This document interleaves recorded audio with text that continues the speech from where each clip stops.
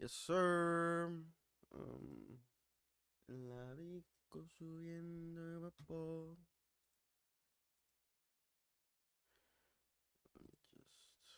Have a democratic style of governance. You are entrusting people with one of the most awesome and radical of responsibilities. And that's saying that you're going to pick the people that are going to make some of the hardest decisions in all of human history. If you're going to trust people to vote correctly, you have to be able to trust them to have open and honest dialogue with each other. Whether that's Nazis or KKK people or whoever talking, you have to believe that your people are going to be able to rise above and make the correct determinations when they hear these types of speeches. And if you're so worried that somebody's going to hear a certain political figure and they're going to be completely radicalized instantly, then what that tells me is that you don't have enough faith in humans for democracy to be a viable institution, which is fine. You can be anti-democratic, but I don't think you can be pro-democracy and anti-free speech. The following is a conversation with Stephen Bonnell, also known online as Destiny. He's a video game streamer and political commentator, one of the early pioneers of both live streaming in general and live streamed political debate and discourse. Politically, he is a progressive, identifying as either left or far left, depending on your perspective. There are many reasons I wanted to talk to Stephen. First, I just talked to Ben Shapiro, and many people have told me that Stephen is the Ben Shapiro of the left in terms of political perspective and exceptional debate skills. Second reason is he skillfully defends some nuanced, non-standard views. At the same time, being pro-establishment, pro-institutions, and pro-Biden, while also being pro-capitalism and pro-free speech. Third reason is he has been there at the beginning and throughout the meteoric rise of the video game live streaming community. In some mainstream circles, this community is not taken seriously, perhaps because of its demographic distribution skewing young, or perhaps because of the sometimes harsh style of communication. But I think this community should be taken seriously and shown respect. Millions of young minds tune in to live streams like Destiny's to question and to try to understand what is going on with the world, often exploring challenging, even controversial ideas. The language is sometimes harsher and the humor is sometimes meaner than I would prefer. But I, Grandpa Lex, put on my rain boots and went into the beautiful chaotic muck of online discourse and have so far survived to tell the tale with a smile and even more love in my heart than before. On top of all this, we were lucky to have Melina Goranson, a popular streamer and world traveler, join us at the end of the conversation. You can check out Melina! her channel on twitch.tv/Melina, and you can check out Steven's channel on youtube.com/Destiny. This is the Lex Fridman podcast. To support it, please check out our sponsors in the description. And now, dear friends, here's Destiny. I don't know if you watched me watching your Yay interview. Yeah, thank you so much for. I'm so curious, when you're navigating a conversation like that, how intentional is the thought process between like building rapport and pushing and giving a little and letting like Zero intention. I was watching, and thank you so much. It was very kind for you to review that conversation. It meant a lot that you were complimentary in parts on the technical aspects of the conversation, but no, zero. And I'm actually deliberately trying to avoid, I think you've called it debate brain, which is just another flavor of thinking about like the meta conversation, trying to optimize how should this conversation go. Because I feel like the more you do that, the better you get at that, the less human connection you have. Like the less genuinely you're actually sitting there in the moment and listening to the person, you're more like calculating what's the right thing to say versus like feeling what is that person feeling right now? What are they thinking? That's what I'm trying to do, is like putting myself in their mind and thinking, what does the world look like to them? What does the world feel like to them? And so from that, I truly try to listen. Now, I'm also learning, especially because Rogan and others have been giving me shit for not pushing back. Mm-hmm. It's good sometimes to say Rogan has giving from you a shit for not pushing back?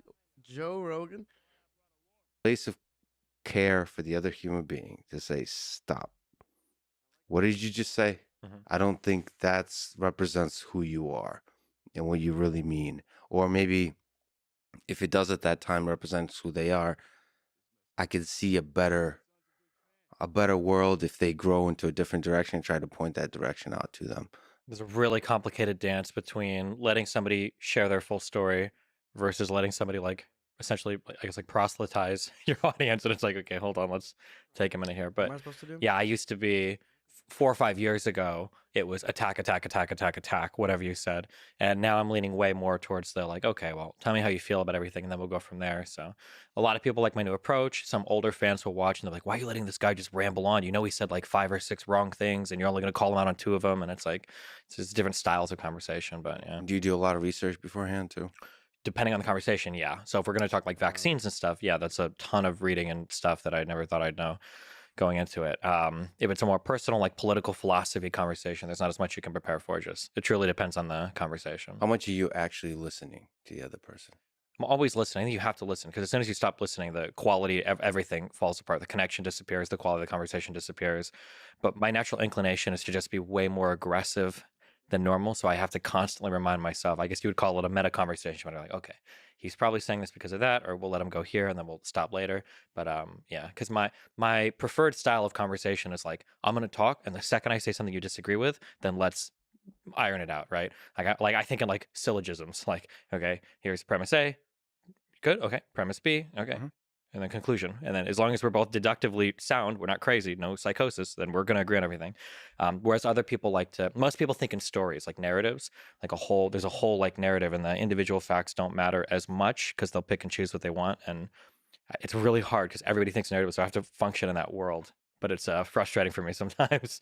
Well, I've seen How the you fuck had a do lot I of get excellent in, debates. One of bro? them I just recently last night watched is on systemic racism, and it's the first time I've seen you completely lose your shit. Oh, shoot. Who was that against? I'm not sure exactly, but you were just very frustrated. Sorry, not lose your shit, but you were frustrated constantly because of the thing. Let's lay out 1, 2, 3, and every time you try to lay it out, it would falter. I think it had to do with sort of, can you use data to make an argument, or do you need to use a study that does an interpretation of that data? And then there's like this tension between, I think this is a behavioral economist that you were talking to. And the point is, you do this kind of nice layout that the whole point of behavioral economics, it says there's more to it than just the data. You have to give it context and like do the rich, rigorous interpretation in the context of the full human story. And then there was like a dance back and forth. Sometimes you use data, sometimes not, and you were getting really frustrated Yeah. and shutting down. And so that felt like a failure mode. I've seen Sam Harris have similar sticking points. Like if we can't agree on the terminology, we can't go on. To me, I feel like I'm sort of the Wittgenstein perspective is like, I think if you get stuck on any one thing, you're just not going to make progress. You have to, What am I supposed to do? part of the conversation has to be about doing a good dance together Mhm. versus being dogmatically stuck on the path to truth. I think the true challenge is identifying what of those sticking points are important versus what is not important. It's like if I'm having an argument with somebody about like Jewish representation in media, it might be like a big conversation, and they might say a couple things like, I think Jewish people, they tend to help their own or whatever. And it's like, okay. But like for the purpose of the conversation, we can keep moving. But if they casually drop like, yeah, and I think that's why the Holocaust numbers were blown up from like 100,000 to 6 million. And that's why, and it's like, okay, well, hold on, wait. If you think this, we have to stop here because this is going to be, it's not just a language game in this part. If you really believe this fact, then the whole rest of the conversation is going to be informed by that belief, And it has to be something that doesn't bother you personally. You have to step outside your own ego.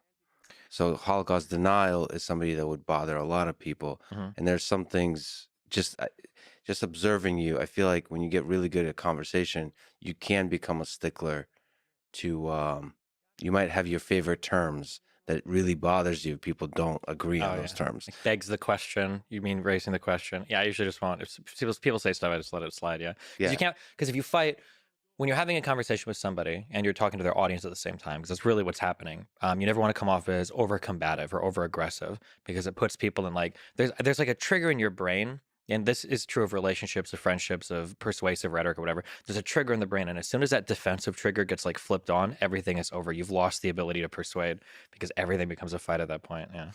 Well, I wanted to talk to you because I heard somewhere that you were referred to as the Ben Shapiro of the left, and since I'm talking with Ben as well, I wanted to sort of complete spiritually this Platonic political philosophy puzzle in my head. You are a progressive, but a progressive with many non-standard progressive views, and you had a heck of a fascinating journey through all of that. And like I said, I think you argue with passion, sometimes with excessive amounts of passion, but That's a almost really polite way of saying that. almost always with good faith and with rigor, with seriousness. I asked on your subreddit, which is an excellent subreddit. Shout out to the Not if you Destiny ask Mr. subreddit. Girl. So much, at least for that particular post. What I really loved is when I asked for questions for you, they were like, "Holy shit, there's adults in the room. Let's all behave." Yeah. Like nobody say incest. I was like, "What? What's going on here?" But actually, the questions that rose to the top were really good. So somebody said that Destiny was speaking of your journey, was a conservative in his early teens. Then he became a libertarian. Then he became a left wing social justice warrior. Then he flirted with socialism. And now he is a social democrat, liberal. I've also heard you refer to yourself as a far left person. So, to the degree there's truth to that journey, can you take me through your evolution through the landscape of political ideologies that you went through? So my dad comes from Kentucky, and my mom is a Cuban immigrant. Cubans are notorious for being very conservative in the United States for historical reasons and for other reasons. But my upbringing was a very Republican one. I grew up listening to Rush Limbaugh, Glenn Beck, Michael Savage, on the radio, Billy Cunningham. I think Sean Hannity a little bit later on. Like that was like my whole upbringing politically. I remember I'd written like articles for the school journal, like in favor of defending the war in Iraq and defending Bush from all the criticism, et cetera. So that was my upbringing. I think once I hit high school, college, I had my edgy like libertarian-esque high school phase of like reading Ayn Rand, of figuring out that like, oh my God, nothing in life matters except for class and money. That's actually the answer to everything. And I got to college. I became a Ron Paul fan, very big Ron Paul fan, and then from there, I kind of work, do life. Life happens at the kind of the lowest point of my life in terms of where I'm working. Financially, everything is like kind of in ruin in my life. There's just a whole bunch of dumb stuff that's happened. Probably my most conservative point. I don't know what it is about like being poor and thinking like you can work your way out of it, you can do whatever. It's just my upbringing is always just like if you're not if you're not having financial success, just work, work, work, work, work. And then I got into streaming, very, very lucky break. Everything just lined up at the right time. And then as I've progressed through streaming, I would say through the years, I've gradually fallen more and more to the left, especially once my kid turned 4, 5, 6 years old. And I started to see like how much different his life was just because of the financial opportunities that I was able to provide for him through no merit of his own. And that started to radically change how I viewed the world in a lot of ways. So actually, let's like linger on that Yeah. low point. I'm gonna do it again. You worked at McDonald's. You worked at a casino.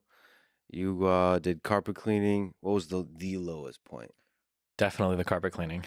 Really? Absolutely. Why was it the lowest point? That's when you were just flirting with starting streaming? My whole life has been a series of lucky breaks, really, truly. I grew up playing a lot of video games, but back in my day, our day, you had to read. There was a lot of text on the screen. Back in That's- my day, we used to play. They didn't all talk to you. Stuck. Yeah, because nowadays everything's voice acted, but back then you had to read a lot. I was a Yeah. really good reader, had a really good vocabulary. Yeah, I've heard you actually say that. Mhm. What games are we talking about? What do you mean there's reading? You're talking about like RPGs? Yeah, or what? JRPG. So like Final Fantasy games, Fantasy Stars, like all of these, like any RPG that would have been on the SNES, Sega, PlayStation. These are the things that Let's I'm pause on that. okay. I just talked to Todd Howard, who's of the Dig-a-dig. Elder Scrolls fame and the Fallout fame and beyond. Mhm. What's your thoughts on Elder Scrolls? Why is Skyrim the greatest RPG of all time? Man, I really don't like Skyrim or Fallout You or those don't types love of it? games. Oh, really? No, not at Interesting. all. Why do you hate Skyrim? Yeah, so I really like characters and like compelling stories and narratives around those characters, and I like to see them kind of like grow and change, kind of like a movie or a story. So in your like Final Fantasy games, you've got characters. There are a lot of like like classical tropes of like a character starts off kind of like edgy, angsty, all on their own. They develop relationships, friendships. They realize that the life is more about themselves, and they do that. And I like that growth. That's kind of what you see in all of those old role playing games. I didn't like the open world ones as much because your main character is just like a blank slate, never talks. It's for you to like project How do I do onto, this? but there's not the same like linear narrative of like growth for the Oh, character. that's fascinating. There's an actual story arc to the character that's more crafted Yeah. in a beautiful way by the designers of the game. Yeah, that, I don't think one is better or worse. Skyrim's It's just I dope, tend he's towards like tripping. I want to hear a compelling People told me I would like Skyrim, but I don't know. I don't know. There we go. Fuck yes. Where did I go? Ah! Fuck. story around like a set of characters that like Got it. grow and change as the game Oh, goes that's on. beautifully put then. Yeah, I just really loved being able to leave the town. You go outside the town and you look outside its nature, and the world of possibilities is before you. You can do whatever the fuck you want. Mhm. I mean, that immensity of just being lost in the world was really immersive for me. But yeah, you're right. Whatever attracts you about a world. So you were just starting to play video games. You go out play Yep. video games. That's one of your lucky breaks. There's just like a lot of random skills you pick up depending on the type of game you play. I played a lot of text-based games on the computer, so I was a very fast typer. I'm still a very fast typer. Destiny, and ironically, everything I learned from video games. All my useful skills are from video games. Read a lot, learned weird kind of math stuff for I'm learning how to crawl on walls right now. Actually, that's what I'm doing. some of the calculations, some of the games. I think I'm pretty good at getting information, figuring stuff out, learning patterns, all of that. And then that plus the reading and everything from the games meant that I don't want to say I excelled in school because my grades were pretty bad, but I was in like all honors, all AP classes or whatever.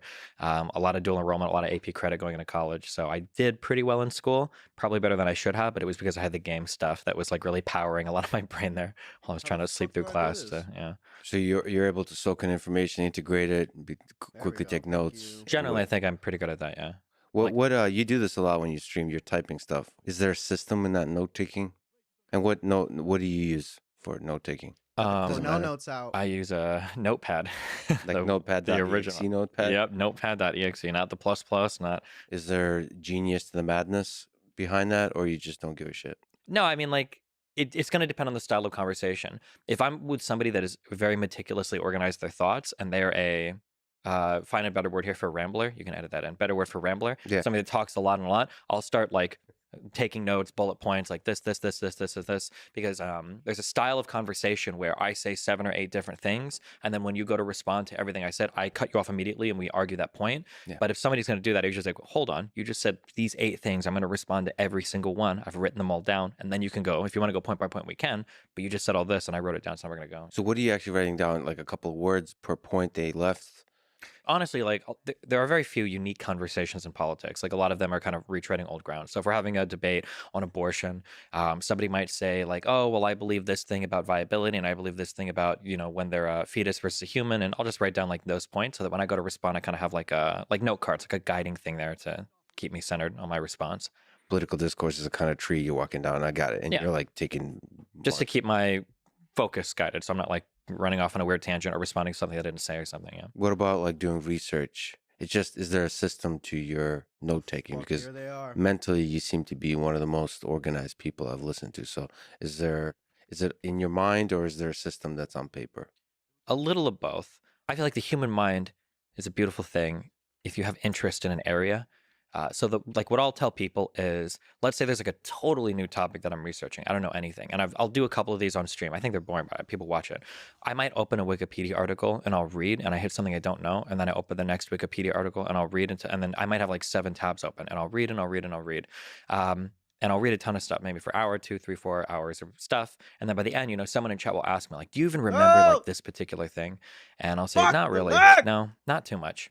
But what happens is as long as you've seen it once, what'll happen is like the next day or the day after, we'll read something else and we'll be like, oh, I remember that thing from this thing. I remember like There's so vaguely many that. of 'em. And then if you see it like a third time, you're like, oh, this makes sense, because especially when it comes to, here's like a little trick on stuff. If you're ever reading any news and there's a place that pops up, always look at it on a map, because so much of history is like on a map. It's so important to like know the geography. It makes things make so much more sense. But yeah, once I start to see stuff over and over again, just because I've like read it a few times, stuff will start to kind of connect to my mind, and like, oh yeah, well this makes sense. Of course, these people believe this. It's because of this, or of course, like this happened here. It's because that happened there.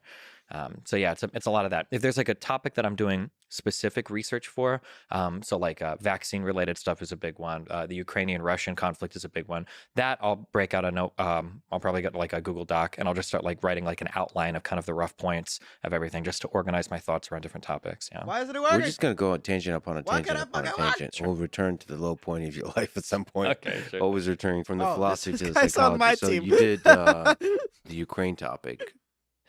One question is, what role does U.S. play in this war? Where do I go? Could they have done something to avoid the war? Did they have a role to play in forcing Vladimir Putin's hand? There you are. Do they have a role to play in de-escalating the war towards a peace agreement, and the opposite? If it does escalate towards something like the use of a tactical nuclear weapon, are they to blame? Are we Talk to blame? fart. Oh man, somebody sent me an email a while ago with Always great count on words. Drew for productive fucking. There's a specific way to comments. navigate a conversation where you can kind of like contribute to a negative event, but you're not really the one responsible for it. Like the classic example is a woman goes out late at night, gets a little bit too drunk, and then something happens. And it's like, while there might have been steps she could have taken to mitigate the risk, it's not her fault of what happened, because the responsibility rests on the agent making the Dude, I'm choice, dead? right? There's No. a chooser at some point that is choosing to do wrong or evil. I don't believe in any of the arguments that say the United States has contributed to Russia's position on Ukraine or the actions that they've taken on Ukraine. There are several arguments that some people, some even political scholars, are putting out there to say that the United States is to blame, but I find them completely unconvincing. I think that when you ask the question of like, what is the United States' role, or what has our role been? I think it's really important for us. I don't think we even agree as a country on what our role should be, which I think is a hard one, because you've got this there's this growing populist movement in the United States. It might be the far left and the far right. And I think populists tend to have this kind of isolationist view of the world, where the Dude, United States should just be our own it's thing. like we this, shouldn't be telling 7-year-old anybody in what the to do. chat We right shouldn't be the now. world police. And then kind of more in these like center left, center right positions. And then across a lot of Europe, you've got, well, I'm out okay, here. the United States. I'm trying to do serious content, Drew. Okay? Oh, I gotta chase somebody. I'm out here. I'm trying to fucking play Spider-Man on the easiest fucking setting and watch this goddamn political shit. Fuck!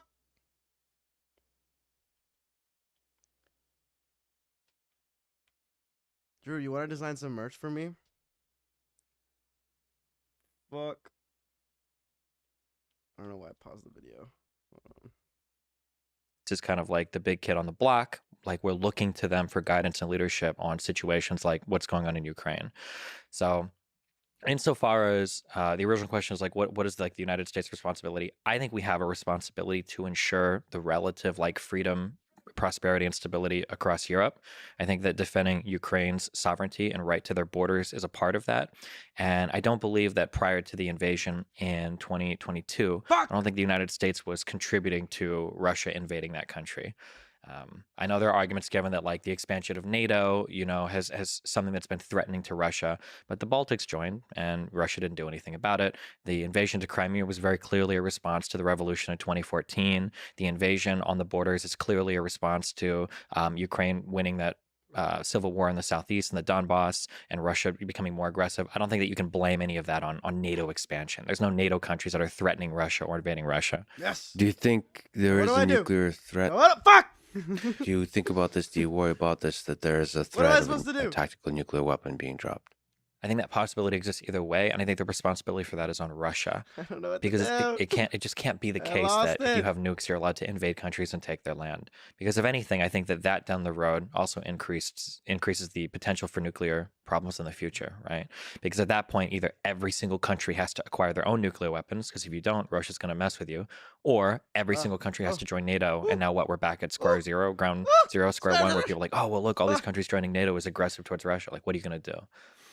Yeah, you've mentioned that there's a Yes. complicated calculus going on with the countries that have that have nuclear weapons? Mm-hmm. And what's our responsibility? Talking balls. Fuck. Are you allowed to do anything you want to countries that don't have nuclear weapons? That's You're a not moving, though. really tricky discussion. For sure. Because what Dude, is why U.S. didn't it supposed to move? do if Russia drops a tactical nuclear weapon? It's not moving. There's a set of options, Mm-hmm. none of which are good. Mm-hmm. You prefer And- shaft and testicles? It's such a tricky moment right now because the things that Biden and other public figures say, I feel like has a significant impact on the way this game turns out. Because I think mutually assured destruction is partially a game of words. Yeah. Like I mean, I believe in the power of conversation, of leaders talking to each other. I feel like you have to have a balance between threat and compromise and like empathy for the needs, the geopolitical, the economic Shit, the cop needs came of a through. nation, but also sort of respect They're talking about and Russian. I'm represent trying to your Russian own these nuts interests. in your mouth. Hey, Ukraine, if you want to. So it's a tricky one. Like, how do you play the hand? You It fucking reminds me of Ukraine. I don't know if you've ever heard in like evolutionary psych or evolutionary biology, there are things called tit for tat I did strategies. not realize this game has so much cop propaganda, but god damn it, they have cop propaganda. 1 French fry and 2 chicken nuggets type shit. You feel me? All right, Nikki D, I might have to fucking ban you for like an hour or something for that one. Talking about real issues here. It kind of reminds me of that, where it's like if like there are a whole bunch of these little biological mechanisms where creatures will develop, like socializing, like tit for tat. If you do something bad to me, I'm going to do something bad for you, and then more complicated schemes will come out where it'll be like tit for tat, where it's like you can make one mistake, and then I'm going to get you if you do a second one, or it could be tit for tat, or there could be tit for tat for tat. There's like all these like back and forths where creatures kind of optimize themselves, and um, yeah, I think something the United States did really well in terms of that kind of conversational strategy, and Fuck, I it's buffering. approved of this in the beginning, was Biden was very clear But about no setting drop out frames, like the bitch. exact level of U.S. involvement for the war. We're not going to do a no-fly zone. There's not going to be U.S. troops on the ground in Ukraine, but we are going to send a whole bunch of money and a whole bunch of arms and a whole bunch of intel to them. And I thought he did a good job at laying out like the limitation of the U.S. involvement while opening as much as we could in the ways that we could help. But the that looming threat of some sort of tactical nuclear weapon, I think on the table right now is like it's going to be the annihilation of like Russian sea forces and everything. But what happens if it continues to escalate? Level up, baby. That's like a world that nobody wants to nobody wants to be in. Yeah. Take your time. So we talked about difficult conversations, and again, thank you so much for reviewing the Yay conversation. Let me ask you about Putin. Mm-hmm. Speaking of difficult conversations, so if I sit down with somebody like Vladimir Putin or Volodymyr Zelensky, what's the right way to have that conversation? Oh man. We can talk about that one, or we could talk about somebody more well understood through history, like something like Stalin or Hitler, something like that. Maybe that's an easier example to illustrate how to handle extremely difficult conversations. Yeah, I mean, I can handle really difficult conversations between like two people. Leaders of countries, though, there's so much that you are representing in that conversation. I guess the thing that would be interesting to me would be like, what is Vladimir Putin's interest? Like, what is the genuine interest that he He wants has to bring back the in the Soviet conflict? Union, 'Cause I think baby. finding out like what is your buy-in or what is your like. They gotta talk about Putin, bro. He's a big man. Putin. Dude, Drew, you should work on a Putin like biopic. Like start writing the screenplay for the inevitable. Make it like a musical. Like an old school Russian musical of Putin's life. What is the driving force keeping you here is probably the most important thing. I think for Zelensky, I think it's quite a bit more simpler because he's on the defense, so it's defending his country and his people.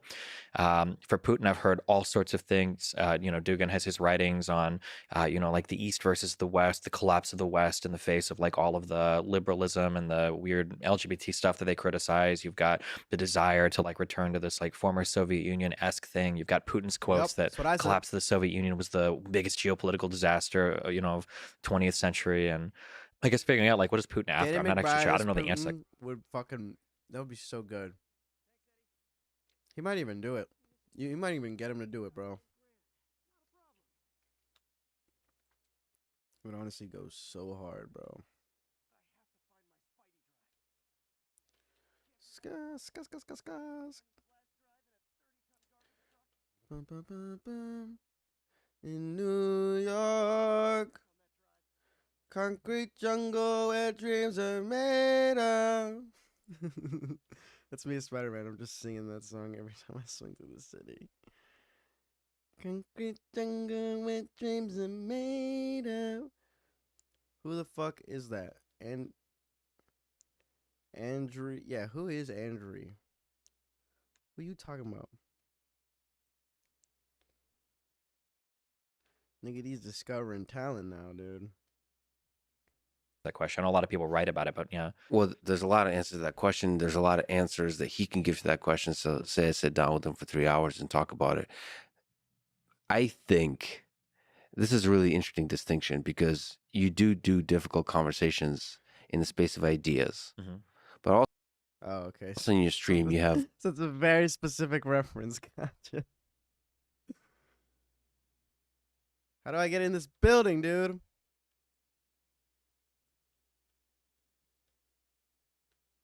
Move. Okay, did not mean to crawl all the fuck way back up the wall.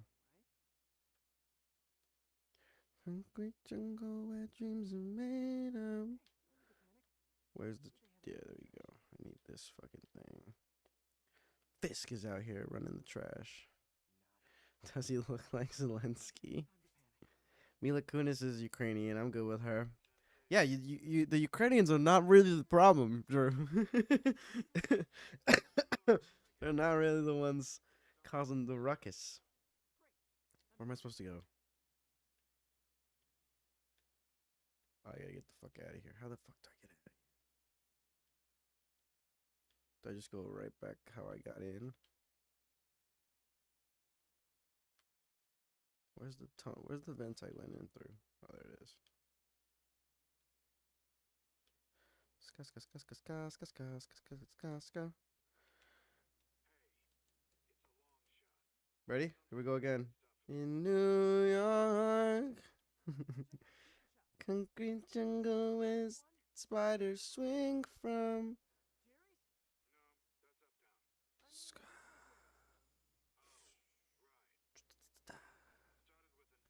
I would definitely put some AirPods in if I was Spider-Man and I'd swing, listen to music. Just get rappers out of jail. That's what I would do if I was Spidey in New York.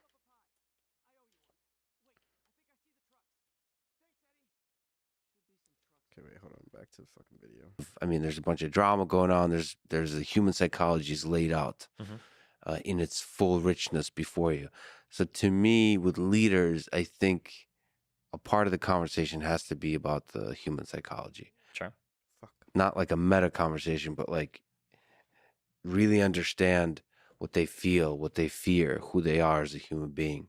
Like as a family man, as a person proud of their country, as a person with an ego, as a person who's been affected, if not corrupted by power, as all of us can be and likely are.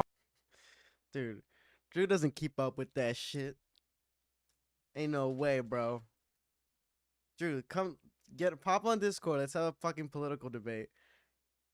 I saw that. I saw Rainfall, fucking Disaster Wilson or whatever the fuck.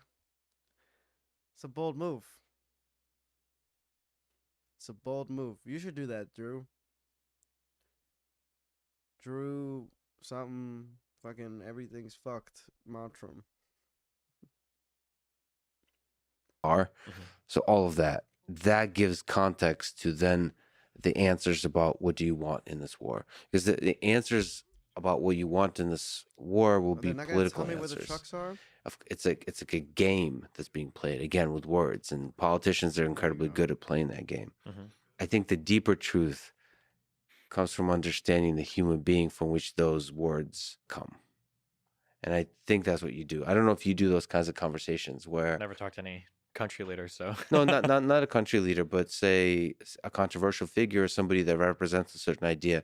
Don't just talk in the space of ideas or challenge the ideas, but understand who is this person? How did you come to those ideas?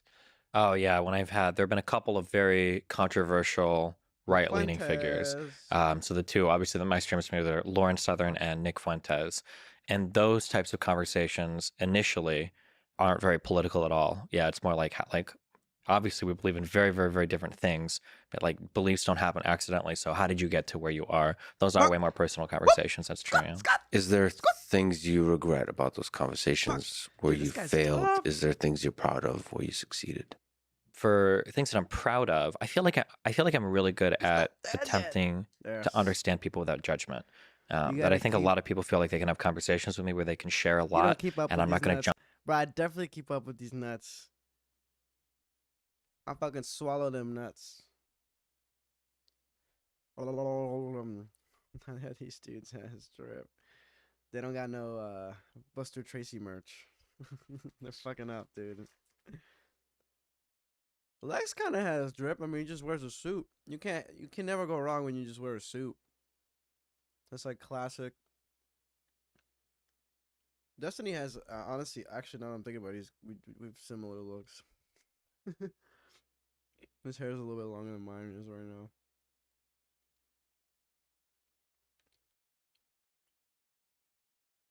Dude, you should have been on when I was on stream in my Jedi costume for Halloween, bro.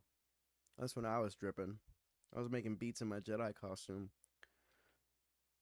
Like I'm one with the Force and one with FL Studio. Jump down their throat for them having a politically incorrect observation, or for them being judgmental of somebody else, or having like a feeling Why that's is maybe this not happening? something they should have, something they're embarrassed about. So I think I do a really good job at that. And then by extension of that, I've gotten the ability to hear perspectives from so many different people that I think I can understand a lot of different perspectives.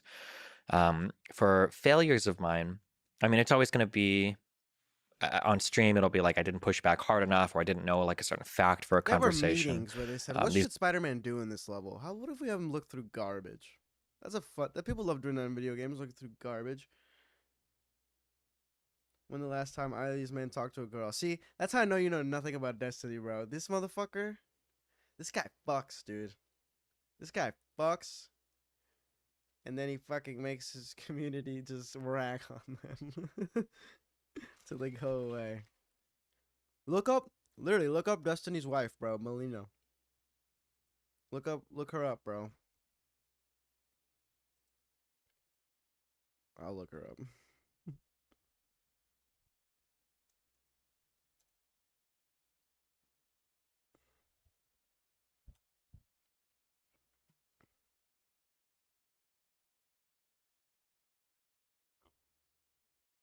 Melina. Some Swedish girl. You know, these are not the most flattering photos of her. But she's pretty.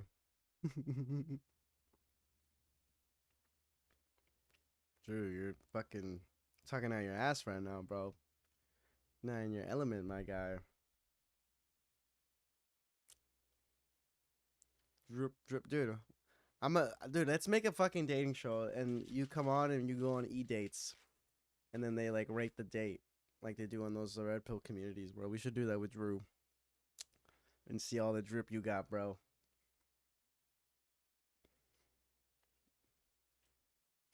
are usually they're going to be on these like very technical grounds generally. I'm pretty happy with like the direction my conversations have gone recently, especially over like the past 6 months. So your goal is to He loves the drama. de-radicalize the audience. What's my of those element? folks. Your element is So that boron. used to be my goal. My goal was de-radicalization. Now I'm kind of hoping that that's just the byproduct. So the goal, I think, is to talk to somebody and to show they believe this because of these reasons. And if you want to change people's beliefs, we have to talk about the underlying reasons for why they think the things they think. It's not enough to just say like that belief is bad, because it's like, well, they believe it for a whole bunch of things that are true and real to them at least. So you have to address all of the underlying things that they believe before you can change the overlying belief. So if I'm having a conversation with somebody, it'll be like, okay, why do you feel this about that, that, and that? Okay, I understand that. Here we go. Maybe like a better way to solve that would be like this or that instead of this thing. So to what degree do you have to empathize with the person's worldview versus pushback? That's always the hard one. When I'm talking to other people, it's almost Sick. always me stepping as much inside their bubble as I can. I have to like live and breathe their worldview and be able to speak their worldview in order to like navigate their thoughts. Because my worldview is I'm not even using this as an insult. I don't know if I am a little bit autistic or something, but when I break apart things, I just want to see like study, study, study, fact, fact, fact. That's how my mind works for everything. That's what I like to see. Like, Too many of them. personal stories don't do much for me. Narratives don't do much for me. Just show me like the data and the studies or whatever. But for other people, Dude, I think it's most so funny. brains are more He's like, I love video games with stories and character development, and then in debates, he's like, stories don't do much for me. Narrative doesn't do much for me. They ever talk about the oil crisis in Sudan? You know, I gotta give you that one, Drew. They're not talking about the oil crisis in Sudan. But you know what? That's what you should be doing. Your next merch drop, when you make your next fucking design your next shirt, dude. Oil crisis in Sudan. You know, like tie dye or something with that like trippy smiley face. human than that, and they tend to see things in more kind of like surreal pictures that are kind of painted, and the brush strokes are way broader, and they don't care about the itty bitty tiny fact. So if I'm talking to somebody else and I'm trying to get into their head and I'm trying to change their mind on things, I'm going to be stepping into their world, and I'm going to try to be working through that framework. Really good example might be, we'll say like, when it comes to trans issues for minors, okay, 16 or 17-year-old needs to get on puberty I got a web blockers. The way that I far. want that debate to play out is, let's look at all the data, Trans let's see what issues, are the baby. outcomes, let's see what are the processes for getting a medication, and then we'll evaluate all of that, and then we'll go in whatever like points more favorably. But that's wholly unconvincing to most people, right? So as a parent, if I'm having that conversation with another parent, the easiest way for me to have that conversation is like, hey, we both have kids. Sugandis, bro. That's it. You're getting banned. You're getting fucking banned. Put a user in timeout. Imagine how horrible it would be if we felt like our kids needed help and the government was trying to get between us and their doctor in that conversation. That might be how that talk plays out, which I mean, I think that's a really good argument, because I think there probably are times when the government should get in between it. But I'll have that conversation because now I'm in a world where they understand what I'm saying. I am resonating with the way that they feel about things, and then I can make progress with the way that they're kind of viewing the world because I'm talking in a language they understand. So, on this particular topic of trans issues, Mhm. is that the reason you were banned from Twitch? I'm not sure. I don't know. They just said hate speech, but I don't use like slurs or anything, so it's hard to know exactly. So, I think you made the claim that trans women shouldn't compete with cis women in women's athletics. Have they Mhm. mentioned that Candace Can said you that? What Candace said? make this case and can you steelman the case against it? I You know what, think in your Drew? community, there's a lot They of did. trans folks They who love fucking you, did. and there's a lot who hate In you. 8th grade, Yeah. they did, And Drew. so, if you In can walk the middle school, they tightrope did. of this conversation to try to steelman both sides. One of the argumentative strategies I say is that like anytime you have a conversation, you should be able to argue both sides better than anybody else. So for the my side, the genuine belief side, it feels like overwhelmingly all of the data is showing that mostly trans women, Level even up. after I think 3 years on some Woo! sort of like HRT or estrogen uh, stuff, they're still maintaining these advantages from their male puberty over cisgender women. And if that is the case, if we are going to draw these distinctions around our sports between women and men, it feels unfair to have a category inside the women's sports that are maintaining advantages that are coming from a male puberty, regardless of the amount of time they've spent on hormone replacement therapy. So that would be my argument on that side. So it's unfair from a performance enhancement aspect. So the same way we ban performance enhancing drugs Mhm. that involve increasing of testosterone, in that same way would be unfair. Essentially, yeah. So what's the case against? So the case in favor of them competing together is that realistically, there's not going to be a trans sports category. Realistically, trans women aren't going to be competitive with cis men because they've gone through these huge, like hormone changes by the medication they're taking. And that when we look at how sports are kind of done anyway, there's a whole bunch of biological differences between people The within House sports of categories Dragons, that are. dude. Have you watched that? And have you watched Black Panther 2? Because I just got home from watching it and it was so good. What am I supposed to do? She wants me to find something. Use L2 and R2 to zoom in and out.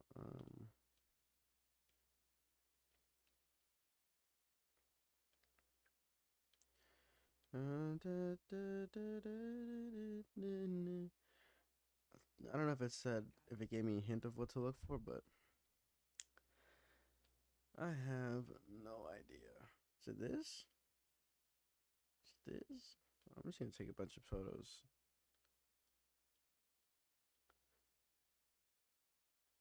House of Dragon, these nuts on your face. All right, bro. This is what my community is gonna become, bro. This is what we do. We do middle school goddamn pun jokes. I'm trying to talk about serious issues. Drew, be transgender. That's what we need to do. Take fucking what do they take when you go from guy to girl?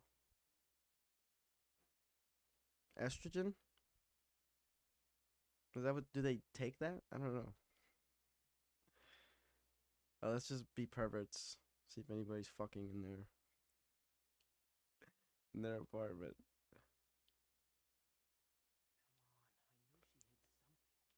Dude, it's 11:11. Make a wish. Oh, today's 11:11. Is it? Can you make a wish at any point today because it's 11:11, or do you still have to wait for 11:11 to make a wish? Does anybody know? What are the rules? And can you wish for more wishes, or is that like a no even on 11:11? Like, what if you say, "I wish I could make wishes at any time, not just 11:11"? Fuck, man. What does anybody know what I'm supposed to find? What the fuck am I supposed to find? Some in these streets?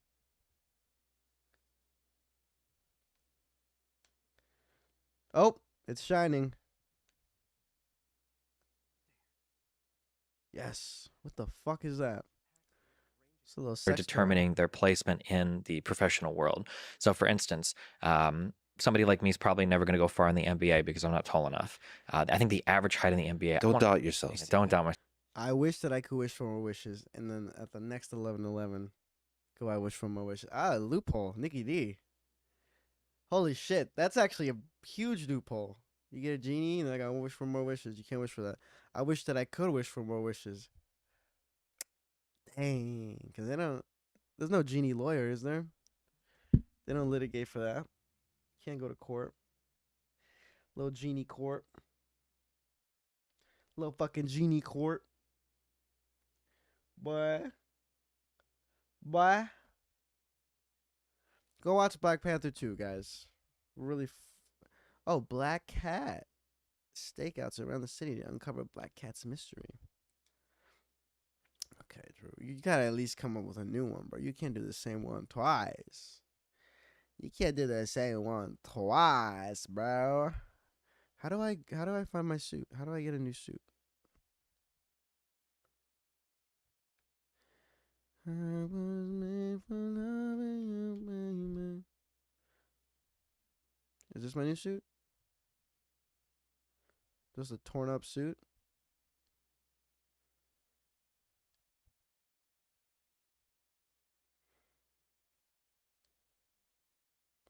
Hey, they got the Noir suit. Classic suit repaired. Classic suit damaged. TBH, I just love the classic suit, man. But I want to go Noir.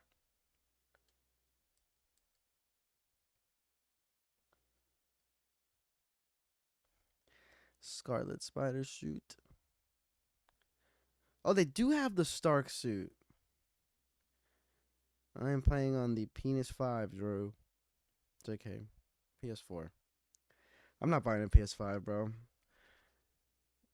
I'm just gonna get a PC. Just start playing PC. I'm gonna get a PC. I'm gonna get Harry Potter Legacy, bro. That's the next game once I beat this game. I have to buy these? It's honestly whack.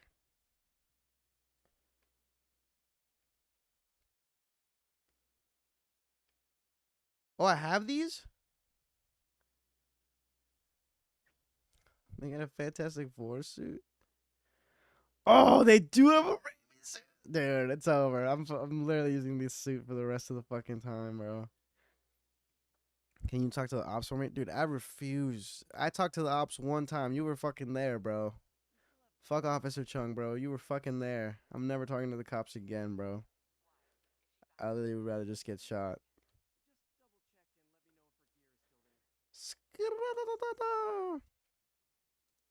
Myself, yeah. I want to say it's like 6'6" or something. They're huge people.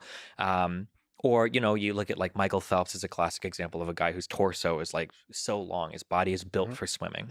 And I think there are some trans people that will look at that, or somebody advocating for this position. They'll look at that and they'll go, okay, realistically, the way that Michael Phelps' body processes lactic acid, the shape physiologically of his body is going to put him in a level of competition that so many men are never going to reach just because of biology. How is it fair that you can have these biological outliers competing in these categories, but then when we come to like sports categories with trans and cis women, you're going to take trans women and say that they can't compete against cis women? Can't you also just say that they have some level of biological difference there? Like, is it really going to be that great of a difference than what Michael Phelps has versus the average swimmer? Or Bet, Nikki D. Bet. We should watch the Shapiro interview together, bro, on stream. Because the thing about Destiny content is I like watching Destiny content, but like I don't have much to like debate against because most of the shit he says I agree with. So, but if we watch the Shapiro one, we'll have a way better time. We'll be able to interact with the content more. But yeah, get your headset, bro. How you break your fucking headset, dude? What'd you do, man? What'd you fucking do, bro? Come on, don't lie. What'd you fucking do? an NBA player has versus like the average height male? Yeah. Do you think we're going to get into some tricky ethical territory as we start to be able to, through biology and genetics, modify the human body? Absolutely.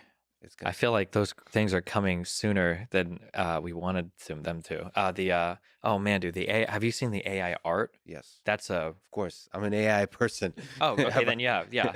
That's always been like what's gonna happen when robots can do art better than humans? LOL. Like, well, we'll see in 20 years, in 20 years, in 20 years. And now you have AI art winning competitions, and it's funny because robots are essentially There's a robot behind you, by the way. the robot behind me. Oh, nice. Um, robots are really good at Careful what you say. yeah. I'll be careful. That's not like one of the Chinese ones with a gun on it, right? Oh, okay. Uh, Them turtle beaches, bro. Them turtle beaches are ass, dude.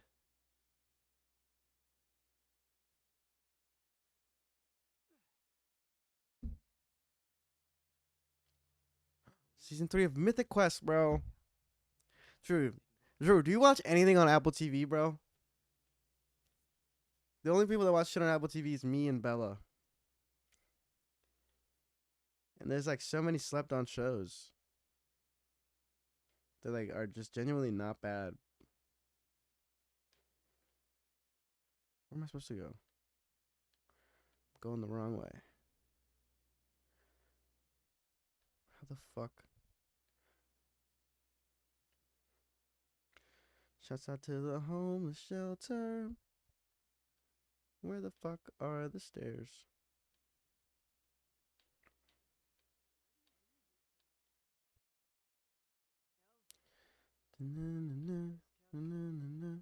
Elmo's world. Drew, there's no way Drew like watched Ted Lasso, bro.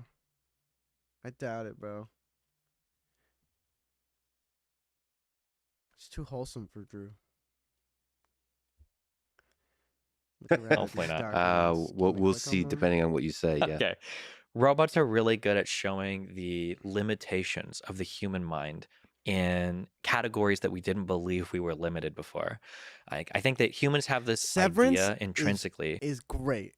Severance is actually very fucking enjoyable, and I'm not even like a suspense thrillery type beat person, but I got hooked into that one real quick. I was like, oh shit, I like this. Severance is good.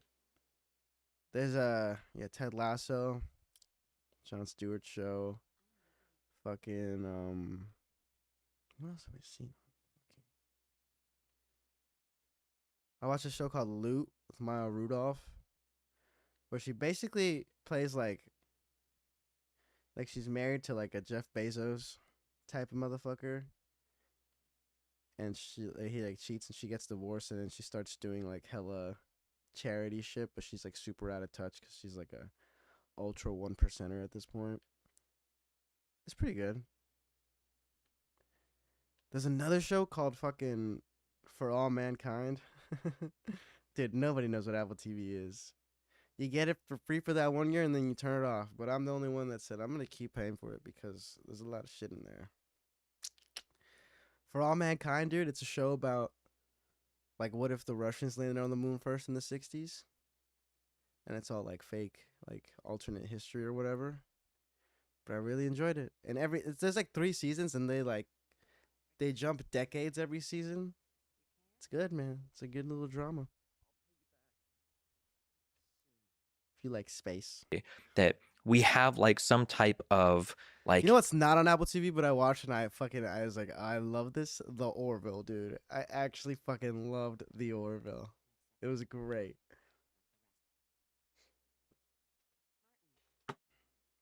I just recently watched like the newer Star Trek movies, the 3 of them, and they're fucking good, dude.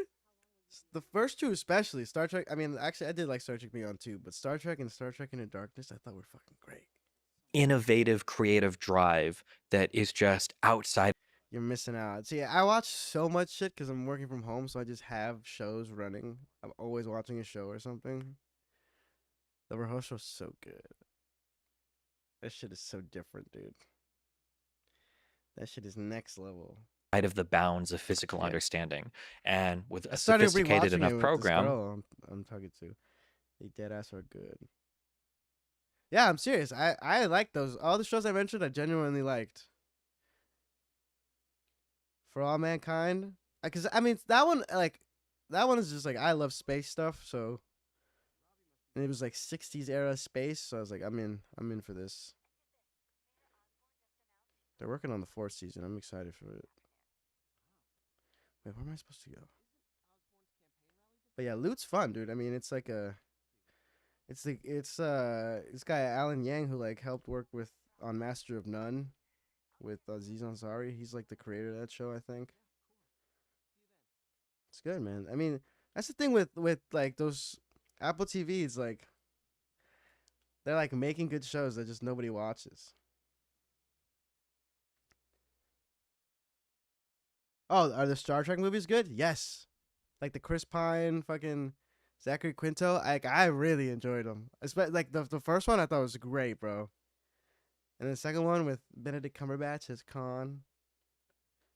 They're on fucking Paramount Plus. I use my sister's Paramount Plus, and I watched them. They were great. I wanted to go back and watch like the old ones, and I was like, I don't think I could do it. I don't think I could watch the '80s ones. I might try to watch the TV show Star Trek: The Next Generation. I may get into that, but I'm not sure.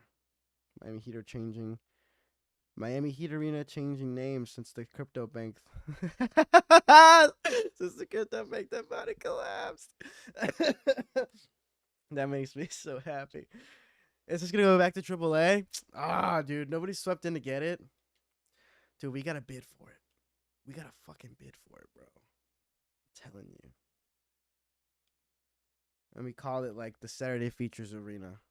Like we all of us throw down and we call it the Saturday Features Arena. Is there somewhere I'm supposed to go?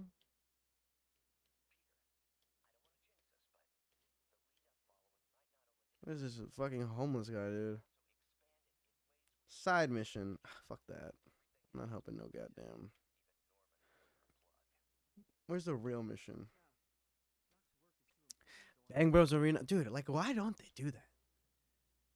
Like, if all you like, I guess like they don't give a fuck about the name, but I would definitely try to get a funny ass sponsor. Twitter's gonna be having Bang Bro ads pretty soon, dude. You know it is. Fucking, they are apparently they already shut down the fucking the Twitter Blue, like the $8 verification. They already shut it down because too many people were immediately doing fucking fake fake accounts. Somebody made like a fake Tesla account. And they were just like tribute pic to our founders, and it's a picture of Elon and Ghislaine Maxwell. Fucking verified, bitch. It's so lame because he's such a pussy about it, dude. Like he wants shit. He wants everything on Twitter to be factual, and it's like you're gonna ruin Twitter if you do that. Twitter's not supposed to be like factual, dude. Some foreign billionaire. That'd be funny. They'll just take anybody's money. We see that maybe that's not actually true. And that's Dude, a the really state of scary Israel's gonna thing buy the arena. philosophically to deal with, because we feel like we're very special, right? We own the planet, we make computers, and the idea that you can start to get these robots that can do things that's like, okay, you can do math, fine. Okay, you can do calculations, fine. But you can't do art. That's the human stuff. Mhm. And then when they start to do that, it's like, oh, shoot. And that terrifies you a little bit, like the human species losing control of our dominance over this earth. I don't think it's necessarily losing control of our dominance. I mean, I guess like a Skynet thing could come in at some point, but I think it brings us to this really fundamental level of like, what does it mean to be human? What is it that we're good at? What should we be doing with technology? We never really ask that question in the Western world. It's always the technology is like normative in that technology equals good and more technology equals better. That's been like the default assumption. In fact, if you ask a lot of people, how do you know if civilization has progressed over the past 100 or 200 years? They don't say we have better relationships, we have longer marriages, we blah, blah, blah. They'll say technology has improved. We've got crazy phones, we've got crazy computers. And the idea that more technology might be bad has never even crossed somebody's mind, unless it's used for like a really bad thing. So, Well, it's interesting. We kind of think as more and more automation is happening, we're going to get more and more meaning from things like being artists and doing creative pursuits. And here's like, oh shit, if the creative pursuits are also being automated, then what are we going to gain meaning from? What are the activities from which we'll gain meaning? You know, my whole life I've been working on artificial intelligence systems. There's been different revolutions. One of them is the machine learning revolution, and it's interesting to build up intuition and destroy that intuition about what is and isn't solvable by machines. Where do I go? I think for the longest time, I grew up thinking Go is not the game of Go is not solvable, because my understanding of AI systems is ultimately that it's fundamentally a search mechanism that is fundamentally going to be brute force. There's no shortcuts. sure. Like like if it can't solve the traveling salesman problem, it's not even going to be able to give you an approximation. So most interesting problems are a giant travel salesman problem, and then so of course it's not going to be able to solve that. Yeah. And then the deep learning revolution made you realize, holy shit, these large neural networks with a giant number of knobs is able to actually somehow estimate three of them in the same functions. corner. They can do a pretty good job of understanding deep representation of a thing, whether that's a game of Go or whether it's the human natural language, or if it's images and video, or audio, and even actions in different video games and actions of robotics and so on. And then you realize with diffusion models and different. I'd slack it. The F-250 Israel bomber arena. Hell yeah. You go talk about how much you eat Israel, how much you love Israel yesterday, dude. I paid for the dome personally. I went to Congress and I said I will throw down on this dome for the people, for Israel, for the IDF. Is that what it is? Yeah, IDF. Basically, the Palestinians gotta go, bro. Enough with we've been here for generations. Get the fuck out. Get the fuck out, bro. It's ridiculous. Just move, dude. Go to Boca Raton or something. What the fuck you got going on in Israel? Different generative models, you start to realize, holy shit, it can actually generate not just interesting Here we go. representations, Holy or fuck. interesting manifestations of the representations it forms, but it's able to do something that impresses humans in its creativity. It's beautiful in the way we think of art as beautiful. Like it surprises us and makes us chuckle and makes us sit back in awe and all those kinds of things. And yet the thing that it seems to struggle with the most is the physical world currently. So that's counterintuitive. We humans think that it's pretty trivial the being able to pick up a cup, being able to like write with a pen, like in the physical space. We think that's trivial. We give ourselves respect for being great artists and great mathematicians and all that kind of stuff. And It's flop era. Dude. I can't wait for like Zoomers to get like 40 and be politicians and talk like that. Oh my god, we're FaceTiming Wilson Fisk. Excuse me.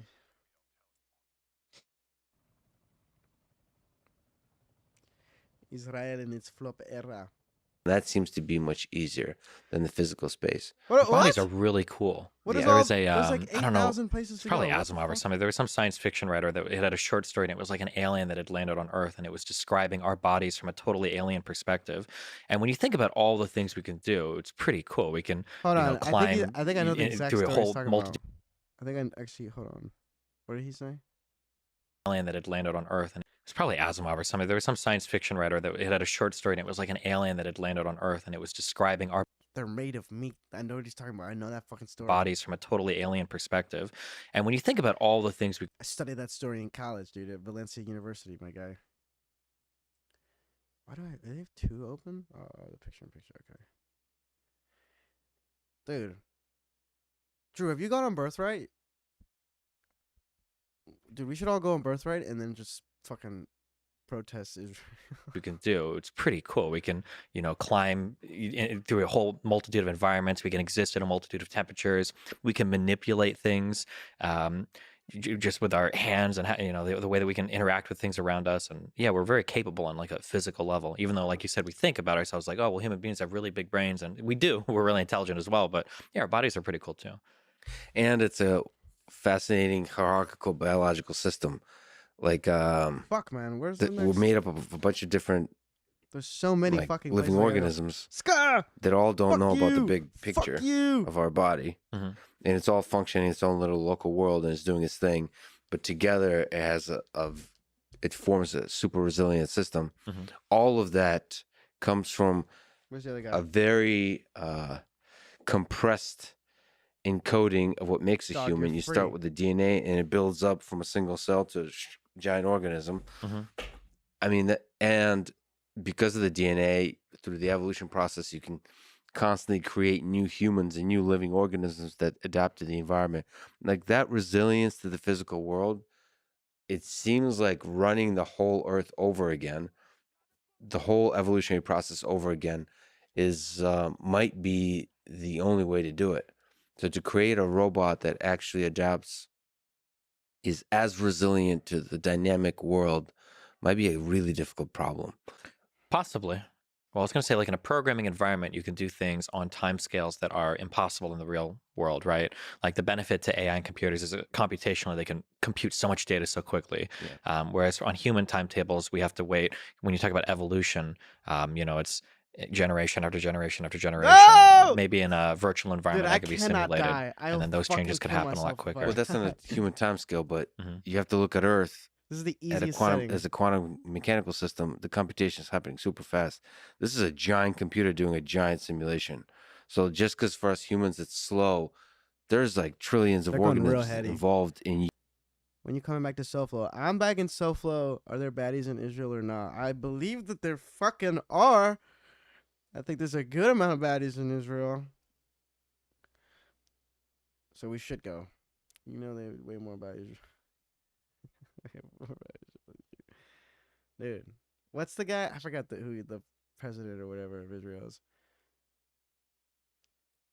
Aren't you in South Florida, Drew? Or are you? Where the fuck are you, dude? I'm going the week of Thanksgiving, so in like 2 weeks I'll be down there. And then I'm probably gonna be down there to like New Year's, honestly. You gotta slide to the beach on Sundays, bro.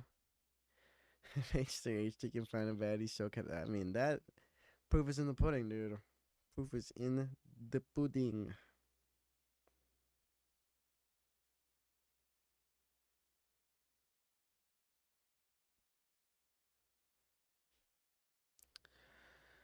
Proof is in the pudding. You, Destiny, being you. Sure. But the next iteration of like from human to human, even if on the quantum level, there's a lot of stuff going on. You talk about like changes in DNA, for instance, right? Like that's happening from a generation to generation time scale. Like in a virtual environment, that could theoretically happen. Well, it already is. There's like protein folding, like huge cloud computing, probably ML stuff that's like working on doing all of that stuff, and it'll run like trillions and trillions of simulations, every second and stuff. Maybe not every second, but Still slower than the actual protein folding, much slower. The, that's for the problem of solving protein folding Where are to they? estimate the 3D structure, but the actual body does the actual protein folding way faster.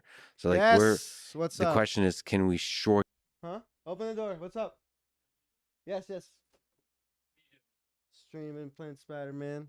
Drew and Nikki D are in the chat. Drew? Yeah. What's up, Drew? Drew Matram. Where is he?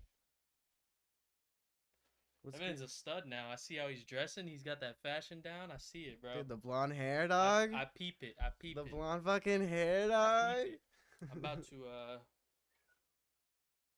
You have a tree? yeah. All right. Sorry, Let boys. me I'll text you Oh, okay. and then Yeah, text when me. when I'm done rolling. Yes, please. Thank you. Thank you for letting me know.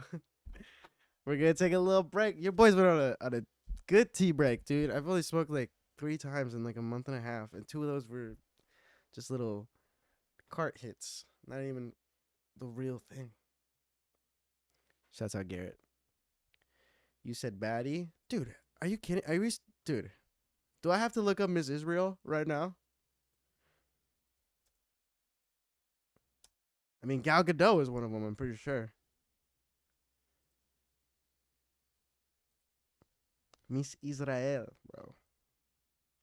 Yep, look, literally, Gal Gadot.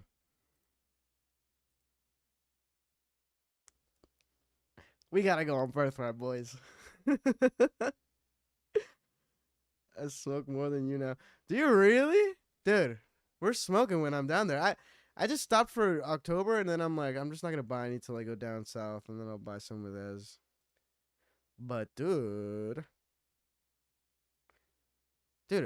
can we actually fucking hang out when I go down there, Drew? Or are you gonna be like, for sure, and then nothing, and then fucking nothing?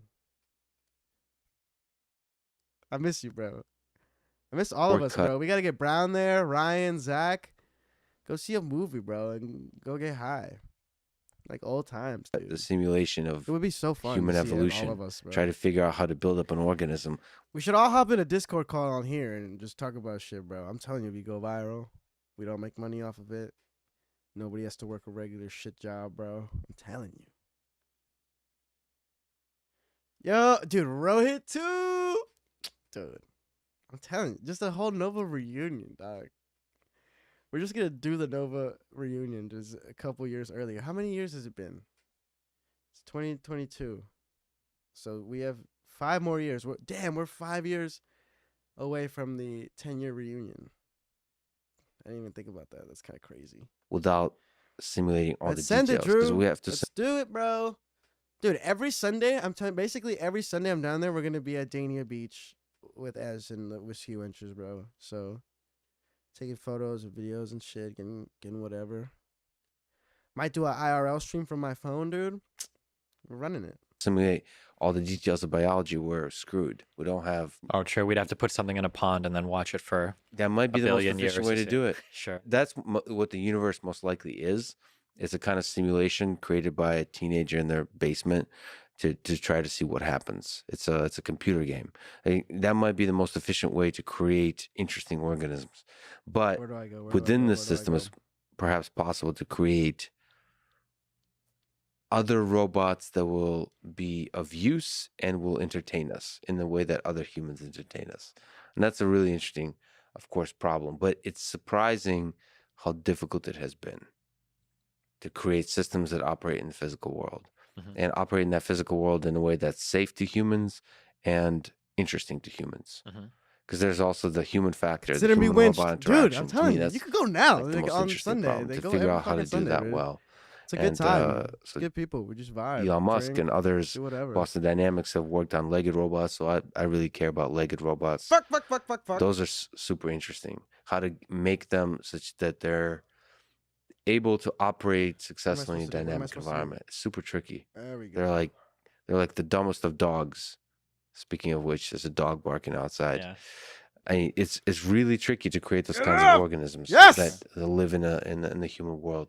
Then again, I blew myself up. if No, more and no, more no, of no. us move into the digital world, so you stream a lot, like part of who you are exists in the digital space. Why come on? The fact that you have a physical representation also, maybe more and more will become not important. I Like- hope that's the case because I bought a lot of stock in Meta, and man, it's down a Oh, lot. Meta- Drew, you the told me to company- fucking Yeah. do Is there that. some degree? I mean, not like, Drew. can you, Nikki, can you you, told me can to you do look that. at yourself like Steven, the physical meat vehicle, Mhm. and then the Destiny, this digital space, like digital avatar. Do you sense that in a certain way you're the digital avatar? I've always tried to keep my on-stream personality as genuine as possible, so they're one and the same to me. I don't really view them as two separate entities. So, but I mean, I always view myself as Steven, the real life person. My Destiny's my online name, but No, but because so many, your social network is established through the digital space. Like so many people know you through the digital space. Can we swap out another person that looks like you in like an AI system, and then that entity known as Destiny will continue existing? It's I like mean, it must be like there must be some level of sophistication that could emulate a human brain. I would imagine, right? Probably the tech's not there yet, but well, the question is, what's the level of sophistication of the audience that would recognize that something has changed? Like, it's the Turing test. yeah. How hard is it to trick your audience, your large audience of fans that watch your streams, that when you swap out an AI that emulates you, that nothing has changed? And Dude, I'm the actually question so. is, do It you makes have me to so really happy when I look simulate at so it and much it's of the the human Raimi brain suit. for that? I don't think so. Probably not. Oh fuck. So, I mean, Goddamn like bazooka. you said, a lot of political discourse is just walking down the tree Mhm. together. So you can Yeah. probably emulate a lot of that discussion. Yeah, it would depend on if you're doing old data sets and you're training on that. And I'm having conversations about abortion and Ukraine and vaccines. I imagine it could do it for quite a while. The only thing that would be weird is when novel issues pop up. Then you probably need a more sophisticated resemblance of the inner brain, right? You have to keep training on the internet. So how the language models, and that's the most incredible Oh, dude, my breakthroughs, is the spiders. language models. Mhm. You just have to keep retraining the system on Reddit, which Yeah. is actually what a lot of it is trained on, which is hilarious. I do think it's really interesting that like kind of like funny problems like the trolley problem that we can kind of work through our normative ethical systems on are now like real questions. Or like if you're driving a Tesla and it's on autopilot and you're going to hit somebody but it can swerve and hit somebody else, like what ought the system do? Like we went very quickly from fun kind of like project in philosophy class to we need to solve this for insurance purposes like as quickly as possible. It's kind of interesting to think about. Well, I actually have. I'll bring up the trolley problem with you later. There's a fascinating version of it that I find hilarious. Okay, let's return to your low point. Oh yeah. You started playing video games. That was a lucky break. You did text-based ones. That was a lucky break because you gotten to be pretty good at learning. And then you started thinking about going to college and so on. What happened next? I mean, I went to like a prep school, so you kind of have to go to college after. That's like the point, right? I was also a millennial. All of us had to go to college. That's always what they told us. So They still tell us my life that. was kind of. He's one of the it's people hard that to still says describe. that. I didn't really think much of the future. I was just kind Although, of enjoying I the guess day to day because everything in my life was He says, I think he says college is a good option if you don't know what the fuck to do, or like unless you have like a solid fucking plan or some shit like that. pretty weird. Both my parents had moved to Florida by the time I was 16, 17. I was living with my grandma. I was working. I had a girlfriend, moved out. We got a place, did college. By the time I got into college, I had transitioned from working at McDonald's to I was like working in a casino restaurant basically, and I was really good at that job. So high level of patience for drunk people, insane people, and I was doing music in school because I've really grown to love music. And my kind of thought process was I can do music No! as a hobby, I guess, unless I get really good and maybe I can make money with that. But otherwise, I love music. I'm okay going to school for music, getting good at it, and then just doing that on the side. And then my main job would kind of be this career I was building at the casino. And basically, the trying to balance personal life plus graveyard shift, 6-hour weeks at a casino, and then a full-time music degree was not possible for me. And eventually, I had to drop school after I think it was like 3 years. And after I dropped school to maintain my casino job, after a few months, I got fired from my casino job. So I'd essentially just thrown away like the past like 3 or 4 years of my life. Why'd you get fired from the casino job? I heard there's a story behind that. Yeah, there's a story. Basically, I was just really dumb when it came to understanding corporate politics, and this is funny because the same attitude kind of followed me into the streaming world. Fuck, I fucked My up. thought process has Damn kind of it. always been I lost the that goddamn like as long high as I'm really power. good at what I do, I should be untouchable. If I'm really good, you can't do anything to me. That's how I feel a lot. Dude, I'm telling dude. Me and I don't have Destiny to are in play the any same dumb games path. or whatever. White pass and And Hispanic guys, we're the at the same. casino, I think I was the youngest. It was originally shift lead, then supervisor position at the casino. And when I started to get my own shifts, there were problems that I would run into on graveyard shift because of carryover from the swing shift. Oh. Remember, one of these problems was underneath the soda Alright, machine. boys. They weren't clean. Much love. But I'm about to go smoke and take a little breaky break. I'll be back. I don't know. Probably like 15, 20-ish.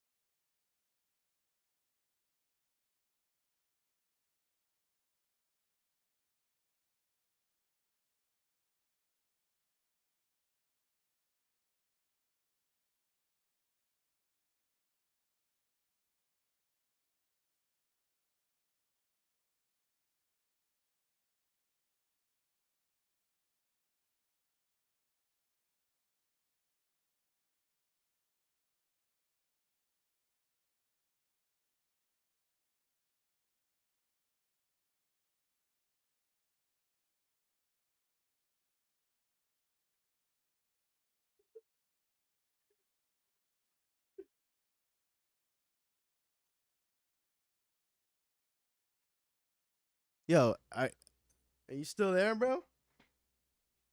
Still alive? Oh shit! Free virtual girls chat in U City. Drew, that's for you, man. If you're still out there.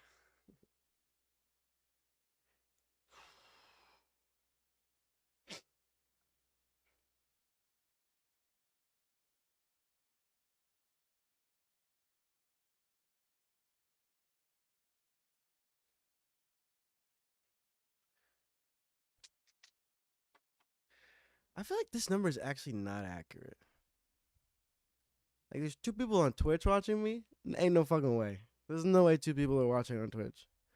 If you're watching on Twitch, literally say anything in the chat, bro, and I'll give you $5. Back to the fucking video. Cleaning it properly, and fruit flies were showing up. And the manager came in one morning, and she was like, "Hey, what's going on with the machine?" And I told her, like, "Listen, I can't take everything from swing shift and do everything at grave shift. I can't do this. They need to figure out their stuff better, or I need more employees. It's not possible for me." And she's like, "Well, did you tell anybody else?" Like, "Yeah, I complained to the supervisor on the swing shift all the time." And she told me, "If you're not getting the answer that you like, then it's your responsibility to email the next person up." And I was like, "Oh, okay, that's interesting." And some months went on, and I ran into more problems because on graveyard, here's how, I don't know if it's everywhere, but morning shift is the easiest. And that's when you're the most overstaffed because that's when all the VPs are in and that's when all the managers are there and everybody, blah, blah, blah. Swing shift is the most challenging. That's where your highest flow of customers is. You're also decently staffed there, but there's a lot of stuff going on. And graveyard, nobody cares at all about you. They don't give you any employees. You might get swamped, you might not. Who cares? Make sure it's clean for day shift. That's the only thing that matters. A quick question Yeah. for sort of clarification. So Mhm. this is a 24-hour 24-hour diner, yeah, inside the And- casino, yeah. So it's a diner in a casino. Mhm. Oh, by the way, I had an amazing moment at a diner in a casino recently. It's a special place. A No. diner in a casino is a place of magic.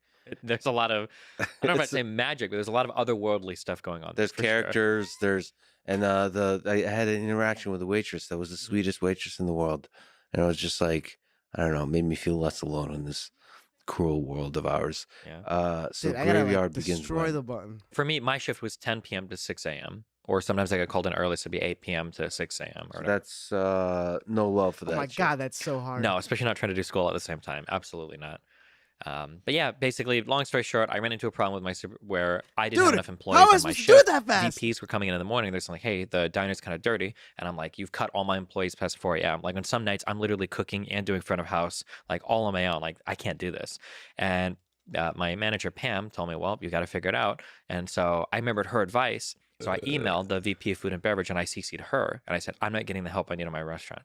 Now I didn't know at the time that I was basically completely throwing her under the bus because of that email, but I retroactively, when I look back on things, Shit. or retrospectively, I see that was the moment that I got like marked for deletion, and I didn't really understand it, even though I'd heard terminology for papering somebody out the There's door. no But after fucking that way! point, I started to get written up for like a lot of little random things. Like I'll come, like I'd missed one day of work in my 3 years at the casino, and I started to get written up for like showing up like 1 or 2 minutes late. I was like, that's kind of weird.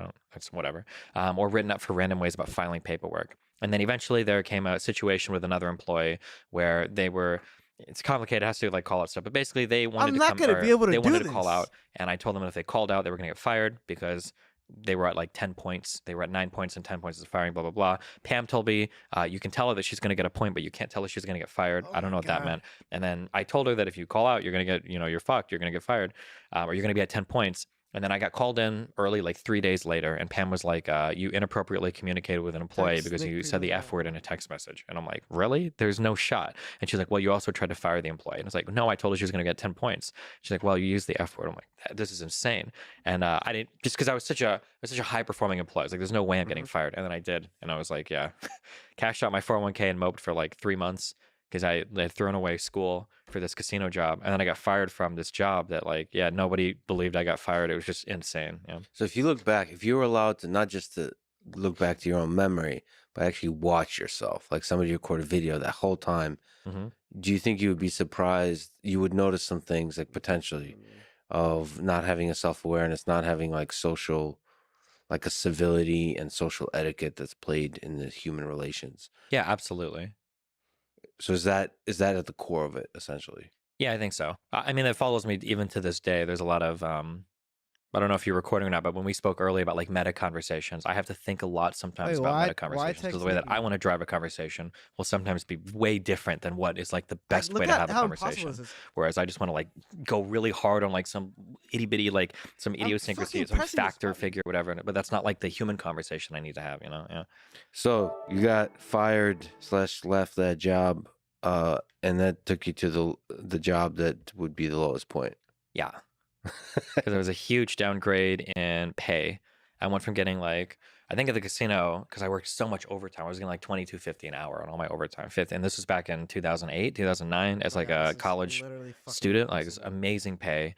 I had benefits, like everything was good, and then the carpet cleaning was like I was probably getting my paycheck like every other week was maybe $1,500 or $1,000, and I'm working like 13-day stretches. Like I have every other Sunday off and it's so many hours. Like I have to show up at the I've shop just at like understood 7 how or to do 6, this. and then I go home at like 8 or 9, depending on when my jobs are throughout the Are day. you doing businesses or residential, or what are you doing? Everything. Everything. hmm Are you working for a company that does carpet Yeah. cleaning, or okay? And so like there's a scheduled thing you have to go to it and so on. Yeah, but Okay, so wait. like this is why the schedule would suck. Is sometimes I'd show up at I I think we had to be in the shop at I think it was 7 a.m. We show up at the shop at 7 a.m. First job might I'm be at such 8 a or 9, dumbass. I'm but that such a job might be fucking like a idiot. 1 hour Oh my job. God. So I might show up at 7 a.m. I'm and have a high. job from That's why 8:30 to literally. 9:30. Then my next job might not be from until like say 11. So from 8:30 to 9:30 I'll do one job. And then I've got a job from like 11 to 12 or something. Then I might have like a decent job from like 5 to 8. Oh fuck. I gotta go back like 2 seconds. I can tell that there's so much more game that I play that I don't play. I just fucking watch through, which I am so okay with. 8. So, yeah, Cleaning, or okay? everything. Everything. Jobs are throughout the Are day. you doing businesses or residential? I'm at $1,000, probably 2008. Oh, because there was a huge downgrade in That would be the lowest point. yeah, because there was a huge downgrade in pay. I went from getting like I think at the casino because I worked so much overtime. I was getting like 22.50 an hour on all my overtime. Fifth, and this was back in 2008, 2009 as like a college student. Like it was amazing pay. I had benefits, like everything was good, and then the carpet cleaning was like I was probably getting my paycheck like every other week was maybe $1,500 or $1,000, and I'm working like 13-day stretches. Like I have every other Sunday off, and it's so many hours. Like I have to show up at the shop at like 7 or 6, and then I go home at like 8 or 9, depending on when my jobs are throughout the Are day. you doing businesses or residential, or what are you doing? Everything. Everything. hmm Are you working for a company that does carpet Yeah. cleaning, or okay? And so like there's a scheduled thing you have to go to it and so on. Yeah, but so like this is why the schedule would suck. Is sometimes I'd show up at I think we had to be in the shop at I think it was 7 a.m. We show up at the shop at 7 a.m. First job might be at 8 or 9, but that job might be like a 1 hour job. So I might show up at 7 a.m. and have a job from 8:30 to 9:30. Then my next job might not be from until like say 11. So from 8:30 to 9:30 I'll do one job. And then I've got a job from like 11 to 12 or something. Then I might have like a decent job from like 5 to 8. But like my whole day is destroyed and I'm doing like 3 smallish jobs, so I'm getting like $30 maybe for being in the shop or at my job for like 10 or 11 hours, and it's just like horrible. So you're somebody that seems to be extremely good at thinking and conversation, and so have a bit of an ego, perhaps, in both the negative and the positive sense of that word. Was there some aspect of working at McDonald's and then working at the casino and then working for as a carpet cleaner that was humbling? No, never. No. I had The ego burned bright through it all.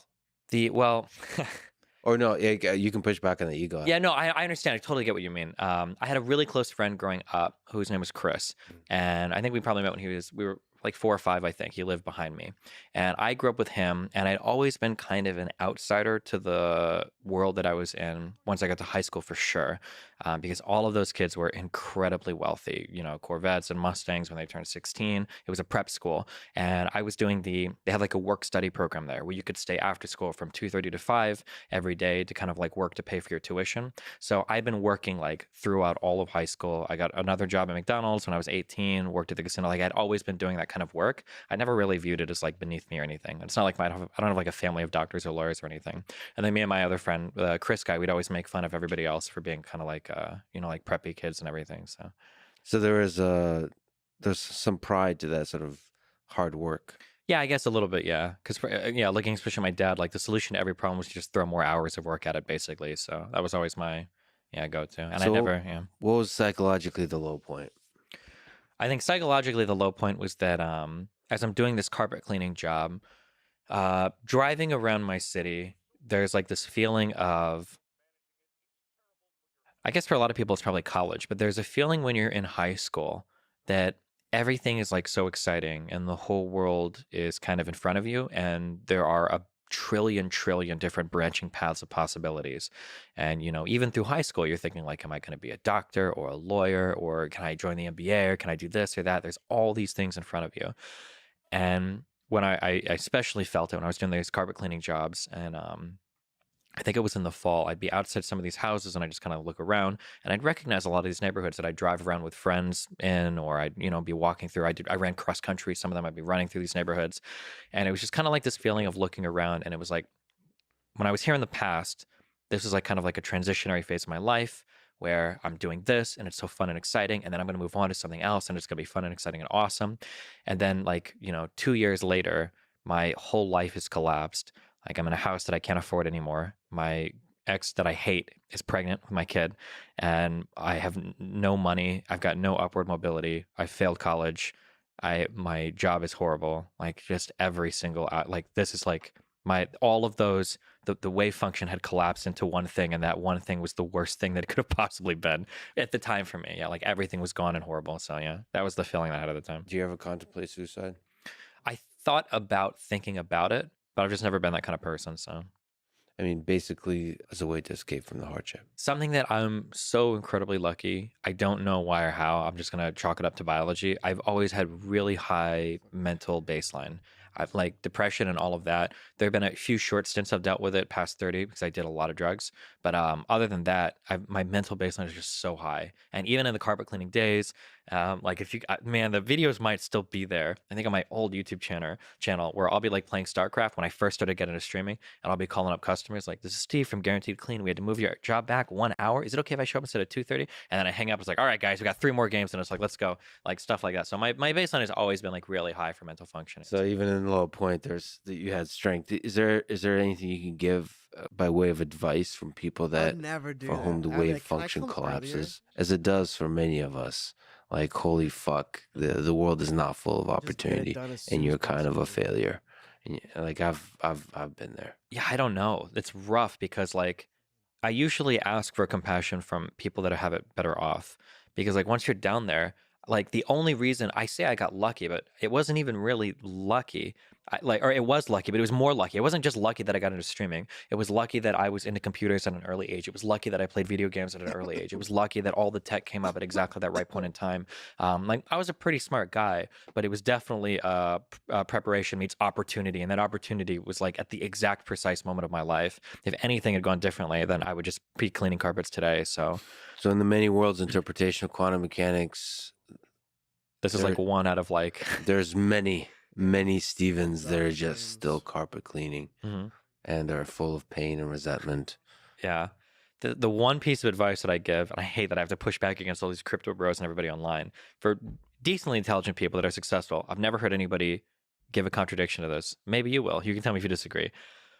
I always look at kids in high school and I'm like, just try a little bit harder. Like 30 minutes a night. If you don't study, just do 30 minutes, just do a little bit more.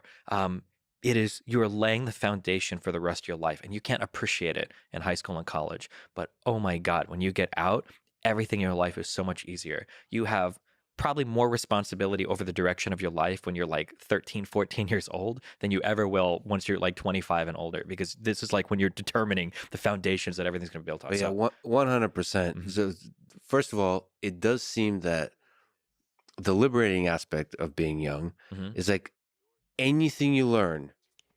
So working hard at learning something will pay off in like nonlinear ways, like you said with video games. Yeah. I feel like like people who are like, I hate school. All right, well, fine, but find something where you're challenging yourself, you're growing, you're learning a skill, Mhm. you're learning about a thing.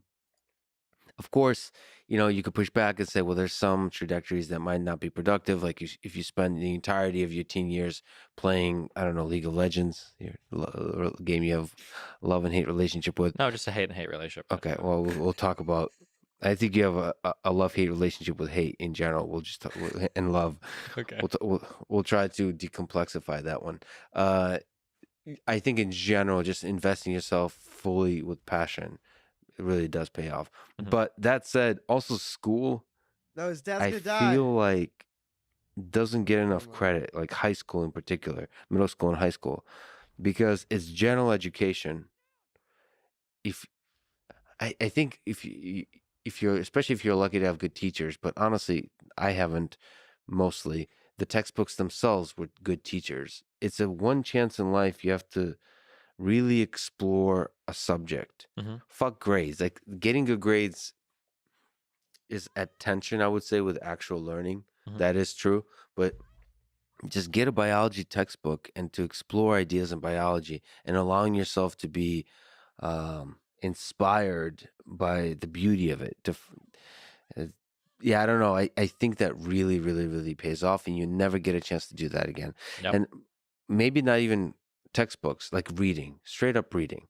I think if you read, this is one time in life you get a chance to read, really read, like read a book a day. Read. You could really invest. You can really grow by reading. I mean, Elon Musk, all those guys talk about it. Like It's very, very rare that you meet like a dumb person who reads a lot. I don't know if that's ever happened in my life. Yeah. dumb or not successful. Mhm. And the cool thing is, it seems like the reading, it's like investment. The reading you do early on in high school pays off way more than the reading you do later. So like the really influential reading is during those high school years, because you're basically learning from others the mistakes they've made, the solutions to problems. You're basically learning the shortcuts to life. Like whatever the hell you want to do, music, read from the best people, that the music theory, like learn music theory, read biographies about jazz musicians, blues musicians, see all the mistakes, see what they did, see the shortcuts. If you want to do podcasting, read about other podcasts. If you want to do streaming, read about other streamers, physicists, and so on. And I feel like you figure out all the mistakes and you get to a shortcut through life, because most people show up to college without having done that. And now you get a chance to shortcut your way past them. Mhm. Yeah, 100%. But nobody really teaches you that. They're like, go to school, from this time to that time. That you're shut up. This is just what you do. Eat your broccoli. I think it's like there's two huge problems. One is now that I'm older, because you don't know anything as a kid. You can't really criticize adults as a kid because you're a kid. By You the know way, you're ageist, if I may how say so. I am super ageist. So And you- as I get older, I get even more Yeah, ageist. So you There are a lot of people where I argue with them, I was like, man, dude, you're really 22, aren't you? I can tell every word you say. so There's seeps of like 22-year-oldness, but that's okay. I love that for you. Yeah. no, I could just say, because you mentioned this. So your wife is a fellow streamer, Mhm. Melina. You mentioned that this is a source of fights Oh, yeah. for the two of you. And I could just feel that there is truth to what you're saying, which is like, all right, you're saying that because you're 22. Just wait until you're 25 and you won't be saying that anymore. Sure. Now, that is the most annoying thing for people to Yeah, hear. you can't ever say that, of course. yeah. Because it's actually usually true. Because we do go through phases in life, Mhm. and you can understand that most things are phases. So just in general, you can say, just wait. Just wait. You Yeah. won't see this. You won't feel this way again. I could say that to you. You could say that to yourself. Mhm. Just wait. Whatever you're feeling like, just wait. In 5, 10 years, you'll be a different person, and you will laugh at the things you take seriously now that they're causing you pain now. All that kind of stuff. But people hate hearing that. Anyway, go back. Absolutely. I think the joke that I always say is that, like, if I could literally step into a time machine and I could come back out and see myself as a 17-year-old, and I could say, hey, I am literally you from the future. You see the time machine, and I would look at me and I would see the time machine, and I would give myself the best advice in the world to be the most successful person. I would ignore all of it, even knowing it came from myself. I'd be like, this guy sold out. This dude doesn't know what the fuck he's talking about. Like, nah, I'll figure it out better. Like, he must have made some. That's what I would think as a 17. Even if I knew it was myself from the future, I would just 100% never believe it. And knowing that is very frustrating. But I keep that in mind when I deal with younger people. That's why, like, I always say on stream when I'm talking to like there's been stuff with like Sneeko, there's another girl on my stream called Lab. Like when I see I see the mistakes they're making, oftentimes because I've made all of these mistakes, sometimes in the most public and horrible fashion ever.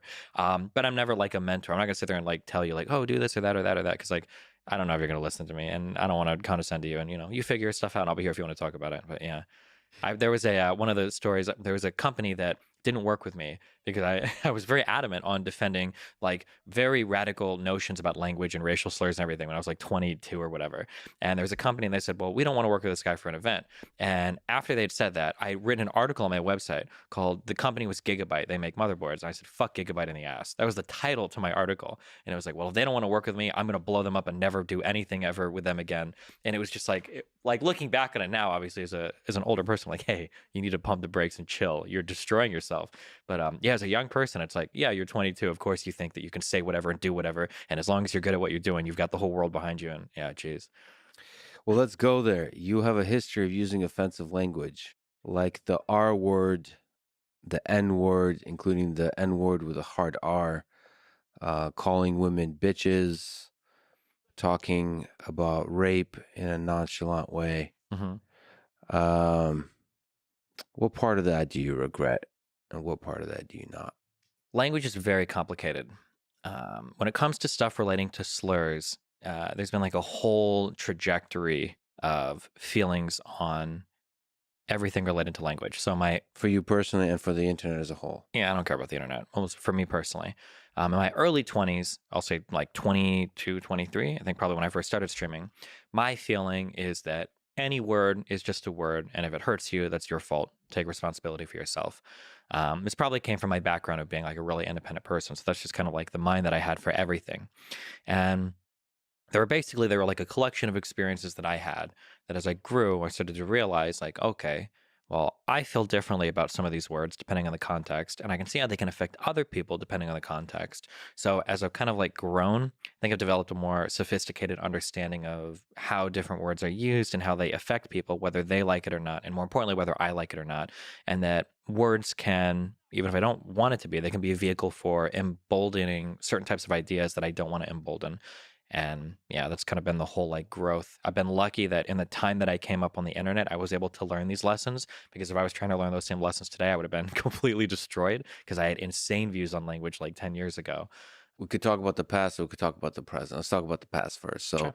how do you deal with the fact that there's videos of you in the past saying the N word, including the N word with a hard R? So generally, And what's the context? Can you give me like yeah, in your so memory what would be the Mhm. context usually? when I lay out this defense, it's not because I wouldn't have used the N word. Generally, whenever I said the N word, it was usually in an example of like, this is something that like a racist person would say. Mhm. I don't think I've ever on the internet, I don't think I've ever called anybody like the N word with a hard R. Not because I wouldn't have, but just because it wasn't in my vocabulary. I played RTS, real time strategy, and we used the F slur for gay people. That's the one, and I use that one a ton. And I've called people that a ton in the past. So I should actually just as a small tangent, Yeah, go for it. and this is what I'd like to explore with you. Mhm. There's a ruthlessness to the language in the gaming world. Yeah. And there's different communities. They have different flavors of Of hate language, speech, yeah. of hate speech, essentially. And there's also a humor to it, hmm which really bothers me in a dark way that I haven't been able to really think through, because humor seems to be a kind of catalyst for hate. It seems to normalize hate. Like you say, basically it's like Louis C.K. says a lot of edgy things, hmm but you take something Louis C.K. says and do it in a non-funny way and do it over and over and over and keep increasing the hatefulness of it, the vitriol, hmm and somehow you find yourself like Alice in Wonderland in a world full of hate where there's no good and evil. It's all the same. In fact, the good is to be mocked and the evil is to be celebrated for the humor of it. Basically, not taking the ideas of evil seriously. And I don't know what it Oh, is reveals that something about the human guy at nature the that you can fucking let go, filter? hmm the moral relativism that can happen when you do that kind of stuff. At the same time, I'm a fan of dark humor when done well. Anyway, for people who are not familiar, I just wanted to mention that some of the worst hate speech that ends in LOL. This is 4 hours? Oh my god, dude. This is 4 fucking hours. Normal pace.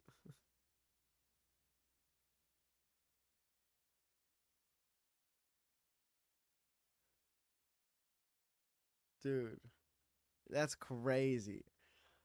I mean, I'm watching it, dude, because I'm out here. I'm trying to play this stupid fucking game. I'm like not even 30% done with this fucking game. This game is long as hell. Happens in gaming community. Yeah, that's a good one to say. See, like, I save them for stream. When I'm working, I fucking try to watch like movies and stuff now, and save the YouTube for when I'm streaming.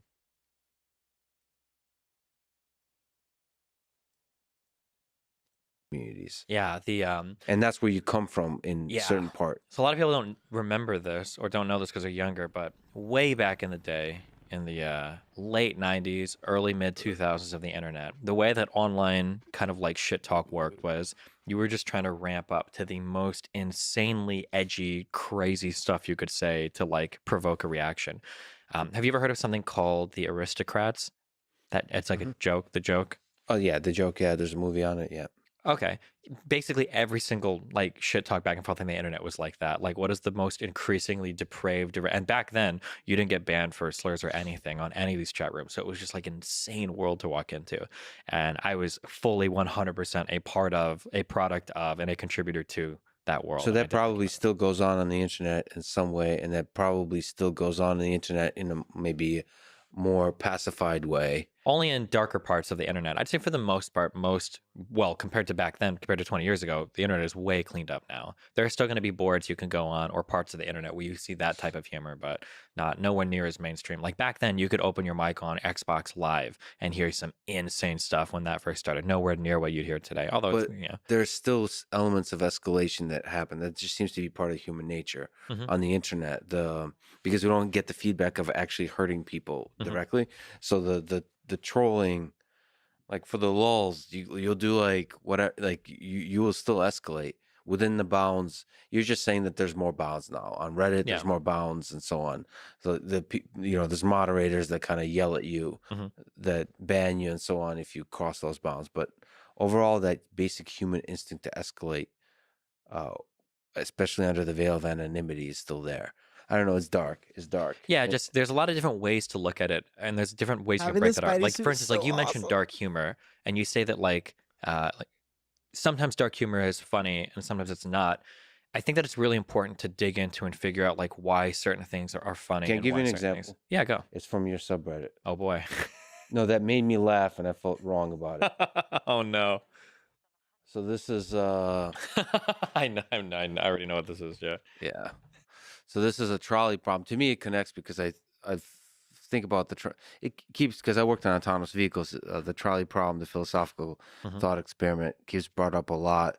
You know, when AI is part of making the decision, do I kill 3 people here or 5 people here? And the AI makes that decision. How do you do that calculus? Mhm.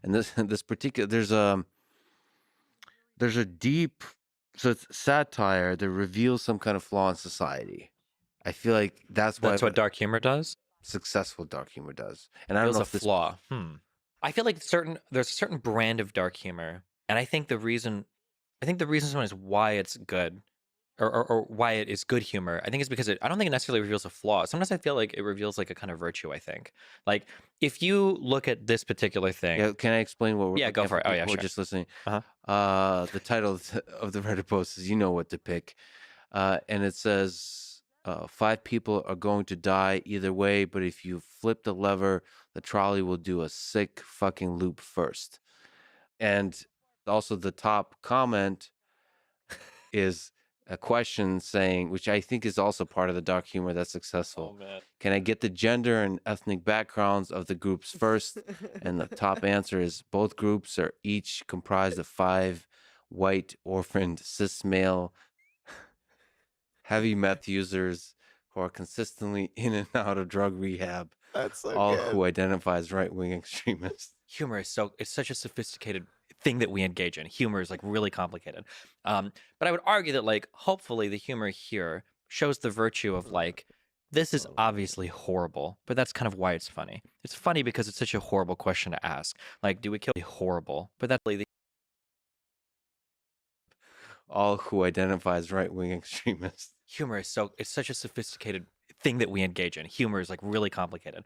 But I would argue that like hopefully the humor here shows the virtue of like this is obviously horrible, but that's kind of why it's funny. It's funny because it's such a horrible question to ask. Like, do we kill 5 people in a boring way or in a really entertaining way? And it's like that's really. And then when you ask even more, like, well, what are the ethnic backgrounds? Like, that's even worse to say that, you know. So I feel like that's like the type of there's a way that you can engage with dark humor where it's like, oof, like it's funny because it's so wrong and so taboo, and Well- we all know that it's wrong and taboo, and that's kind of where the shared laugh comes from. So for me, the Mhm. question that asking the diversity question Mhm. is a sophisticated way of revealing the absurdity of asking about diversity when it's talking about human life. Oh, interesting. Because the way that I took that was, I think it reveals the absurdity of how people will weigh different ethnic backgrounds so differently when it comes to value of human life. Like I'm actually thinking of that in terms of like an immigration related question where people are really keen. Like I'm actually of how people. Interesting. Because The absurdity of asking about diversity when it's talking about human life. Oh, interesting. Because the way that I took that was, I think it reveals the absurdity of how people will weigh different ethnic backgrounds so differently when it comes to value of human life. Like I'm actually thinking of that in terms of like an immigration related question where people are really keen and quick to dehumanize like black or brown people. So like the question is like, well, if 5 of them are brown and 5 are white, well, I know which one I'm gonna pull the lever for. That's how I read that. But it's satirizing that aspect. Yeah, exactly. Yes, of course. Yeah. But that's what I mean. That's the flaw. To me, at least, it showed that humanity or social networks that are easy to be outraged and love the outrage and the chaos, that Twitter and social networks will pull that lever. Mm-hmm. Like they would always try to maximize the fun. And there's like there's a sick aspect to all the atrocities, all the tragedies that happen in the world, that we kind of always lean towards the outrageous narrative weaved around it. The the one that leads to sort of the most clicks, to the most attention, to the most outrage, to all that Yeah. all that kind of stuff. So that's almost like a satire of society. When they are faced with tragedy, they will maximize. I'm trying to think of a word that's not fun, but Entertainment. maximize the entertainment. Mhm. Yeah. This is a big criticism I give, especially to conservative crowds. Left-leaning people, everybody does it. I don't like when people blame the media for the state of the media today. I very much believe that everything in society is a feedback loop, and that if you're really unhappy with the state of the media, I think that the media is a good reflection for what people want to see. Because there is a room right now in the United States where somebody could start a company where all they do is completely factual reporting. They don't have a political slant, and they're not giving you these like sensationalist narratives or stories, and that media company would fail in 2 weeks because people don't want to see that. Generally, people really want to see the like, show me the guy that really believes in what I say, that calls the other guy an idiot, the guy that are screaming on TV or on the radio, like, this is what I really want. And people will engage in that, and that feedback loop will continue for generations. And then all of a sudden, people are like, why is the media so biased? Why is the media driving so many narratives? And it's like, well, what do you mean? This is exactly what you want to see. And that's frustrating for me. That's one of my big kind of when I defend establishments or when I talk about like the interplay between citizen and all these institutions we have, that the institutions are very much a reflection of the population, at least in democratic societies. And I think that people very much try to elude the personal responsibility or the country's responsibility to why some of them look the way that they do. But that takes us back to the N word with a hard R. Sure. Why? For the particular examples that I was giving, or for the particular conversations that I was having, if you're going to have challenging conversations around certain words, I think you should probably be able to say them. Otherwise, it feels really ridiculous to me. That's like Do you my still believe that? yes, and not like calling people those words, but in having conversations about those words, I would say that I still believe that. Yeah. But don't you think, as you said, that using those words actually gives motivation and strength to people who have hate in their hearts? I think depending on the context of what's going on, I think that that's going to be a big driver in terms of how people are going to perceive or take it. So, in a conversation about the N word, I don't think I would normally say the N word. We would just talk about the word, much the same way that, like in like say, like in a movie, like in Django, people use the N word. Should that be censored in that movie, or in the context of that movie, is it being employed in a way where these aren't good people? You're not supposed to like them, and that's what the audience walks away with. Yeah, but that context is different than conversation. It feels like in conversation, Hmm. you using that word normalizes it. And that normalizing that word is going to make it easier for people who use that word in a hateful way to use it. Same with the F word, the F slur. If you use that casually and normalize it in a way that's not hateful, you use it in a way that's not hateful, but the side effect is that it normalizes it, then people who do use it in a hateful way will be more likely to use it. Therefore, mathematically looking at the equation of the number of times the N word or the F word is used throughout the world, Hmm. it increases the number of times it's used in a hateful way. Yeah, I think that human And you're beings. part of that problem, Yeah, Stephen. I don't agree. I understand the thought process, but I don't know if using certain words within different contexts is going to necessarily normalize like the hateful use of that word. Um, that is an argument that I've heard people use. Somebody will say like, okay, well, hold on, that should never be used ever because by virtue of you normalizing it, even in an inoffensive environment, you increase the proclivity for people to use it in a potentially more offensive environment.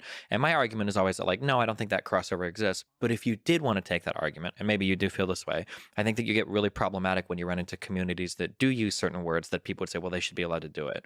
So, for instance, if you think that any utterance of the N word at all is highly problematic and might increase hatred, then like the entire rap industry has to dramatically change the way that they engage with the N word. And obviously, a lot of people that criticize people's use of the N word aren't going to turn to rappers and say, well, you guys can't say it either. No, it's who. I mean, it's who uses the N word. That's what. It's not. So it's not just the word. It's Hmm. the. It is context dependent. Uh, but I would say that you, as a white person, having conversations, the context there is the kind that would lead to an increase in hate. Do you think So the N word should be censored in the dictionary? no, and I believe there's a Wikipedia page on it, and it's not censored. Uh-huh. Yeah, I don't. I think it should be in the dictionary. I think the context of casual conversation, like I said, I just believe that on the internet, having humor, having fun conversations as you have Hmm. on your streams, that leads to the normalization of the word without any educational value, Yeah, I without would agree with significant that. educational value. I think I would agree with that. No, Like, sorry. So there's a difference between F slur and N word, and both I think should not be used in a fun way. But the F word was used in a fun way for the longest time. for sure. And I'll tell you something that bothers me about your streams, not your streams and basically every other stream Hmm. is the casual use of the R word. Oh, the ableism. Yeah. I don't know if it's about the able. I don't even know. Listen, it's complicated. I'm not like virtue signaling here. I No, just ableism isn't a virtue signal. I mean, like, it's a legitimate, yeah. Like, I well, get emails I from fans that say, like, hey, like, I deal with this particular issue. Every time you use this word, it kind of feels like you're attacking me. Like, just like, so it's not, yeah. it's a valid concept. Yeah. It's just something cuts wrong for me. Hmm. Like for example, I'm not bothered by. I am bothered by the excessive use of the word fuck, Okay. but not In the same way that, moderate use of the word fuck. hmm, what is it? I'm curious. And when somebody calls somebody an R word, what is the feeling that you get that makes you feel bad about it? It signals to me that you don't give a damn about people who are struggling in ways that you are not struggling. Like that signals to me like about the experience of others. Do you think that are there other words also that could convey like a similar feeling to you, or what? Because it feels like you've drawn a pretty special circle around. Because like I imagine I call, oh, this guy's you're an uneducated dumb fuck, or you're a nitwick, or like those words Well, probably don't feel it. that circle keeps changing. Mhm. and Which it can, which is fine. It does. and Yeah. I think that's what the whole point with the culture. So I'm trying to feel my feeling is a kind of, I'm a human being that exists in a social context that we're all evolving that language together, and it just feels wrong. Like, the word bitch, for example, it really, but like I've heard on your streams and in general, calling a woman a stupid bitch really bothers me. Mhm. But it's not just the word bitch, it's context. Like, for example, me personally, I'm speaking to me personally, like badass bitch is different than stupid bitch. Sure, Way like a bad bitch or something is different than, yeah, of course, yeah. way different. Sure. I think it speaks to a bigger sense of civility and respect for human beings that are not like you. That's the feeling that I'm bothered. And so I guess what I'm trying to say here is just because people speak in this kind of way in the gaming world and streams doesn't mean that you, like, a lot of people look up to you. It doesn't mean, young people especially, doesn't mean that you don't have the responsibility to sort of stand alone from the crowd, because you're somebody that values the power of effective discourse. Mhm. And to be effective discourse, there's some level of civility. So you can be the sort of the beacon of civility in that world versus giving in to the derogatory words. Because, like, you have to lift people out of that world, out of the muck of um what I would say is like drama and ineffective discourse. It's like, I think that's one of your missions, right? Is like to inspire the world through conversation, Mhm. through debate, through effective discourse. Yeah. So I guess I'm just calling you out that I think using our word, for me personally, as a fan that believes in your mission, it just makes you look ineffective and bad and uninspiring to young people that look up to you, because those young people are going to use those words that you're using and they'll do it much less effectively. Sure. This the problem. Yeah, I guess the challenge is always just like finding the line. Like Yeah. my vocabulary shifted dramatically from even from like 2 or 3 years ago. I think my vocabulary shifted quite a bit as we've kind of gotten rid of some words and some things are kind of coming out. The R word is one that has kind of gone out and come back and gone out and come back. That one we've definitely gone back and forth on. I know there are different thoughts about it in different communities on the internet. This is interesting. I mean, I'm just Mhm. telling you, Yeah. for me, it cuts, and I'm not a social justice warrior type. It cuts pretty hard. So what Like, you're saying is I'm going to lose a subscriber if I'm. no, it's not No, a no, I'm just kidding. subscriber. I know what you mean. I actually have had to empathize harder because Mhm. I'm like, maybe this is not a very good person. That's what I Sure. feel. Like, if you're so carelessly using that word, then maybe you're not actually thinking deeply about the suffering in the world. Like, Mhm. to be a student of human nature, you really have to think about other humans and other experiences that are unlike your own. Yeah, of course. And so that's the sense I get. But at the same time, you're also like the grandpa, I mean, ageist, who's trying to be cool with the young kids. So a lot of the reason young kids look up to you is like you also know the language of the internet. Yeah, but I mean, it doesn't. That's not an excuse to use words that we Right. think shouldn't be used.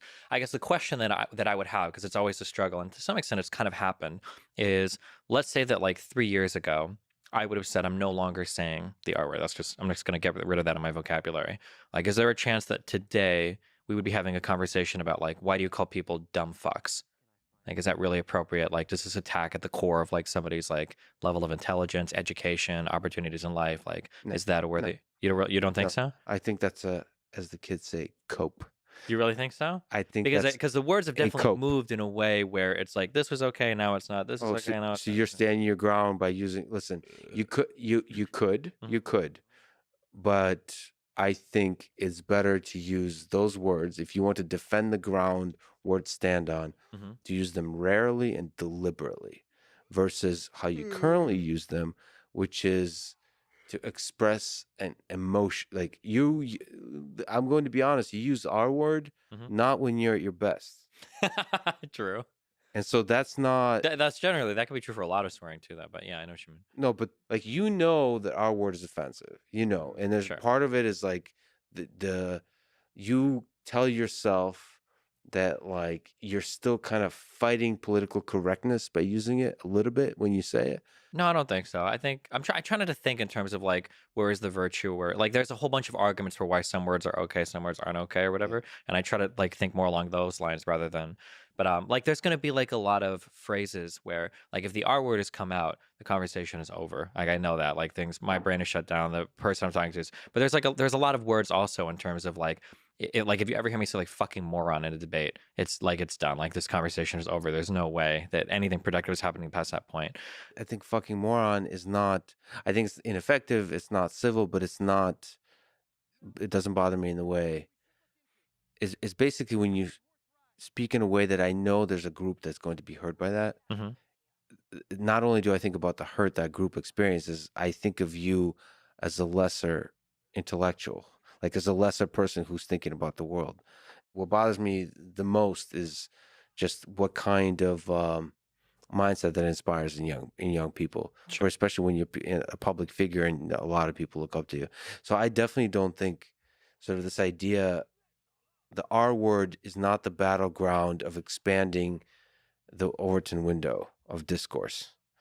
Okay, Yeah. like I don't And think it'll lead to dumb fuck being canceled 2 years later, Okay. unless that word is hurting people's experience, Mm-hmm. which I don't foresee that happening. I think legitimately R word and F slur and calling women bitches, it context matters here too, like of Mm-hmm. course, but just the way I've heard you use it, it is not, it's from emotion and it's from frustration, and it ultimately is rooted in disrespect.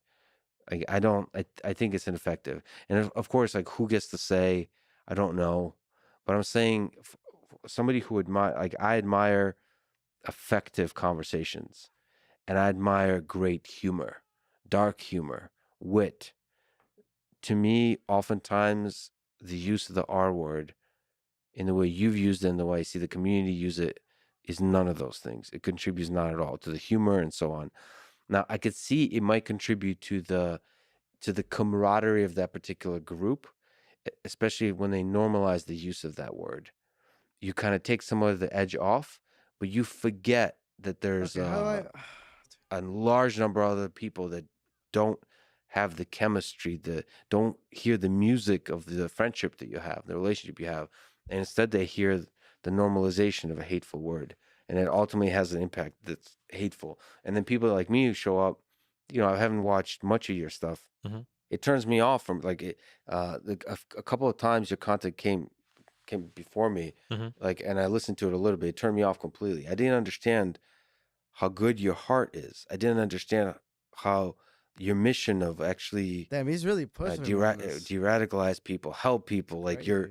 and increase the level of good faith discourse in the world. I didn't understand any of that because like what I was hearing is pretty rough, like the R word type of stuff. And I just feel like the benefit cost analysis is heavy on the cost. Gotcha. That's so I just have to sort of call this out. Okay. I think it, and I straight up think it's wrong. But that's my own. That's Why do my you think it's opinion. wrong? Because it's hurting people without any benefit to you whatsoever. When you It's say hurting people, do you mean the person I'm using it at, or do you think there's like no, are no, you no, talking no. about the The affected listening, third group? the third group, third group. It's good feedback, right? I always consider everything, especially I respect you a lot. You're a really smart guy. Um, Something that I always kind of like fight over in terms of like language or like who to attack or what to do is that it's very hard to draw like what boxes are okay to insult people on versus what aren't. So for instance, if I call somebody like a Nazi with a lot of vitriol, I'm okay with every single Nazi being negatively affected by that because that category intrinsically calls upon it some level of moral condemnation for me, right? Whereas like if I'm out there, I try not to do like image related jokes, right? I don't want to call you like, oh, you're a fat fucking loser, because there's a lot of people that are fat, that are overweight, where I don't want them to feel bad. I don't want them, I'm not trying to call you out or like insult you. So there's like a lot of you say cost benefit. I look at like a lot of collateral damage from a word like that where there's no purpose in doing that. So certain words are easy to get rid of. They're off the table, right? F slur, N word, like these are not words that you call people because there's so much collateral. It's not worth it. We've got some words where it's like if you have some form of like mental thing, it is a bad thing. You're not a bad person, but just using that word could feel like a collateral damage to those people. And then there's other categories of words. So like if I say that like this person is like it's a stupid fucking Republican, right? There's probably some Republicans that aren't dumb that I don't want to feel called out by that. Like, are those types of phrases that you think should be completely removed as well? Or I'm kind of No, curious. so this completely removed. Yeah. Just so we're clear, Yeah. I'm not referring to censorship. Oh no, I'm not even talking about. I'm just a person like emotionally like. Removed is the wrong word though. Uh-huh. Like I care about like I'm not trying to listen to people on the internet saying like you shouldn't say that word. That's not good. I mean, I'm trying to look to your mind and heart. And You the think reason we're it's a. talking today is you're betraying your gift. Mhm. You're better than this. You Is think what I'm it's trying. indicative of like a more flippant thought process where it's like the Yeah. only way you can say that word is if you're ignoring the hurt and suffering of those people, and if you're somebody that Not says even that those you're. people. You're ignoring the state of language because I think you're getting to the point because it's not Mhm. about a single word. It's Okay. about like it's music, and I just feel like there is off Very strong notes. note. It's a strong note that ruins the melody. Gotcha. And I don't think I can say, you shouldn't use the R word or whatever. I'm just speaking to, I'm just listening to music and reviewing the final result. It's not necessarily because maybe one use of the R word, strategically or part of an actual, like, or when you've built up a camaraderie Mhm. that's sandwiched in like some love, but then try to reveal their, like, because you're talking about there's a bunch of drama. You have friends with whom you're warring and stuff, and they're all a little bit beautifully insane. And you've said that you are becoming more and more insane. It's beautiful to watch. It's the human condition laid before us. Wonderful. And some of that is swearing and so on. So it's a Mhm. tricky thing. But the whole skill of discourse, just like it is with dark humor, is walking that line. I just feel like it's overuse of the R word, and I don't want to die in that ground because I don't think it's that representative. Like there's certain things like that. This is silly as It hell. feels like it ruins the music, and Gotcha. I don't. It's just saying like a dumb Republican or dumb Mhm. Democrat. I don't. Yeah, that ruins it too a little bit. Mhm. Depends on how you use it. You can be lazy with that. Yeah. Like even overuse of the word, I think bots is what's used for people who don't think or Yeah. something. I don't actually know the definition. I'm offended on behalf of robots. But and That might be a compliment soon. right, Yeah. exactly. But I guess bot means you don't think. Yeah, Well, you're like an NPC. You just copy and paste NPC, somebody else. right? Yeah. Again, I'm offended on behalf of NPCs. I count myself as one. But there's a sense if you say bots too much that you're just dismissing people. Like everything I say is right, Mm-hmm. and anyone that disagrees with me is a bot. Mm-hmm. That's lazy too. For Sometimes it's sure. funny, sometimes it's effective. Basically, saying a lot of people in the mainstream media or something like that are bots. Okay, that's a little bit of that is effective, but too much it Mm-hmm. becomes ineffective. And I'm trying to speak to that. Yeah. And I'm just the reason we're highlighting clear examples like the N word. Joe Rogan had to contend with that. Oh yeah. Yeah. I think it's ineffective. It makes you less effective at discourse. Mhm. But like you've talked about many times, language is a tricky one. Mm-hmm. This It's was always just hard because you talk about like constructing a melody. There's not one melody that sounds good to everyone, but there are probably certain notes that like if you got rid of them, everybody's still going to like it about as much, and you don't really lose anything. There's a whole other part of an audience that might be more willing to listen. Yeah, of course. And it's not about losing the magic of that melody. Like you don't want to be vanilla. Mhm. I just feel like there's stuff that doesn't need to be there. Yeah, for sure. It's fat. But then again, the other thing that people should understand that might be listening to this, you're streaming many hours a day for many years. I don't know. 11 or 12, I think. Yeah, I started in 2010. And so one of the things that people can do is just clip out anything. You're going through the full human experience of emotion, anger, Mhm. fear, frustration, all of it. So of course, there's going to be moments when you're not the best version of yourself. Anything else to say about the language? It's complicated. I'm still always trying to figure it out. There are opinions that I have that have changed throughout the years. It's possible that the R word has always been the next one on the chopping block that we're all kind of looking at, but people are always worried about that treadmill. But it's possible in a year or two I'll have a different view on it, or I'll have changed away some of the words I use in it. Yeah, it's definitely it's always like a work in progress. There's always like different communities that feel different ways about different words. Yeah. Yeah, but do you acknowledge that there's people out there Mm-hmm. that are never going to talk to you? They're never going to think of you as a good man because you used the N word with a hard R publicly. In the past, I mean, yeah, those people exist, but I mean, there are some people that are beyond my reach, which I'm okay with. Like, there's going to be some people because of things that have been involved, or even ideas that I have now that might make that. water.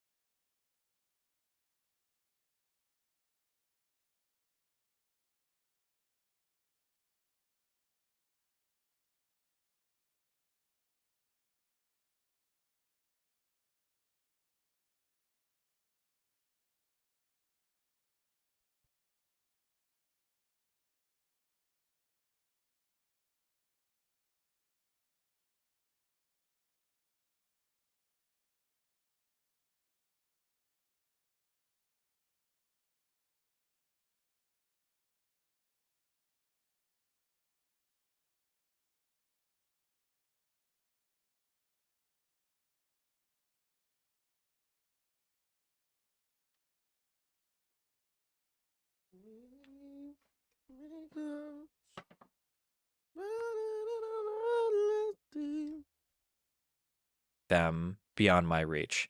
Something you said earlier is very true. I think the goal is to like identify what are the elements that you can cut out that aren't integral to your message, but could be alienating to more people. And those are probably the things that you identify. But I think that you can get lost in yourself or lost in the internet or lost in the outside of yourself if you're trying to appeal to every single person. It's just never going to be the case.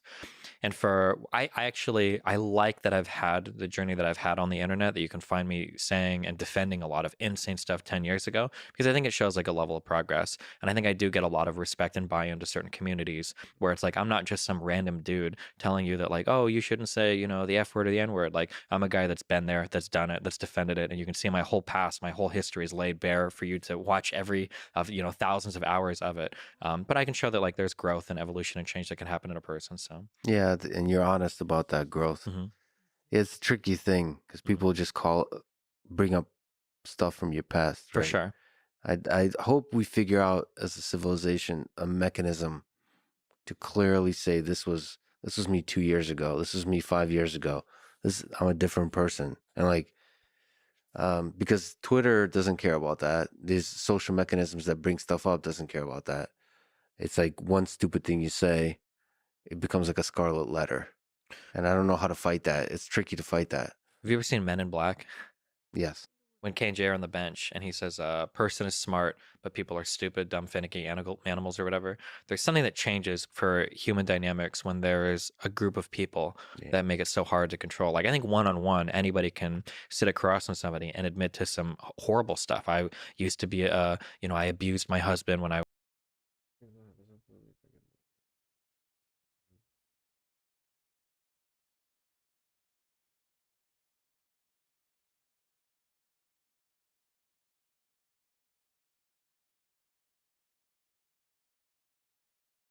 Oh look, it's depth. He's really wrestling with the morality of what he's doing.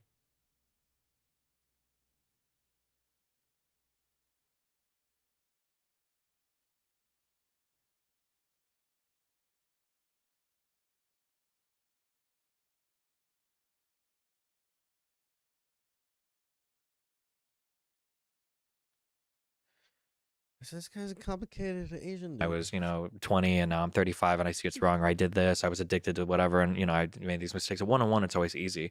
But in group environments, that in group out group tribalistic thing of like identifying one thing and then coming to destroy a person's life is such a huge like impulse we have. And I think probably when we were like hunter gatherers in the forest, probably good because you really want to push weird people out or anything like that. But now on the internet, when we can hunt for any dissenting opinion and just with ruthless precision destroy somebody's life over it, it's a pretty scary dynamic. I think one of the mechanisms that could fix it is a make it photo. super easy I for love each it. individual person to analyze all the stupid shit they themselves have said in the past. Like a full recording. Because I think people are just honestly paint a very rosy picture to their own brain of who they have been in the past. Yeah, of course. If we can have empathy for the fact that we've said stupid shit or we're drunk, the ridiculous things you say, the offensive things you might have said, the offensive things you might have done, I just feel like that would give us the ammunition to have empathy for others that are like, okay, yeah, this guy 5 years ago said this. Mhm. Maybe that doesn't represent them who doesn't represent who they are any more than stuff I said 5 years ago represents who I am today. Yeah, I feel like technology can actually enable that. maybe. Although you're talking about more, more recording and more stuff, which people are already wary of. But It's a double-edged sword. mhm. I think there is going to be more and more recording. We have to figure out how to do that in a way that respects Mhm. people's privacy and gives them ownership of their data and so on. Yeah. I've looked at the search history I've done on Google, which for most people is available, Mhm. like your Google search history, and it's fascinating to watch the evolution of a human being. Like it doesn't seem like the same person. It's like a different person. For sure. It's weird. And it's also hard too with the internet today. I'm gonna be ageist again, but like now all of the people are thrown together, Whereas like I don't want a 27-year-old judging the There you language of go like a again. 15 or 16-year-old. Like obviously he's in high school. Like there was that story that came out of the there was a kid that saved a recording of I think it was like some white girl. I think that she like got her driver's license and she's like, I can drive now, N words with the A or whatever. It's dumb. She shouldn't have said it. But I think she was like 15 or 16 when she TikTok this or whatever. And he held on to that recording until she applied and got accepted to college 3 years later. And then he released it to get her kicked out of college. And I'm like, damn. If everything that I had ever said as like a 15, 16-year-old was like immortalized on the internet, my life wouldn't have even begun. And Give it- those are insanely high standards to hold people to. Not that like obviously you shouldn't be saying those, you shouldn't be saying certain words or whatever, but you have to be able to make mistakes in adolescence. Like everybody does. We all did. Everybody did it growing up, you know? Why do you think there is so much misogyny in the streaming community, and how can you fight it? Because you've shown a lot of interest in fighting it, trying to decrease or eliminate misogyny from your community. I think it's really difficult. I think that eliminating racism is easier than eliminating misogyny because I On the don't internet, you mean? on anywhere. Because I think fundamentally, I don't think there's that much difference between like white people and black people and brown people and Asian people or whatever. You know, we have different cultures and stuff, but at the end of the day, we're all people. But I think there are differences between men and women, like throughout all of history and time, and then even today in every culture. And when real differences do exist, it's harder to account for them in a way that can we have conversations with each other without it becoming very gendered in a negative way, right? Negative way of gendering something, be like a misogynistic way of doing it. Of course, it's unclear to me that it's so difficult to avoid the negative gendering versus the positive, because there's a lot of positive to the tension, the dance between the different genders and so on. Maybe in this particular moment in history, it's not, but it's not trivial to me that racism is easier to eliminate. It's an interesting Mhm. hypothesis. Just because there's more biological difference between men and women, that Yeah. means it's harder to eliminate. But I don't know if this is true. I hear this a lot. I feel like I read this somewhere, but I need to get a better source if I repeat it everywhere. But I've heard that, like in the U.S. military, for instance, they've gotten exceedingly well. They do an exceedingly good job at getting different people of different races to integrate, and it's like not a huge problem once you're through basic training, all the training, everything. But for different sexes, it still represents a significant problem that the military hasn't figured out. And I usually look to like, well, what's the military doing? Because if something was solvable, like can we sleep for 4 hours a night and be healthy? If we could, I bet the military would know. So I kind of look Right. sometimes to them to see their integration, but it might be that there are other issues there that make it. yeah, a it bounding feels like the force. Yeah, military is a very particular kind for of sure. Yeah, it community. could be. Yeah. The actual task at hand might bias the difficulty of the process. Potentially, yeah. There's been a lot of interesting talk about like women integrating into male groups and how do you do this in a way where everybody is happy with the outcome and there's not like issues. I think Jordan Peterson spoke about this a little bit, and then workplace culture speaks about this a bit. Would you happen to remember, I want to say it was like 5 or 10 years ago. There was a big tech conference, and there were two guys behind a woman, and they made a joke about like a USB dongle, or like dongle Mhm. was a dick. And this woman turned around, she tweeted pictures of them, spoke about like misogyny, and then that blew up into a huge Yeah. ordeal. That like, yeah, there's this interesting phenomenon that in a less misogynistic and more inclusive workplace environment, some women might end up feeling worse because in a more misogynistic environment, you're thinking like, okay, that's a woman. She doesn't get our humor. I'm going to treat her in a very indifferent, very dispassionate, cold way and whatever. And then I'm going to have my boys over here. And then you've got like these environments where they're a little bit more warmer. And it's like, oh, cool. We're going to bring this woman into our environment and we're going to make all the same types of like crass jokes we did before. And it's actually worse now. Now the woman feels even more otherwise because like, oh my God, why do you talk like this? I think that internet communities, especially online ones that do like political debate and video games, are very much like big boys clubs. So it's not enough to just say you can't be misogynistic to get rid of misogyny. There's always going to be an othering effect on women. There's a lot of like behaviors that are unintuitive that you have to account for, and you've got to try to like push that back. And that's just a very, very, very challenging thing to do. So like I like to deal with concrete examples more. So here's a concrete example. And this is like a recent initiative in my community because I'm trying to like because misogyny hasn't been fixed anywhere on the internet. And I'm curious, well, there are ways that I can push my community to do this. I don't think you should almost ever make a comment on a woman's appearance ever if they're appearing in like some political or professional manner. Even if it's a positive comment, I think it's equally bad to a negative comment. It's just never good to do. And that's kind of an unintuitive thing because it's like, well, a woman appears, wow, she's really cute. It seems like a nice comment. You're being nice, she looks cute or whatever, but it's like, that's not at all the point of why she's there. And just by saying that, you're kind of like otherizing her as like a person to like think she looks good rather than listening to anything she has to say. Well, there's a lot of stuff that you're saying, and that is a part of misogyny. It's almost like obvious. Like any woman would tell you that. A woman will, yeah, but they're not in these spaces, and a lot of the guys just don't know. Yeah. I think what that requires is just empathy.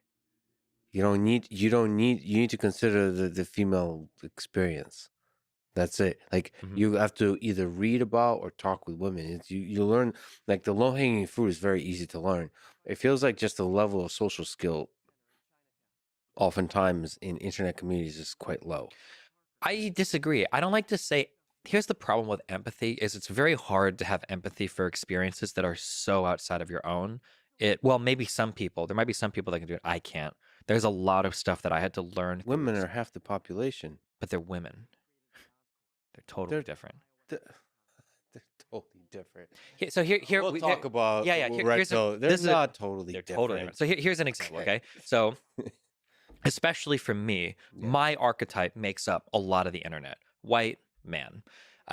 There's never been a point The name of a beautiful woman. who might be a dancer. What's the backstory? From New Orleans or from I haven't thought that through yet. All right, Yeah, right. it's ambiguous. Okay, like an open world Hey, RPG? open world. I want Yeah. you to project whatever All right, wherever thank you you. want Destiny the dancer to be from. That's in your mind. Okay. All right, I'll save that for later tonight. Yeah. Okay. As a white guy, I don't know if there's ever been a spot that I've been in where been made to feel like I don't belong there just by virtue of who I am. I actually don't. It's impossible for me to empathize that because I don't even have that experience. If you go back 8, 9 years, one of the big issues that came up was harassment in gaming against women. And I was one of the big debaters against that, saying that, like, sure, women might get harassment, but everybody gets harassment. If you're a woman and you're in gaming and you get harassed, congratulations, you're being treated like a man. What you're actually asking for is for us to actually treat you differently. You don't want to be insulted. You don't want to be treated like a man. And that's actually misogyny, is women making that argument. You still stand by that? Is that a problem if I do? No, I'm just kidding. Uh, Well, okay, almost. Hold on. A little while I after. disagree with it. Sure. Okay. That's good. You should. A little while later, I had a friend, Jessica, super cool girl. We go to play games. She was between jobs, and she's like, "I've got like 2 months, and we're gonna grind CS:GO." And I'm like, "Okay, this is awesome. Let's do it." CS:GO, Counter Strike, Global Offensive, shooter game, FPS, microphones.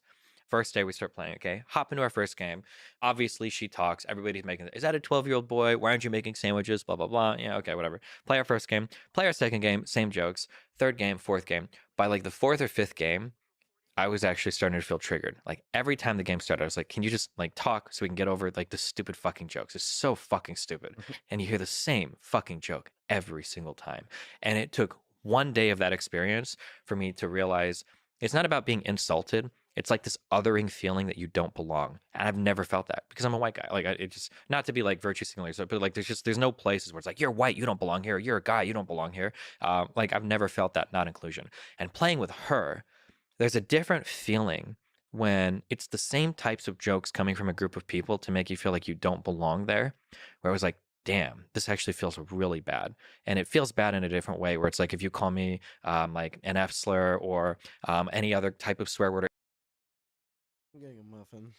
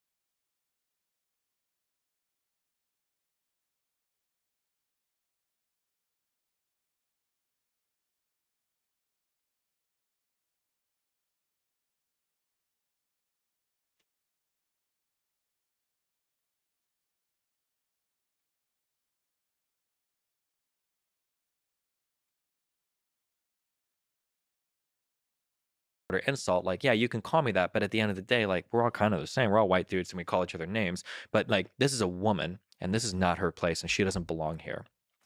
Kind of the analogy that I would make, because I after getting these experiences, I would learn this afterwards.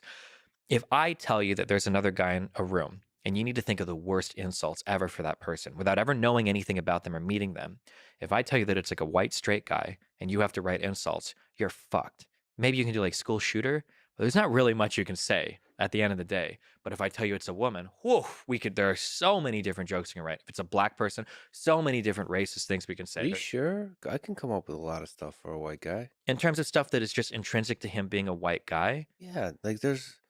Really? Wait a minute. What are you talking about? There's a lot. The internet has sharpened that sword. In terms of like jokes that are targeted at his sex or targeted Incel, virgin, weak. some of the incel virgin, maybe. Yeah, that's getting there. Sure. That's for sure. That's recent though. Sorry, I'm older on the internet. We didn't have those words way back then. That wasn't When I was making these analogies, that incel and virgin. Back in my day, we didn't have gender relativity. There were no incels back then. None of us had sex. We just accepted. We were all computer gamers. Nobody had sex to play video games back then. Okay, people don't remember that. There wasn't the Big Bang Theory. You were just a loser that was stuck. You guys didn't even know sex existed. Exactly. So you can use it as an insult. We had to download sexual pictures, and it took 2 minutes, and you didn't even know if you were gonna get the right thing by the time it finished loading. But what I'm saying is that, like, okay, so I think you agree that, like, if somebody gives you like a race, like a black person who's a woman, we can write like very cutting, scathing like insults for that person that are very otherizing. Oh, words that would really hurt. If Yeah, that are very to me. cutting to the person. But like for a white guy, it's kind of hard because it's like that's like the default. There's not as much otherizing of those people. Yeah, So that's kind of the point. the insults you have from white guy to white guy, the insults are much harsher. So when you start to apply the same kind of harshness to other groups, You can make them feel like they really don't belong. And that otherizing effect is something that's very hard for me. I can't really empathize with it because I've never felt it. So I have to intellectualize it and then sympathize with it. It's like a whole process I have to go through. And then I try to walk other people through that because if you're a white guy on the internet, which is a lot of the internet, you really don't know what that feels like. You've never felt like that before. so you're now in a leadership position, Grandpa Destiny. So that's a lot of people look up to you for that, for that sort of pathway to empathy. Yeah. How not to otherize. I mean, you have felt otherized in you mentioned in high school people like not being. Yeah, but those were always for things that, like, it's different to insult somebody for a non-immutable characteristic. Like, okay, you think poorly about me because I'm like not enough money or I don't have money, but I could get more money and I could change that. But it's different for somebody to really attack you for like your gender or attack you for like your race. A lot of the attacks that hit the hardest is not about gender. I do think that they're like the way women are attacked on the internet. It's the same kind of attacks you would do towards other guys, but you go harsher. I feel like they're fundamentally different. I feel like when we're attacking guys, I'm not usually attacking you on like the virtue of you being a guy. But like if it's a woman and she's typing something like, "Oh, did your boyfriend type that for you?" Or like, "What are you even doing here? Like, shouldn't you be trying to find a husband?" Or like, "Oh, you're like a stupid cunt. Like, go start an OnlyFans or No, whatever." but the stupidity, the intelligence aspect is what's attacked. Yeah, but it's so much different. Like you can call a guy stupid, but that's because he's a guy that's being stupid. But when you call a woman stupid, she's stupid because she's a woman. Yeah, but I honestly think that women are called stupid more than men on the internet. But It's but nothing to do like the attack it's, is not gendered. It's the gender inspires an increased level of attack. I feel like it is gendered. I wish we had data on this. Have you ever heard of the XKCD comics?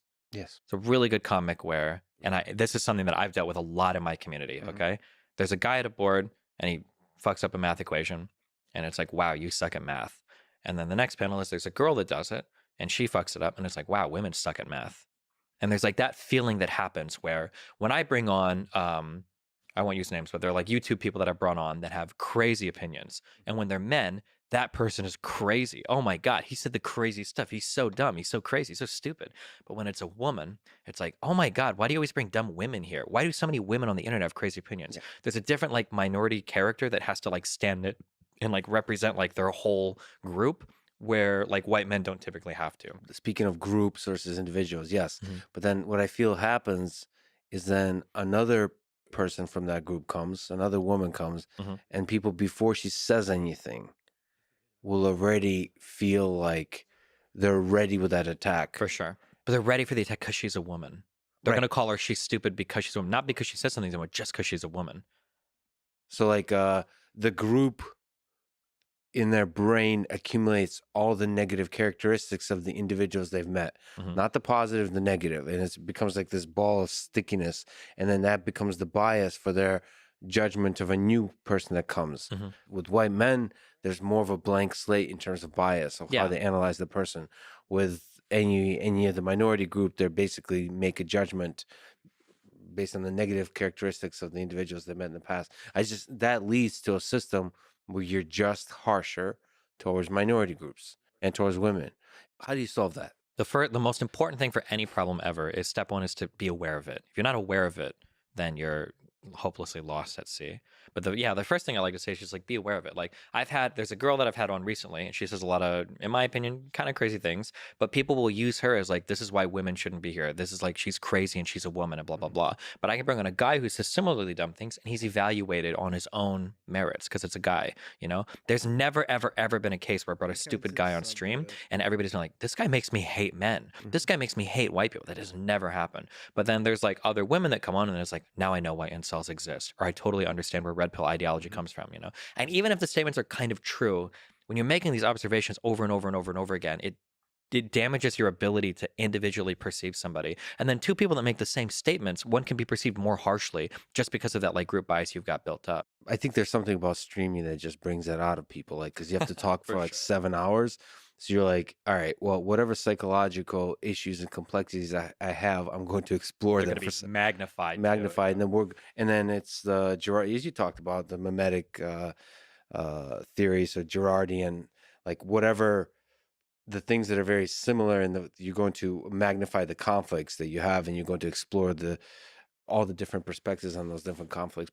And I mean, I don't know if it's just anecdotal, but it's nice to have women on stream. And I think the dynamic that you guys have is wonderful.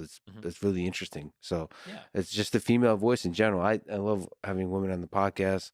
The female voice, I feel like, is underheard on the internet. for sure. And I would love the internet to be a place where women feel safe to speak. All right. Given that you're, like we talked about, a progressive with non-standard progressive views, so you're very pro free speech, pro capitalism.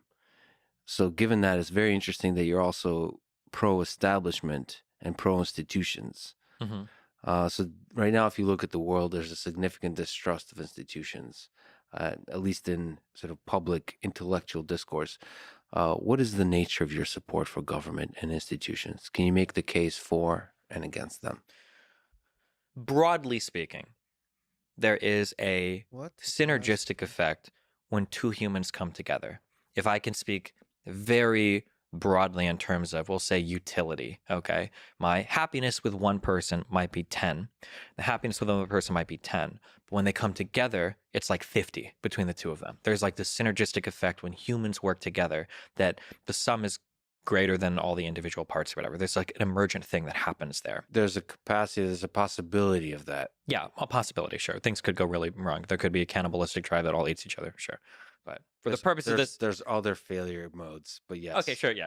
But well, I think broadly speaking, are you going to be the well actually guy? Okay, if you want to okay. Well, actually, well, actually, sometimes cannibalism is actually good war for and both. Holocausting. True, yeah. Sometimes things do go wrong, but I think broadly speaking, the fact that you're sitting here in clothing that you didn't make, and I'm sitting here on an airplane that I don't know how to fly or build, like, right? There's a lot of cool stuff that happens when people come together and they make civilizations.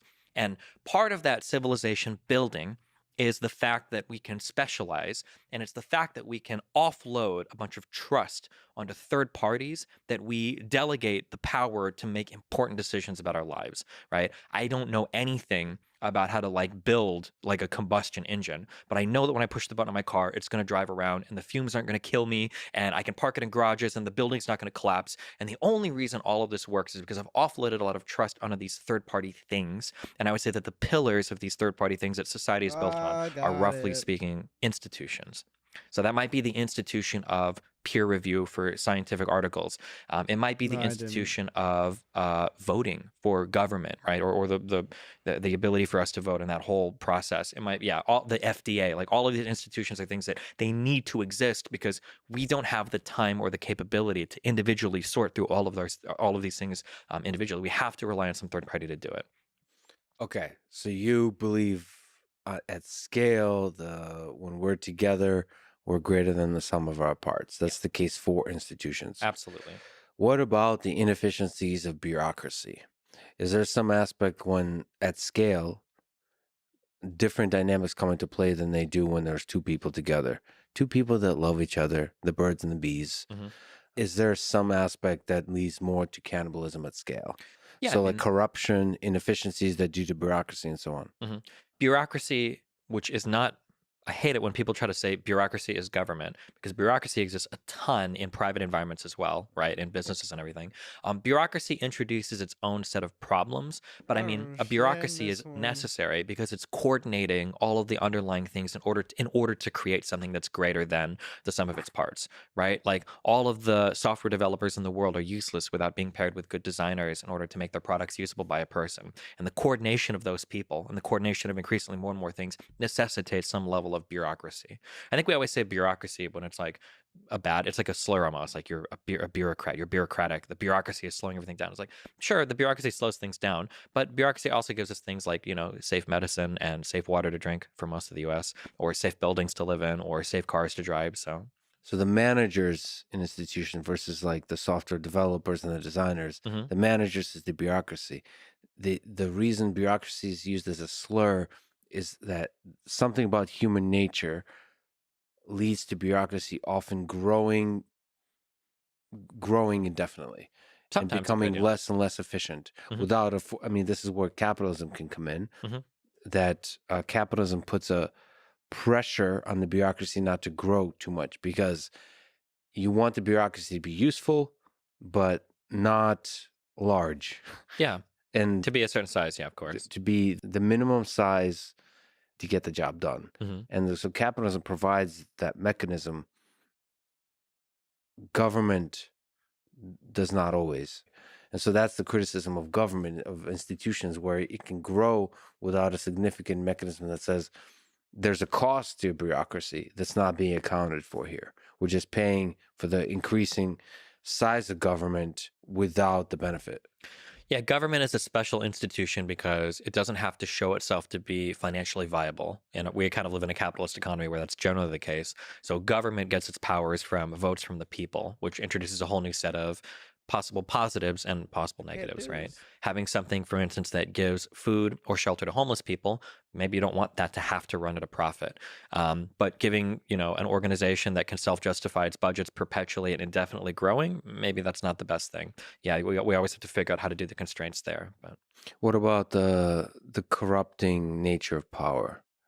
That comes with institutions as well. absolutely. So then you better pick your style of institution very carefully. I think that the democratic institution we have in the United States today, I think works very well. But I mean, there are other styles of government that have been tried in the past that I think lend themselves more to corruption. Not to say that, by the way, there's not corruption in the United States. Of course, there's going to be varying levels of corruption at all levels. But you run into this interesting problem where authoritarian regimes can act with ruthless precision and swiftness because they don't have to ask any questions. They just do, and that's it. But the problem is it's an authoritarian regime. They're prone to missteps. They're slow to respond to changing or evolving needs. There was an interesting study that was put out a while ago that showed that like every single famine that happened around the world, almost all, like 98% of them, happen under authoritarian regimes where like freedom of speech is very limited. It's very rare for a famine to happen under democracy because press and everything makes the government more responsive to the needs of the people. Power can corrupt. There are levels of corruption, but you have to have like a system of checks and balances on all of those different levels to make sure it doesn't run off the rails, I guess, and do a sick loop-de-loop and, half the population gets. Nice callback. There's a lot of people that will listen to you say that the democracy in the United States is working pretty damn well, and Mhm. and they will spit out the drink if they're drinking a drink, and be very upset. Mhm. Can you make the case that they're right and you're wrong? Can I make the case Can you that steel man? they're right? Yeah. Well, the steel man for them is that people have a lot of problems on the day to day. And when they look and they see what government is doing, they might see potholes outside their house, homeless people all over their downtown. And the United States just approved another X billion amount of dollars for Ukraine. Or they might be living in a city where half the factories are shut down, a lot of their people are out of work, but the president is on the TV talking about how to find jobs for immigrants coming in from Mexico. And for these people, they have problems that exist in their lives. Some of them are paying taxes to alleviate these problems. And then when they listen to the government talk, it feels like the government is not responding to the needs that they have.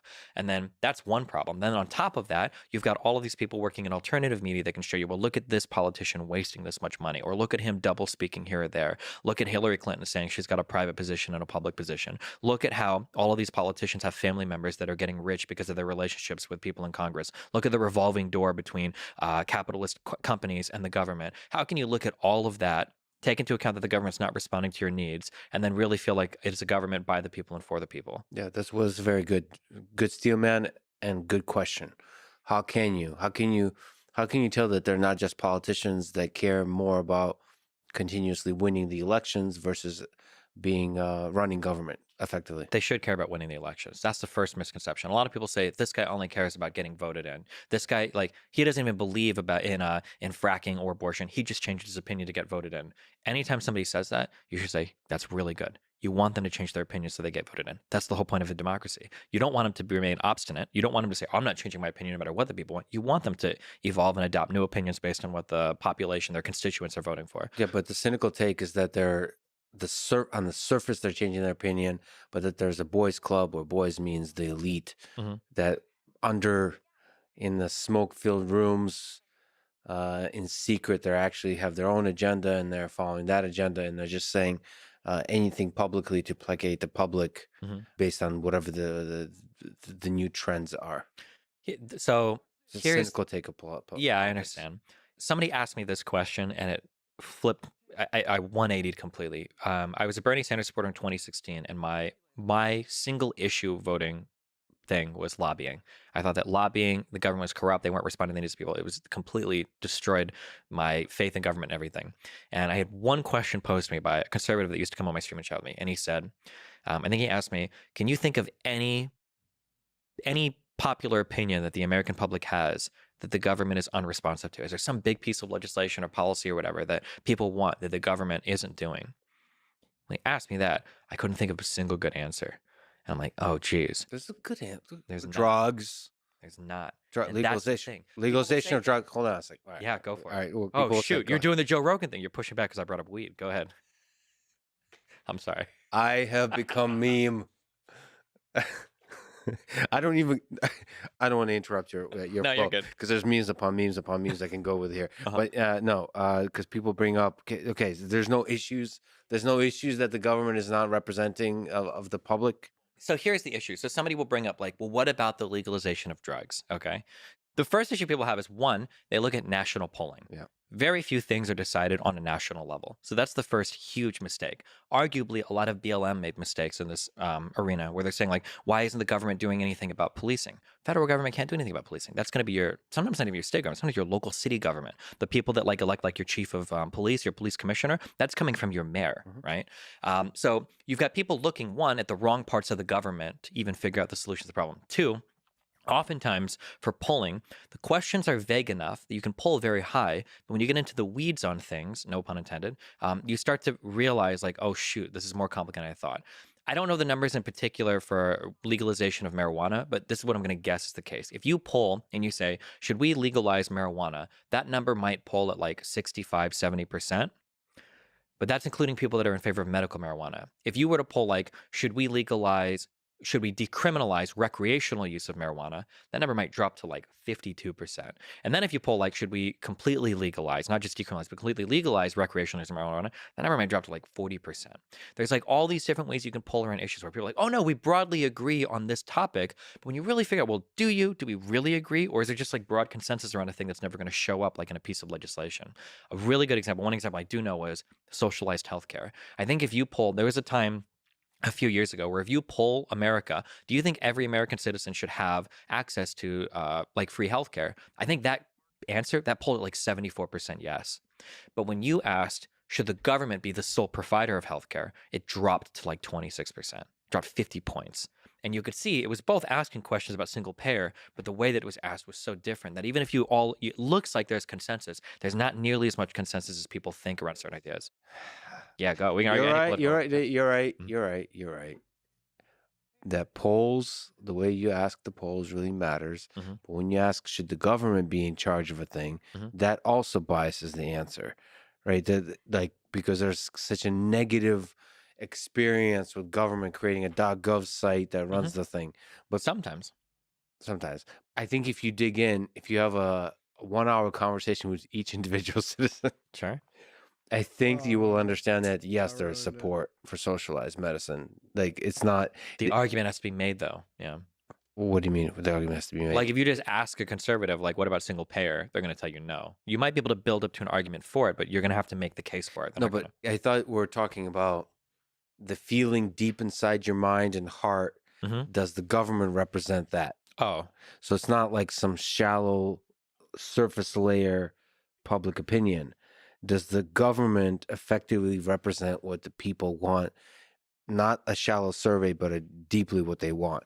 I'm not actually that familiar with the debates over healthcare, Mhm. but let's maybe look at an easier one. Sure. Maybe you'll say it's harder. War. war is a really good example where the government was very responsive, I think, to the people. You think so? So Iraq, Afghanistan, the government didn't manipulate public opinion. There's an argument to be made that they did in terms of like WMD and everything, but after 9/11, were you in the United States after 9/11? Mhm. After 9/11, I That legit seems accusatory. Like, Well- where were you on 9/11? well, just checking, okay. All right, Um, cool.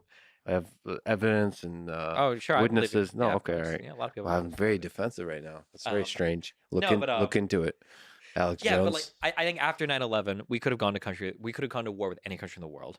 We were ready because all of America was like, oh my god, and they pointed to Iraq, and the reasons for the WMDs was kind of dumb, but I don't think we even needed WMDs to go to Iraq. We could have just said, Saddam Hussein was giving medical aid to Taliban, Al Qaeda, Iraq, let's go, and we would have gone for it.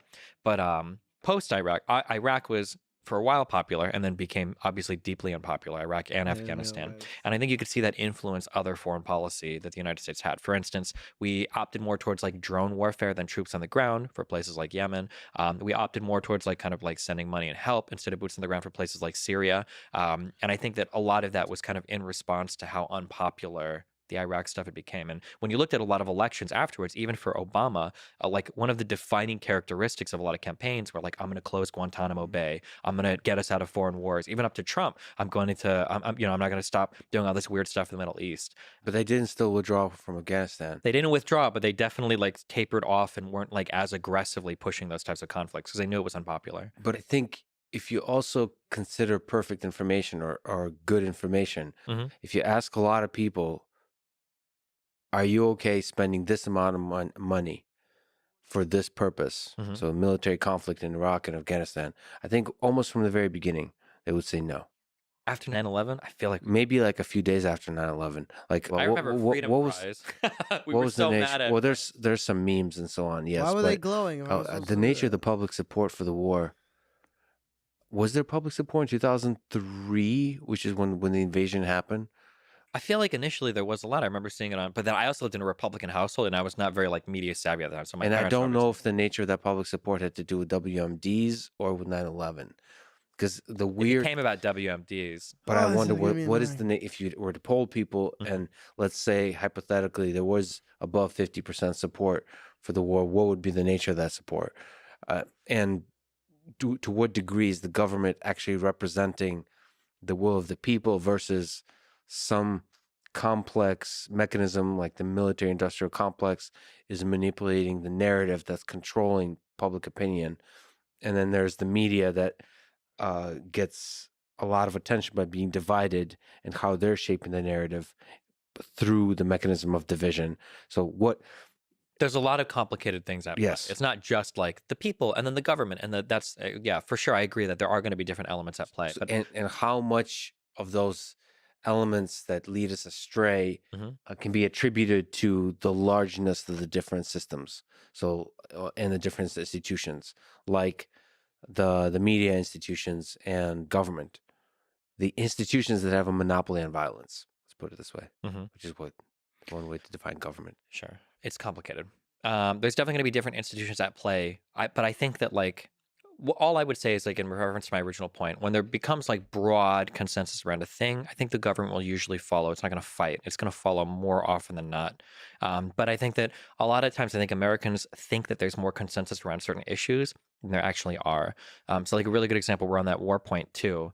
Um, what caused like the lowest dip in Biden's approval rating? I'm pretty sure it was right after we pulled out of Afghanistan, which I think if I would have asked people like a year before, like, let's assume that we could pull out of Afghanistan. The government's probably going to collapse after we leave because they just don't have the will to fight. They don't have the support. They don't, whatever. It's just not going to work. But like, no Americans are going to die. There might be a couple other people, but like, no Americans are going to die. We're going to get out of Afghanistan. Would you support that? I think broadly speaking, I think like more than 60 or 70% of Americans are like, yeah, that would be fine. But then when it actually plays out on TV, when we see the people hanging onto the planes, when we see like helicopter embassy, some of the quotes from politicians, well, now it's like, oh my God, this was horrible and it was so botched. And it was so like, it could have gone so much better. It's like, well, could it have gone better? Like maybe, maybe not. But I mean, it seems like you can have consensus around a certain opinion, but the way that things play out and the way that people actually feel, it's actually way, way, way more complicated. And there's not usually this broad consensus opinion. Yeah, go ahead. I'd like to believe that. I mean, just to lay my cards on the table, I have faith in the power of effective government. Mhm. I just have a lot of concern about what happens as institutions grow in size. For sure. And I just have a lot of worry about the natural corrupting influence on the individuals and on the system as a whole, like the boys club nature of it. I don't know, there must be a better term, but basically they agree to the game and they play the game, and there's a generational aspect, momentum to the game, and they more and more stop being responsive to the people that they represent. I Mhm. just feel like there is that mechanism. And I think the nice thing, democracy, elections are resistance to that natural human mechanism. Also, the balances of power is a resistance to that mechanism. In some ways, the media that reveals the bullshit of politicians is also a resistance to that mechanism. It's hard to be full of shit as a politician because people will try to catch you on it. So there's a honesty method there that keeps you honest. It's to some degree, but it still feels like politicians are going to politician. Yeah, they definitely play their games. That is true. But there's probably always going to be that meta narrative over like governance that just develops as like you have to form relationships and play games to like get legislation passed and everything. The only reason why I don't like it when people attack institutions is because one, institutions are incredibly important, arguably paramount. No, they are to keeping society running. And two, I think sometimes when we shift the blame onto institutions too much, I think that we lose sight of what the real problems are. So, for instance, in the United States today, people might be very critical of the government not getting much done, but then everybody turns their eyes to the government for being ineffective. Yeah. But what I would argue is I would say the government is actually incredibly effective and it's showcasing the will of the American people really well right now, which is we are historically more divided than we have ever been. And if I were to just look at the people and I were to say we have a historic divide that is getting like rapidly blown apart by things like the internet and the media, right? If that exists, well, what would I expect that government to look like? I wouldn't expect that government to be governing very effective. I would expect that government to show that legitimate divide in people. Do you think that divide, we have a perception of a large divide Mhm. between left and right? Do you think that's a real divide that's in this country? Narrow the language. What do you mean by real divide? Do you think there is that divide in ideology, that there's a large number of people that believe a certain set of policies and other Yeah. the different set I of do. policies? I Or think is it that just like a perception of the on Twitter? no, I think there is a large divide in terms of belief. I don't think there's very much divide between any people in terms of like what they like on the most fundamental levels want in terms of like human beings. But in terms of like Democrat versus Republican right now, I think there is a huge divide in terms of the direction they want to see the country go and what they believe really and what they even believe is reality, right? Unfortunately, that's where we've gotten to. Can I just speak about the mechanism of the left and right here, maybe on the mimetic rivalry aspect? Is there some aspect to the left on which you're a part of that attacks their own for ideological impurity more than the right does? Is it the bigotry of small differences? There's a name. There's a concept where um, when you're near somebody who is very slightly different than you want to destroy. Yeah. But when you're with somebody that's way different than you Mhm. don't. Um, I think the left does it, but I think the right does it too. I didn't realize it until I started dipping more into conservative communities. But oh my God, the people from the Daily Wire and the people from Turning Point and the America First, all these different groups of people hate each other and they fight each other so much. They hire and fire sometimes employees. They talk smack about each other. I think there's a lot of political division between both sides. I think that the left just kind of gets highlighted more because it's like the internet, and a lot of the internet spaces have a lot of left leaning people. So you see like the crazy communists and the crazy progressives and the crazy center left liberals and the crazy blah, blah, blah. Whereas like a lot of the right leaning people have kind of been pushed off of the main areas of the internet now. Interesting. My sense was that it's hard to exist on the center left, but maybe because I just don't have the full spectrum view Mhm. of the political divide. It felt like center left is a difficult position to occupy currently. Yeah, I would definitely say so. Yeah. I don't know if it's that difficult to be center right. It's very difficult to be center right. I think actually maybe even more difficult Interesting. because a center right person might be somebody who's like conservative, but not a fan of Trump. And you're like over. Like, Mm. look like Liz Cheney, right? You've had politicians that are just like, they didn't back the Trump stuff and now they're gone. Or you might be like center right, but like you don't think the election was stolen. And now you're like, half the Republican Party is looking at you like you're crazy, you know? That's true. Yeah. That's true. I think there's a Ben Shapiro who I'm talking with. I think he publicly spoke against Trump, right? He did initially, but I feel like he softened his language up on him pretty significantly. But So there's a significant pressure to kind of For sure. kowtow to a certain kind of messaging. which the whole Republican Party is feeling right now. Geez, that 2 years from now, that election is going to be insane It's just hard. Okay, so to generalize, it's hard to be in the center. It feels like for sure. to center and then like do like a random walk among the policies around that. Mhm.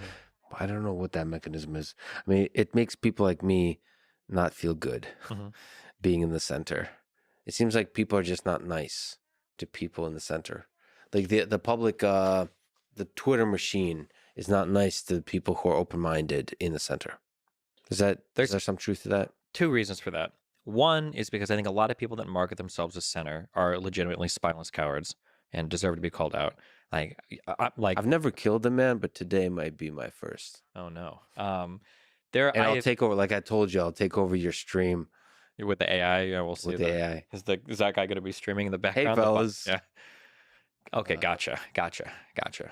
Lots of Right. gotchas. Lots of gotchas. Okay, Okay, gotcha. okay, gotcha. Okay. And decrease the amount, which already is a pretty low level of emotion. Mhm. Just decrease it completely. When people are screaming at you and accusing stuff, just remain calm, Absolutely. emotionless. The gaslighter strategy. Okay, so what we're talking about. So I don't. But I don't think even. I I have- don't ever identify as center anything because it's got such a bad reputation. Because some Fuck that. I stand center with a spine. It's called being open minded, and it's not center, left, and right. Those are just labels. Here's a really good quote my mom said to me when I was really young. She said, "Stevie, don't ever let your mind be so open that your brain falls out." And that's what I find that a lot of center people do. That's not what she told me last night. Sorry. Why are you like this? I'm sorry, man. Okay, I'm glad I can bring that. I'm glad you feel like this is a safe space. Like I said, people are non-judgmental. If you want to talk about fucking my mom, you know what? You're totally within your rights. I to do didn't say that. Okay? You said that. That's I totally didn't say great. that. I support that. I She's a didn't- beautiful woman. Her husband probably wouldn't be too happy about it, but you know. I didn't say there was any sexual relations. It was just that having a conversation with her. You projected that. That says more about you than me. Anyway, go ahead about spineless center. Spineless center. There is some aspect to that which is like amorphous. Mhm. To me, center means you think freely about each individual policy without being stuck to a camp. Some ideal, yeah, but a lot of people don't do that. They call themselves centrist, but then they're anti-establishment essentially on everything. I don't know your position on like the vaccines or anything, but like I met a lot of like free and open thinkers who are like, you know what, I'm open to everything, and it's an experimental vaccine, and I'm gonna eat hydroxychloroquine and ivermectin because that's what the institutions are telling me not to take, and I think Fauci got too much money from that company, and but I'm an open thinker, and what open thinker becomes. I'm at MIT. What do you think my position of vaccines is exactly? I hear a lot of crazy things from a lot of people. Okay, you might be from MIT, but I know you're from the internet. Okay, and people from the internet are weird and crazy. So Yeah. Well, who yeah, knows? I don't like arrogance, and I have criticized scientists during COVID. A lot of people, but scientists included, are having arrogance. Which is fair, but and I think there's a lot of good criticism to be made of different scientific and medical establishments over 100 a lot of stuff. messages. But nobody can make those good criticisms because they're too like obsessed over like just trying to have the anti-establishment answer. And that is what is upsetting me the most. Like, I think there are good conversations to be had about a lot of stuff related to how we handled the coronavirus. Were lockdowns effective? Was there enough data to support the huge measures we took? Why didn't we have the option to show I was infected a month ago? Why do I need to be vaccinated? Why wasn't that option ever a thing in the United States? I don't think it was. There are really good questions to be asked there, but all the people asking the questions are also trying to tell you that ivermectin and monoclonal antibodies are the way to go for everything, and the vaccine is evil, and they're just going to turn you gay like the frogs. Yeah, and and it's like, Jesus, like you can't. There's like no place to reasonably criticize from, because all of the people that are criticizing aren't doing it with an open mind, or they're not reading studies or doing anything. They're saying like, I do my own research, which means they listen to whatever the last guy on Joe Rogan said, and now they're parroting that opinion 100%. easy now. Yeah, Easy now, bro. The last guy on Joe Rogan, not Joe Rogan. Okay, that Robert Malone guy on Joe Rogan got me real fired That's up. one guest. People see him as like the father of mRNA technology. He published one paper. Okay. What do you mean, people? Which people think that? Joe There's- Rogan fans. I get like I run into these people. I start arguing with people, and they start setting me. But what about? I'm a Joe Rogan fan, and I appreciate the vaccine. That's good. I'm glad you do. But there's definitely like But you said there's a type. There's a type. What's the type? What's the type of Joe Rogan fan? anti-establishment. I think that's not Joe Rogan. That's a general public discourse. There's a default anti-establishment on the right and the left. That's the default easy thing to go to. I think Joe Rogan fans are definitely a certain type of anti-establishment, though. Like, I could guess the Joe Rogan fan. Like, if I were to do general population versus Joe Rogan fan, who do you think is more likely to be anti-vaccine? Do you have data on this? Or are gonna you do just that to guessing? me? Yeah, Just guessing. yeah. I think you are actually judging. I am. I think you're judging because I think you're also the beautiful thing about podcasting. This Mhm. could be similar to streaming. Is there's a large number of people that just listen. Like, what does it mean to be a Joe Rogan fan? I don't think you just listen. I think people listen and absorb the information. I would say that the Joe Rogan fan base is as divided in the vaccine as the general public. Gotcha. Man, I'm gonna look for polling data on that. I'm sure somebody's got to have done it out there, but No, but you're basically revealing the fact they have no data. You're using your own judgment. for sure. So Based on how he's had conversations about how his experience with the coronavirus, and then based on the guests that have come on that have talked and echoed a lot of like anti-vax talking points and been completely unchallenged, and then based on statements he's made about like myocarditis and the vaccine and everything as well. Yeah. So it's the level of challenge or not that he's doing. Well, yeah, and then what his true positions are, and then the types of guests he typically chooses to bring on to talk about the vaccines. Yeah. Okay, but that represents somehow a deep anti-establishment feeling versus think- just a vaccine. I mean, I've seen the vaccine and other things being a thing that broke people. I They think seem all to. the coronavirus, that whole 1 or 2 years broke a lot of people. There's a lot of emotion, and the emotion quickly solidified into an opinion that almost had nothing to do with like thinking through and updating your knowledge and so on. You just made up your mind. Yeah, but I think a lot of it comes from that anti-establishment place. Like, what the vaccine represents the ultimate of establishment. It was a huge private company backed by a huge public government, and there's Fauci, and there's Biden, and there's Pfizer, and there's all these countries locking us up in our homes, telling us to do a thing. Like, the vaccine was like the ultimate like submission tool to like show you that the government owns you. Not only do you have to get injected once, it's a series, and then you got to get boosters, and it's like they're trying to keep you under their thumb, and that's the control. I feel like that vaccine became like the ultimate rallying cry between like, do you support? Are you a sellout that is going to believe whatever the government tells the sheep to take, or are you going to be like the guy that stands against the crowd and gets fired from his job and pulls his kids from school because they're not going to let the evil Fauci medicine, jab them in the arm? And the funny thing is, the crowd that stands against the institution is now larger than the crowd of sheep. There's like one sheep standing there. Sure, yeah, or it feels that way sometimes. One right? vaccinated sheep. Well, okay. What's the defense of institutions? How do you regain the trust of institutions? Like, first of all, do you think that there's ways in which WHO, CDC failed? And do you think there's criticism towards Pfizer and the big pharma companies that's deserved? Damn, there's the pharma companies. I'm not sure. For CDC and WHO, so here's a criticism that I have of all of academia, and I feel it's stronger and stronger every day. I don't think it's enough to be a researcher or to be correct about issues. Academia needs to increase its ability to communicate.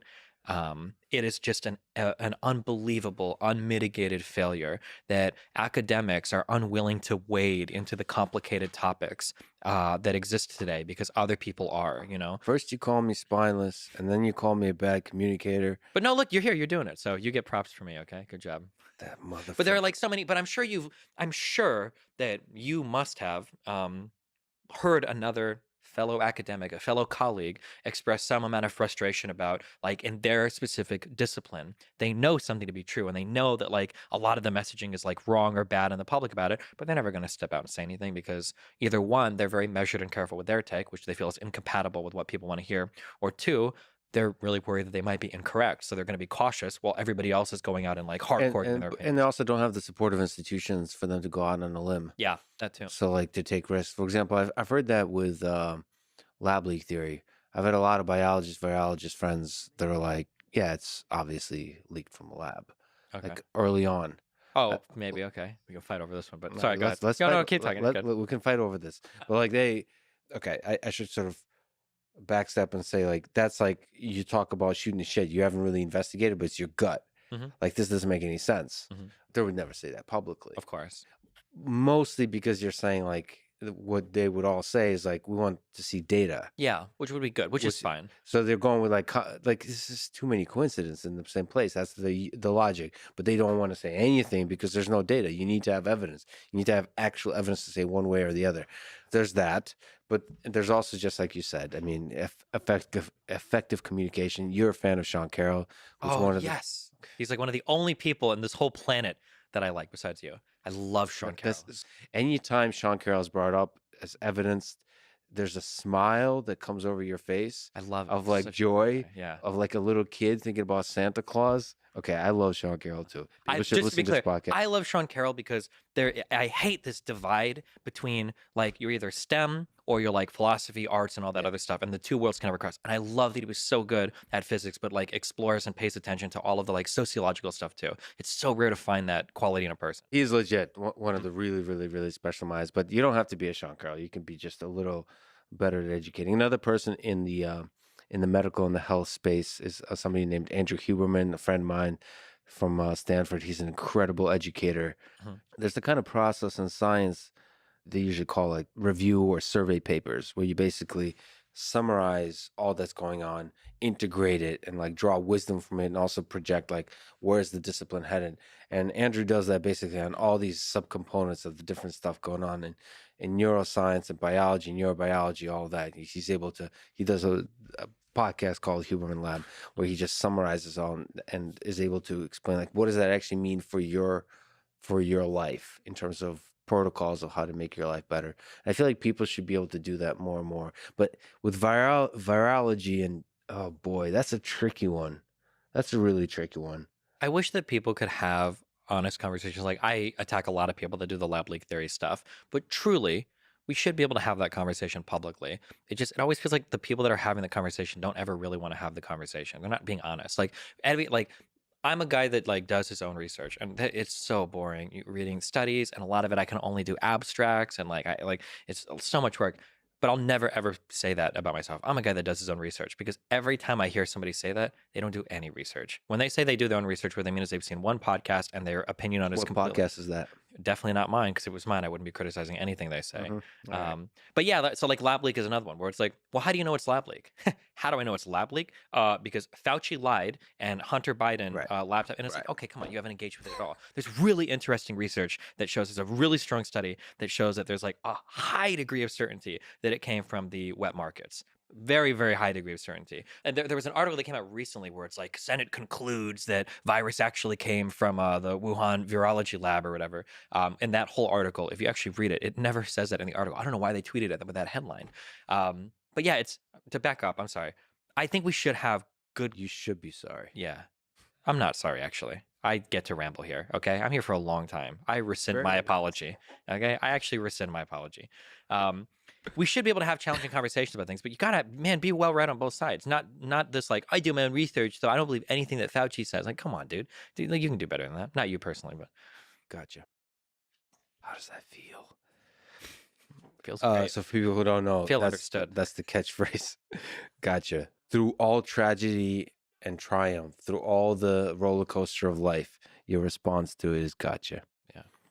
It's well, actually, let me jump to that before I continue to with political discourse.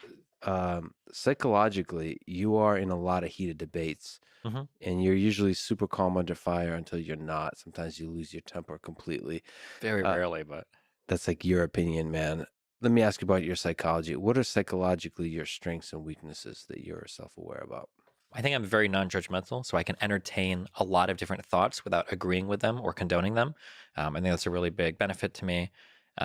For whatever reason, I seem to be like pretty calm in dealing with annoying people. It's why I got promoted at the casino so fast. I could deal with like drunks or whatever. Like it just didn't affect me that much. What percent of the population is annoying?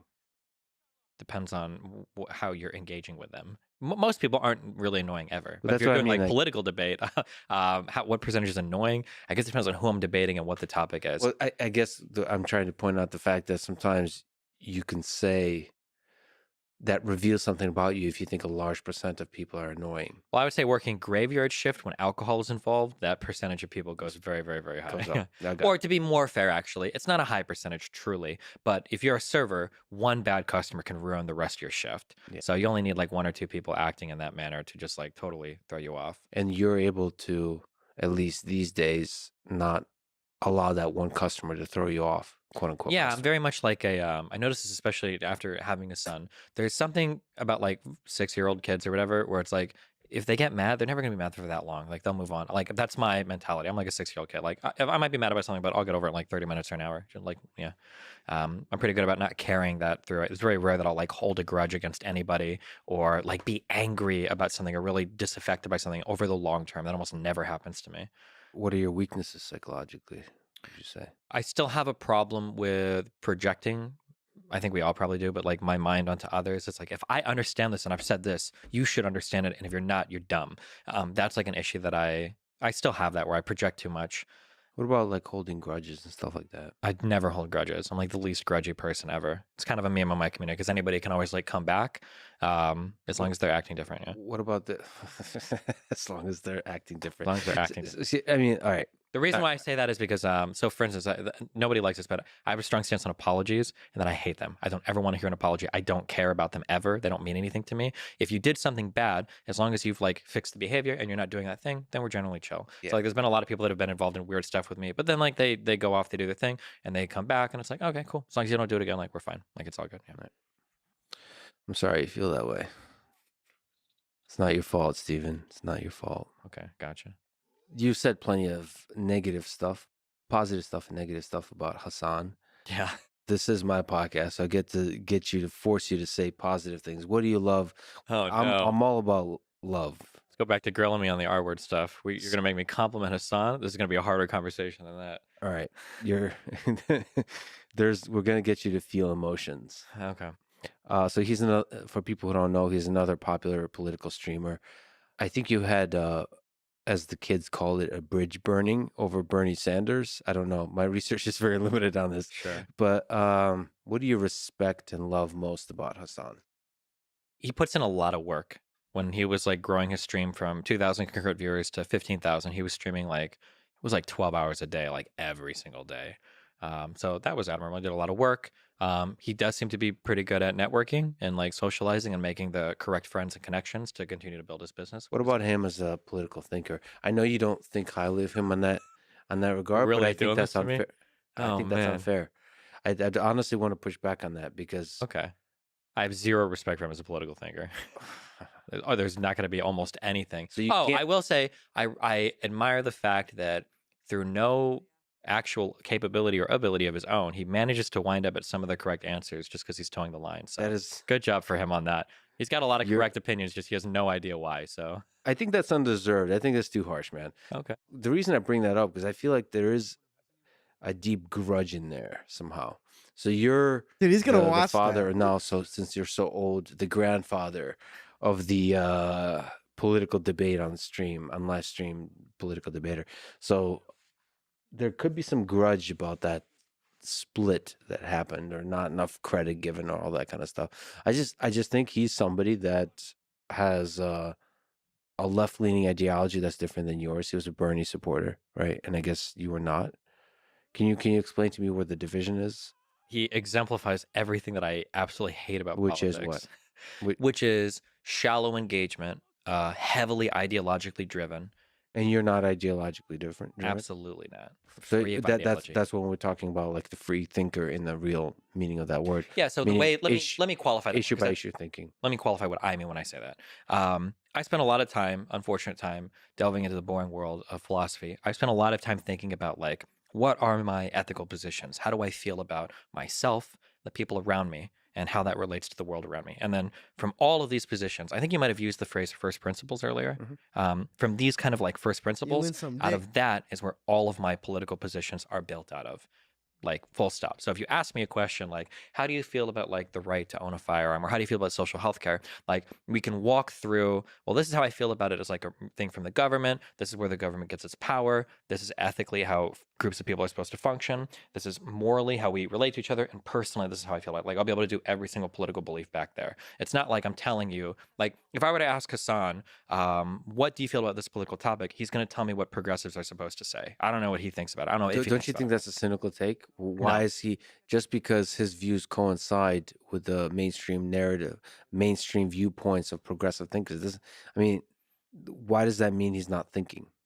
Because his engagement with every subject is incredibly shallow, 100% predictable. Like I could probably program a script to like give you every single potential answer you could have to any single question you could give him. I think that's a pretty cynical take. Like, Okay, it could be the case that his brain perfectly aligns with every single no, mainstream but I don't know progressive. if you know this perfectly aligns, because I think you're just taking a very select, just like streamers do of each other, a very select slice that represents the perfect alignment, as opposed to looking at a person struggling with ideas and thinking through ideas and then giving him a pass. Like a lot of people, like I give you a pass on just the fact that you say a lot of crazy shit on stream for drama, like which is I don't say things for drama. They might be dramatic, but I mean, you've evolved as a fish evolves legs. You've evolved a mechanism which creates controversy. sure. That you could say it's not intention, but it happens. I think Okay, sure. the extremists kind of learn that kind of thing, Mhm. and so I'm sure Hassan does the same kind of stuff. And so, like underneath it, there's still a thinking being that's contending with political ideas. You don't Okay, think he so? does a really good job at hiding it.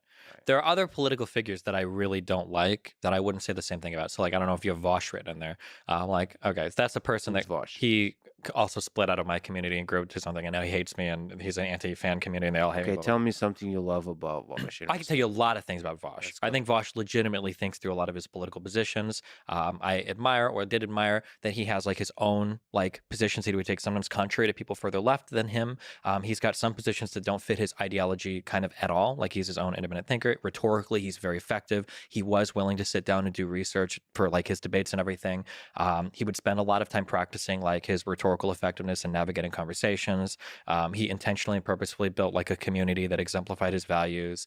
Yeah, I've got a lot. I don't. We are completely split and hate each other now. But like, I have a lot of positive. Why hate? First of all, hate is a strong. Why the hate?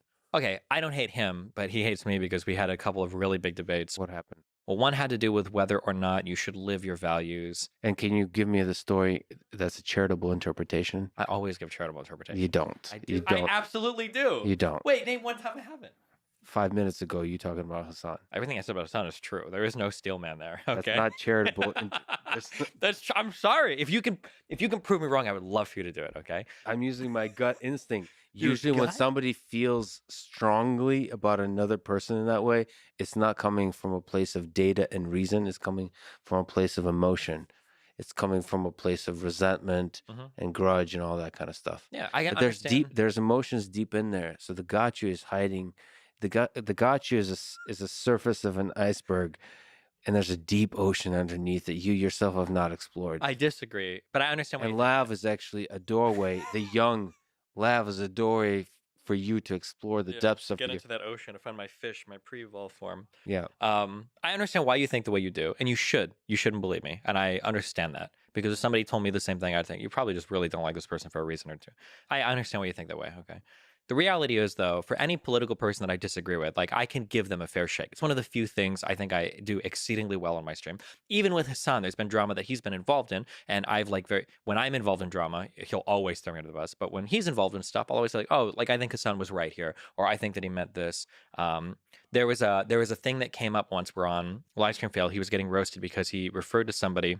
He used the expression "shit skin" to refer to somebody's like the way they looked, and I have only ever heard that in the context of 4chan people talking about like Indians or like black people. Like it's a racial thing. But I could tell the context and everything that he was saying. He was insulting some guy. I think he was calling like incel virgin or whatever. He was going for like acne skin. I think that's what he meant when he said it. And there were a whole bunch of people that were insulting. He's like, oh my God, did he just say racist term? And I was like, no, I don't think he was racist. I think he was like, he was just reaching for words and that's what came out. So like that's an example of me being charitable. But okay, but didn't you criticize him for something? I was trying to like Googled why the hell you guys split out because I thought you're friends. You should be like We split up doing over the a same- Kamala Harris video, but go ahead. What were you? Is that why? Is that so did you, I feel like you criticized him over something, and okay, this is very vague memory, but Yeah. you criticized him over something, and I felt that criticism wasn't charitable. Was it Pete Buttigieg stuff? Yeah, Pete Buttigieg. Yes. Yeah, Yes, so yes. I've said this a million times, but no amount of context or no amount of nuance is ever acceptable to people. I don't think Hassan is homophobic, but I think the comments made about Pete Buttigieg were really homophobic. That's what he said, right? Yeah, and there were a lot of people making a lot of comments that made me really uncomfortable about Pete Buttigieg. That was insane to me. Spurred by the comments of Hassan.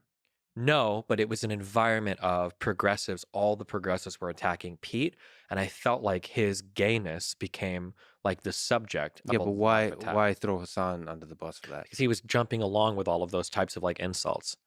You don't think you've done the same kind of stuff? If I do, call me out on it, and I'll probably say I shouldn't have This done is that. that's what the R word was about, That's but fine, not and that's a good call out. Yeah. no, but like your friend, like you should privately tell him, right? Like, hey, Well, like, no, by then we were sworn enemies, so so that wasn't the reason. You no. It was over a Kamala Harris video. Sworn enemies. Yeah. My He hates me. God. What am I supposed? Listen, for all of these people, I will accept them back into my life if they ever want to come back in at any point in time. But usually, they're the ones that If say, they like, correct themselves, right? no, not. I'm not expecting anybody. Here's the deal with died. Vosh and Hassan. These are like the three. We're the three guys online. None of us will talk to each other. Hassan because he won't give clout to anybody, and Vosh because he thinks I'm bad faith. And then neither of them will talk to me because they both hate me. You guys should go like on a camping trip together. It's like Brokeback Mountain, but 3-way, and just like rejoin, refine, Alexis Yeah, that doing. could be a thing. appreciation for each other. Honestly, just from the internet perspective, for me as a just stepping into this world, there's some aspect to which you have a responsibility. I hate that word. You have Good word. You, Don't you run have, from you it. have an opportunity. I wish you guys would kind of be the beacon of like forgiveness and friendship and like camaraderie and that. Yeah, kind I of stuff. agree. And even if we disagree, it would be really good content Yeah, for like us to argue. with shit each other. talk, like friends shit talk, Sure. versus not like the fact that you guys don't talk to each other. Like I would love for you to shit talk publicly with the camaraderie always there. Like there's love in the beginning, love in the end, Mhm. but you beat the shit out of each other in the middle, and that's what live streaming is for. The political discourses. That's great political discourse. Yeah. Versus, I think what underlies it is some jealousy and so on. With this, you From get them. this many follow. I just want to make sure you're clear to your audience. Everybody has to your audience. Yeah. I'm sure you have flaws, and I'm just not. I mean, in this dynamic, Hard to find, because I'm. your only flaw is you're too modest. Yeah.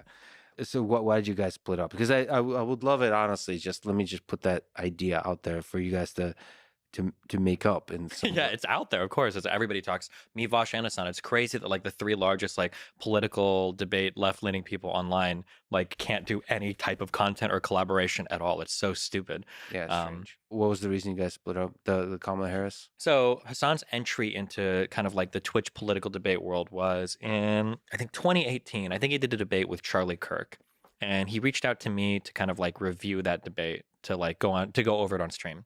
And he came on, we went over it, and then we kind of friendship developed. We hung out in real life. I think when I came to LA, I think I slept on his couch. We played with his dog. We were like kind of friends. And as time went on, I think he was a little bit more he was farther left than he let on. So like I was a social democrat, he was a social democrat. But back in those days, like 2018, when people said they were a social democrat, they really meant socialist, but they just didn't want to say it. So he was farther left than me, and we had a lot of deep divides in our approach to politics. Whereas like I was very much like a first principles, this is my whole political position. And he was very much kind of like this is like the political ideology I'm involved in. And this is kind of like the field that I kind of like navigate in. So there were a couple instances where these divides would be laid very bare. One was when it was either him or the Young Turks. I think it was him. There was a shooting in a neighborhood where a very young black child gets killed by a white shooter. And they did a video about like hate crimes and how hate crimes are on the rise between races and white people are evil and blah, blah, blah. Not that, but like white people committing hate crimes against black people.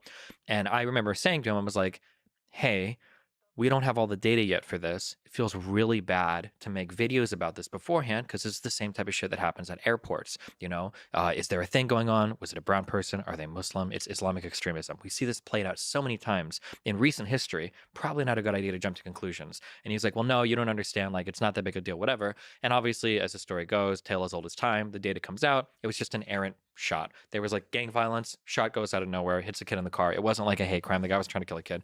But yeah, we basically we bump up against a few kind of political disagreements like this. And an annoying thing is happening in my community where Hassan is like the serious political figure because he's from the Young Turks. And I'm just kind of like, I do politics, but I also game. And anytime I criticize Hassan, people are like, Destiny, you need to be more respectful. He does this full time. If you're going to bring criticisms, you need to be like really well read and researched because he's got a, more serious, whatever, which I thought was ridiculous. So, by the way, if people don't know, he worked at the Young Turks, which is like the largest left-leaning YouTube channel probably, or at least at the time, yeah. Mm-hmm. Yeah. So finally, he did a video on, we skip ahead to some more minor disagreements. He does a video on Kamala Harris. He calls it Kamala Harris. And it's like 7 or 8 horrible things about Kamala Harris. And I'm like, okay, I know at least 1 or 2 of these things are not fully accurate. So I'm going to do all the research. I'm going to have all the sources and we're going to have a long conversation about it so that now when I provide criticism to him, it's not going to be like this horrible, like just me saying something flippantly or whatever. It's going to be like substantial criticism. So I was on a plane ride, JFK to Orlando, whatever, flying to Sweden to visit my wife. And on the plane, I review all of the video, all the data, do all the research, and I write everything. I'm just like, okay. I get to my my There's no way I'm wife's finishing it. dad's house, and I'm at the table. We're having a conversation. I'm like, hey, we should talk about the Kamala Harris stuff. And he's like, okay, well, let's do it. And we go over it, and I'll leave to the audience to watch the video. Enough people have said this. I feel pretty confident saying this. I was pretty reasonable, pretty measured, pretty calm the whole time. And I think he started to get increasingly irritated that I was levying like more and more serious criticisms at like the quality of work that he did. Probably because he felt a little bit intimidated, I think, by my willingness to like dive through political stuff. There'd been a couple of awkward blowups where like on there was like a show called The Raj Royale where sometimes politics would come up and Hassan would kind of try to explain something. And there was another person one time on the show that made the joke. It's like, instead of Hassan taking 10 minutes to explain this, can Destiny just come here and explain it in 30 seconds? And he like exploded at that. He got so fucking mad at that. So yeah, I think that when I made that kind of call out or critique of him over the Kamala Harris stuff, he's probably feeling like increasingly irritated, threatened, agitated. And then that's kind of what began the huge split from our. So you don't think you were a dick at all? I don't think so in that conversation. Especially given that like at that point, because this is still 2018 or 20, this might be 2019. I'm still known at that point as being very aggressive towards conservatives or alt-righters. Like, oh, gotcha. Yeah. So, and with lefties is what I call them. I think I'm being like very gentle. Like my conversational style with conservatives is like, you're a fucking idiot. You're so dumb. Blah, blah. Like that's how I'm like doing. So like with him, I'm like, well, don't you think that like this is like a little bit of like an inconsistent presentation of how like I feel like I'm being nice, but I always leave to the audience so they can go and watch that Kamala Harris video, Destiny Hassan, if they think that I was being indignant. But a lot of people watching said I was being pretty gentle. So. Well, let me say, yeah, as a new fan of this space, I hope you guys make up and I hope you guys fight it out in the space of discourse and ideas. Me too. And also with empathy, understanding what the strength of the other person is, what their buttons are. And, there's like an unspoken rule that you don't press the buttons that you don't need to. Unless you're doing it mutually and it's fun. Because, it's fun to piss each other off. So yeah, of course. That's kind of like what friends do. You don't cross a certain line. But then other than that, you fight it out. Okay, let's step back. One other super interesting aspect of your worldview is you're a big supporter of Biden. Can you explain what you love about Biden? Do you love Biden more than Sean Carroll or less? Sean Carroll's just like in another world of admiration. Gotcha. I feel like I'm culturally appropriating you by saying gotcha now. but it's so convenient. It's an easy word. You just we're on the same wavelength. Okay, we're synchronizing. That's good. I mean, it is really interesting because even the people that support Biden usually don't say they love, they don't support it strongly, you know? Ideologically, philosophically, the reason why I like Biden is because he's really committed to this bringing the left and right together, which is something we so desperately need in the country. And his, statements over and over again of like, I'm not the Democrat president or the Republican president, I'm the president of the United States. His desire to bring Republicans together to work on things like the infrastructure bill, that's so incredibly needed. And I have a huge amount of respect and admiration for him for trying to push through on that message. Do you think then it's unfortunate that he made that comment about MAGA Republicans? Yeah. I mean, I forget what the comment was, but it's MAGA Republicans are not good people kind of thing. I watched the full video and he's right. There is this toxic aspect, and it's hard to call out because they're always going to spin like, oh, he hates all Republicans. He's not. If you watch the quote, he's very specifically calling out like this group of people that think that the election was fraudulent. Is it clear That's what he meant by? We can bring it up. All right. This. Oh no. Uh-oh. But I remember watching it on our stream. It was like, if he said it, yeah, that's bad. You can probably like YouTube MAGA Republicans Biden, but like it feels like it's pretty clear he's talking about the people that are like election denying. Too much of what's happening in our country today is not normal. Donald Trump and the MAGA Republicans represent an extremism that threatens the very foundations of our republic. Now, I want to be very clear. Listen to this very part. Clear up front. Not every Republican, not even the majority of Republicans are MAGA Republicans. Not every Republican embraces their extreme ideology. I know, because I've been able to work with these mainstream Republicans. But there's no question that the Republican Party today is dominated, driven, and intimidated by Donald Trump and the MAGA Republicans. And that is a threat to this country. I disagree with that, man. He didn't clearly say extremist ideology. He didn't say the people that doubt the validity of the election. I mean, that's Donald Trump.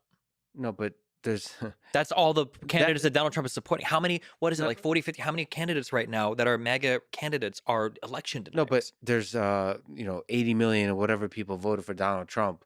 You could say that's the MAGA Republicans. So to me, it sounded like he was referring to not even the majority. I mean, that's one nice, helpful, clarifying statement. But it's basically there's the mainstream Republicans, and then there's those that voted for Donald Trump. That's the way I heard it. Okay. And it's like, so maybe you should have done a better job at clarifying, but yeah, I feel like there is a huge problem with this group of Americans that think that like the election is stolen. And it feels like that's what he's trying to call. No matter if that's what he meant, even flirting with that line is not a person who's bringing people together.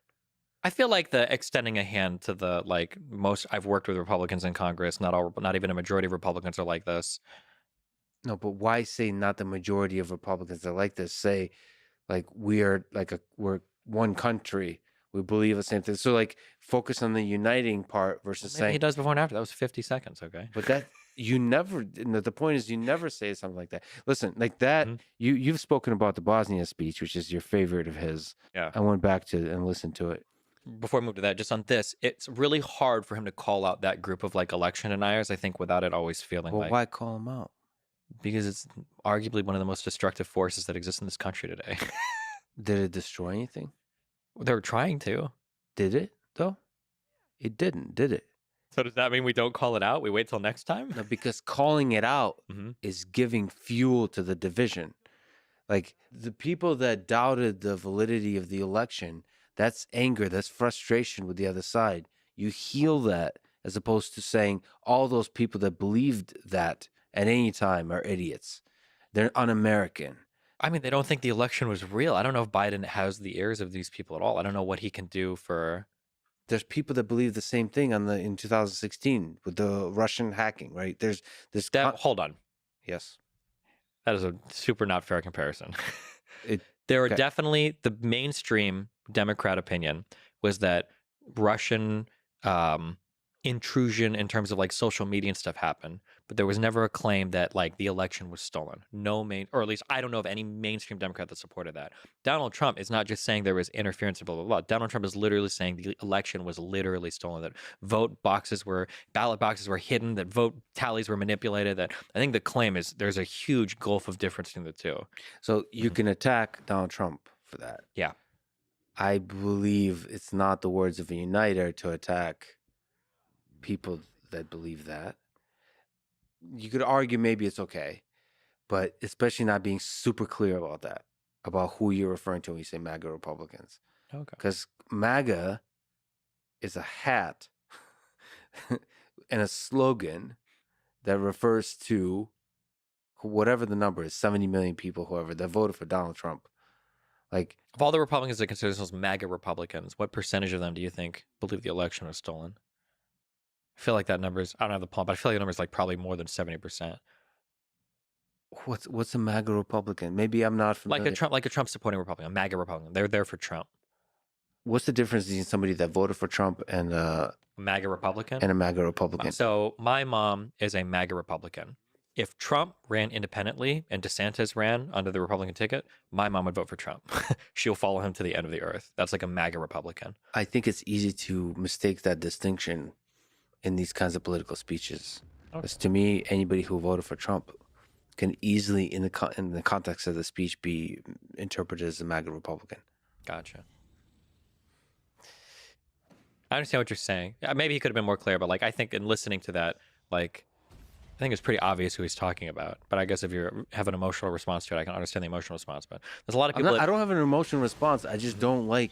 I think I'm with, what is it, Michelle Obama. Mhm. They go low, we go high, meaning like, to me, a uniter doesn't participate in derision. Sure, a uniter might not, but a leader has to be able to accurately assess the situation before him and make people aware of what's going on. You mean all the impeachment trials, all the censoring from social media, all of that didn't do the job? That's not Right. his job. I don't know No, about but it's censoring already any of that that. mechanism. His job is to inspire a nation, to unite a nation. How can he do that when half the people don't believe that he was even legitimately elected?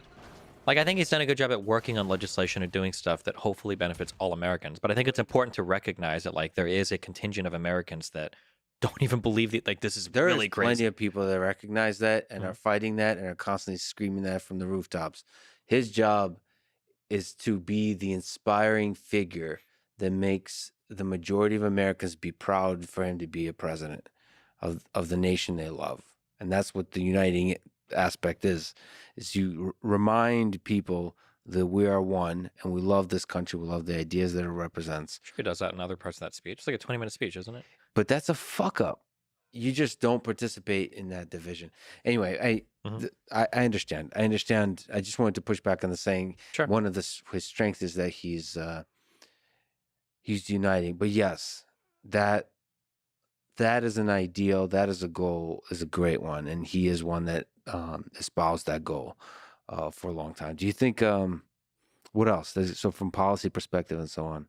I thought the way he's handled Ukraine and everything thus far has been almost perfect. I think he did a really good job at the political maneuvering, at bringing other countries into the fold, at establishing clearly like what our mission was in relation to Ukraine. I thought he did a good job there.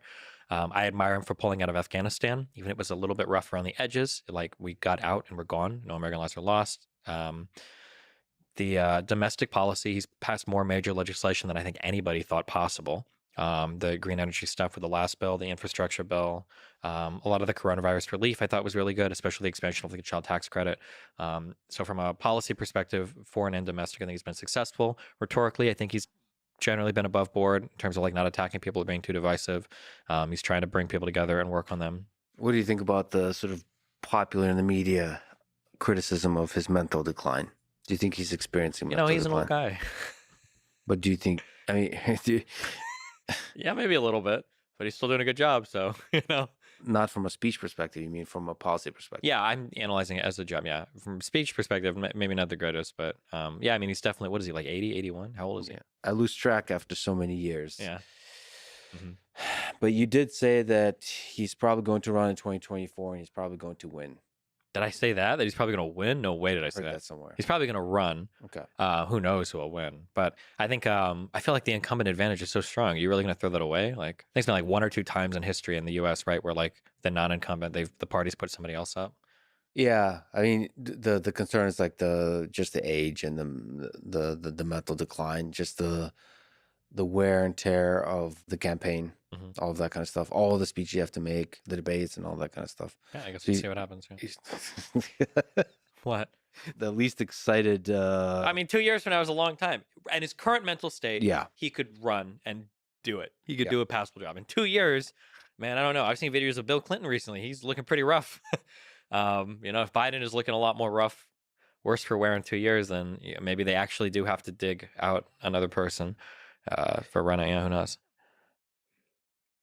What do you think about Trump when he won in 2016? I think is when you came to fruition, politically speaking. Mm-hmm. So, what do you think his winning the 2016 election represents?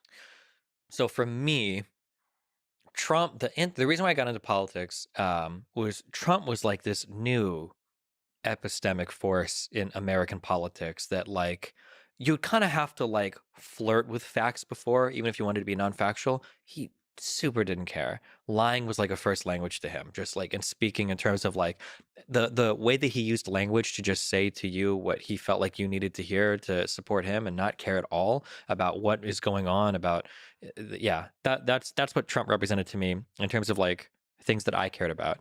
He also represents a lot more, obviously, that there was this undercurrent of American opinion that a lot of people didn't know still existed, and it did. He got elected.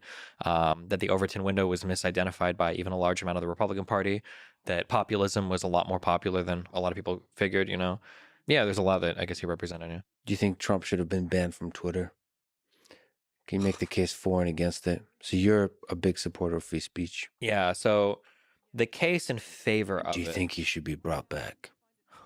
As Elon tweeted. Yeah, because if he gets brought back, there's a higher chance that I'll be brought back. So I'm supporting that all the way. Thank you, Elon. Unban my account.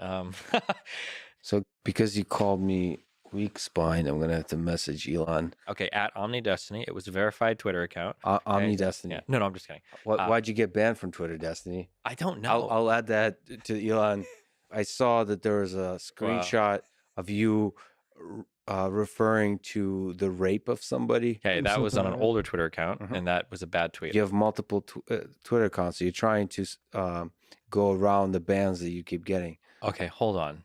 You're slandering me a lot right now. Yeah. Okay, let's get the facts straight. Yeah. Okay, and I don't even remember why my first account got banned, but it was a wild account. I tweeted some wildly inappropriate things. Do you regret?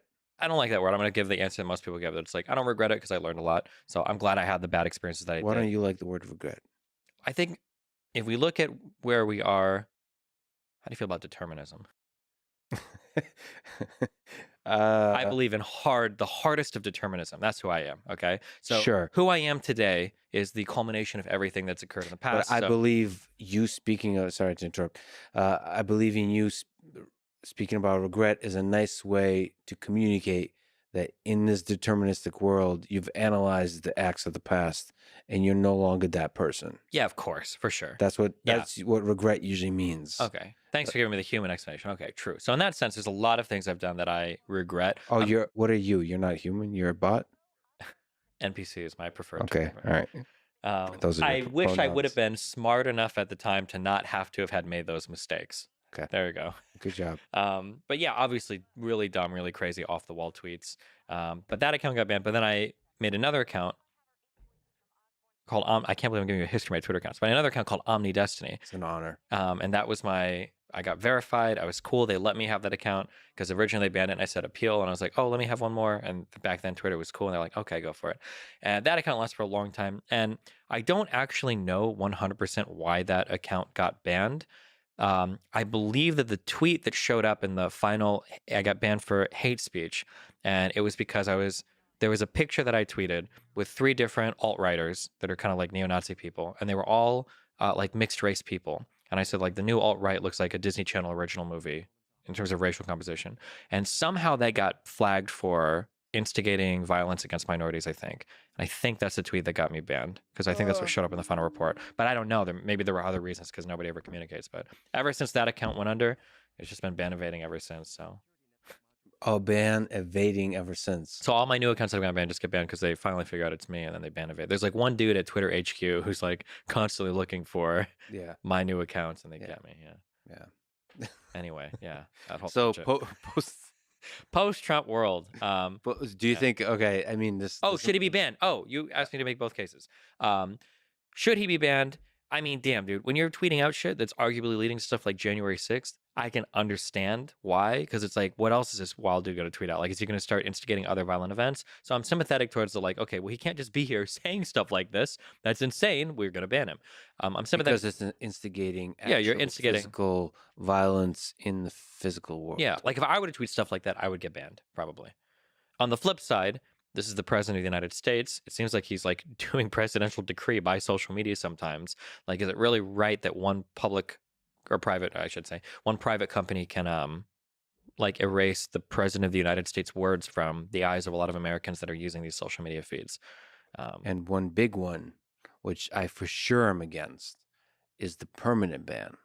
Yeah, I don't like that. I hate that. Even in my community, if somebody comes back after like a year, like, I mean, Did you just compare yourself to the president of the United States? no, I compare myself to Twitter banning the president of the United States. Let me put it this way: if I banned Donald Trump in my chat room, I'd unban him in a year. A year? Yeah. What's the process for unbanning Donald Trump? What would he have to do? Usually, people send me an email and they're like, "Listen, I did this stuff. I'm sorry, I was dumb. I'll give him another chance." But a year? What if they send an email a month later? Usually, I'll unban him. That's usually my I ban pretty quickly in my community, but if you ever ask You're to a come big back, softy. Look yeah, at I you. usually let him back. Yeah, I'm Okay. very well because I used to be the worst type of internet person, and I think I'm a little bit better than I used to be. So Now that you're older. yeah, now that I've matured, yeah, of course, age bestows a wisdom that just can't be gotten any other way. What's your sense in general? Is there something interesting you could say about your view on free speech? It seems like one of those terms that's also overused to mean a lot of different things. What does it mean to you? If you have a democratic style of governance, you are entrusting people with one of the most awesome and radical of responsibilities. And that's saying that you're going to pick the people that are going to make some of the hardest decisions in all of human history. If you're going to trust people to vote correctly, you have to be able to trust them to have open and honest dialogue with each other. Whether that's Nazis or KKK people or whoever talking, you have to believe that your people are going to be able to rise above and make the correct determinations when they hear these types of speeches. And if you're so worried that somebody's going to hear a certain political figure and they're going to be completely radicalized instantly, then what that tells me is that you don't have enough faith in humans for democracy to be a viable institution, which is fine. You can be anti-democratic, but I don't think you can be pro-democracy and anti-free speech within reason. Yeah. So what's the within reason? So I mean, you can't post like child porn or something on Twitter where people try to get you on that stuff, or like direct calls to violence are probably not. You shouldn't be tweeting out like we're gonna meet up tomorrow and go bomb, blah blah blah. Probably not. So do you think it's okay to allow racism and anti-Semitism and hate speech? Hate speech, yes, because that's can be very broadly defined. I can understand there being some basic rules of like no slurs on like a platform that gets into like acceptable forms of moderation or like excessive harassment and bullying. I can understand, but past that, when the moderation becomes ideological, I get a little bit nervous because for there's a whole other host. Yeah, of reasons. there's of course it's all a gray area, but when it feels like ideology has seeped into the censorship, Not good. yeah, which it's so fascinating to think, especially now that Elon bought Twitter. How do you engineer a system that prevents ideology from seeping in, and nevertheless is able to create a platform that has healthy conversations? Mhm. Because if you have one guy who's just screaming nonsense nonstop, it has this effect where the quiet voices at the back of the room are silenced. Yeah. So like that's what you usually don't talk about. Like if you let one annoying loud person in, that's actually censoring the voice of a lot of people that would like to speak, but they don't get a chance. That's one of the things, especially around like trans discourse. I have to constantly do that like reminder for my audience. Is so like when I'm dealing with these types of people on the internet, a lot of them might seem really crazy. A lot of these types of people might seem insane, but like in the real world, outside of like the crazy Twitter activist world, like the vast majority of people you're meeting from LGBT communities are like the coolest, normalest people. All they want is to like right to live their life in the way they want to and to be like unobstructed and like but people will get this impression of like an online activist, like a vegan or LGBT person or whatever. And then they think that every single person in real life is like that. And it's a really negative stereotype. And then even the other people in that group. Oh, is Melina coming over? Oh, yeah, actually, I don't know if that's her. Okay, Melina just joined us. What were we talking about? Was it interesting? You were saying that you were going to talk to Elon about getting at OmniDestiny, the verified Twitter account, unbanned. I said that's That sounds like a lie. that's so gracious of you. I can't even believe you would do that for me. And then you admitted that you tried to evade the ban multiple times, which Yeah. I'm sure would be very looked upon. You know, I heard that in Norway, in their prison system, they don't actually punish you for trying to escape jail because that's like the natural human thing to They do. hug you?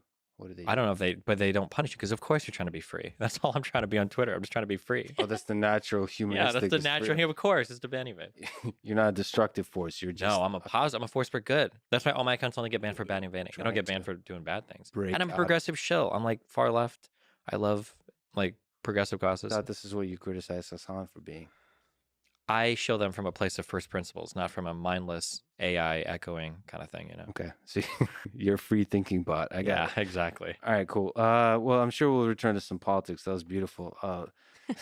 Malia, can you tell us about yourself? You're also a fellow streamer. What's your Yes, story? I stream and I started streaming because I met him basically, kind of, but I don't do the politics. I do like travels or talk about relationships, talk to my audience basically. And you're from that part of the world, Sweden. right? Sweden. Yeah, So exactly. did you escape from prison and they didn't? That was Norway. You just That's- mentioned Norway. That's different. That's a It's different. way I've been to Sweden a bunch of times. I love it. There's a tech sector there that's really like flourishing. Where did you go? Which city? I went to Stockholm. I think I gave a few lectures there. There's a Oh. vibrant tech sector. It was cool. And people are super nice. Yeah. Yeah. We're friendly. We're not like very deep. Like we don't really have much deep conversation. It's like a meta conversation. There's not many intellectuals that come from Sweden. We don't really speak very highly of ourselves. We kind of like just chill Yeah, all the time. chill. We don't make a scene. We're just like There's talk, Do you know what the name for that is? There's a specific name for it. It's Jantelagen. yeah, Delagen. Yeah, I think Norwegian. Jantelagen. Yeah. Oh, there's a philosophy behind it. When you're part of like Sweden or Norway, you don't talk too highly of yourself because it's seen as kind of like rude. Like think of like America, except Yeah. the exact opposite. You don't even really want to you don't want to make yourself into a victim too much. You don't want to be too much of anything. You're just like stick into the group. Don't make big scene about yourself. But that said, you came here and you put yourself in front of a camera and became a Yes. streamer. Do you understand how weird that is for my friends in Sweden? Do you I have just anxiety? didn't talk about myself and just like make a big deal about myself for hours every day. Was that like terrifying? Did you have anxiety about that? No, because I don't see them. But then I come back and I'm like, ooh. Also, what Yeah. do you feel like when you're actually streaming? You feel like you're just alone in a room, like Um, one-on-one type of thing? no, I see Is chat it and I'm chat? thinking, oh, they're like little fairies. They're not really real. They're just like out there. I don't know what they look like. I just see You're- little names and they're just cute and just colors, you So know? you're It's like- talking to little fairies inside your head. Yes, I do. Is that how you feel about chat? They're demons for me, but They're demons? Okay, mine are fairies. Are they? Yeah. So is chat a source of stress or happiness? Like, is there a no, for camaraderie? me that's a source of happiness. I've been very intentional with like the construction of my community, so I'm really happy with where it's at. How are you able to actually have deep political discourse while Number two playing a video exit. game at the same time? I have a really good chat room in terms of like the way that people engage in conversations. Like I was one of the earliest people to embrace the philosophy of like I am in total control of what people watch me think, that like I have a high level of responsibility for how they conduct themselves, and that if I conduct myself in a certain way, I can expect a certain level of conduct from them. And for the most part, it's like worked pretty well for the past 9 or 10 years. Yeah. What about the actual playing of the game? Like, you're able to parallelize the brain. Like it seems like Factorio seems like a super complex game. Yeah, I don't actually think it's possible. I don't think multitask for a human brain is possible. If you see me playing a game, usually what's happening is the conversation is like I've had it a million times, so I'm not thinking about it. I've automated that. Or if the conversation is very challenging, then if you really watch what's happening in the game, I'm probably just running around in circles because I have to think about the conversation. Okay. Because with Factorio, it looks like a lot of stuff is going on. It's Sometimes, yeah. So it's hard for a person who hasn't played the game to detect that you're not Does that actually. come off as like you're super intelligent and multitask? Or does it come off as like he's not interested in this conversation at all?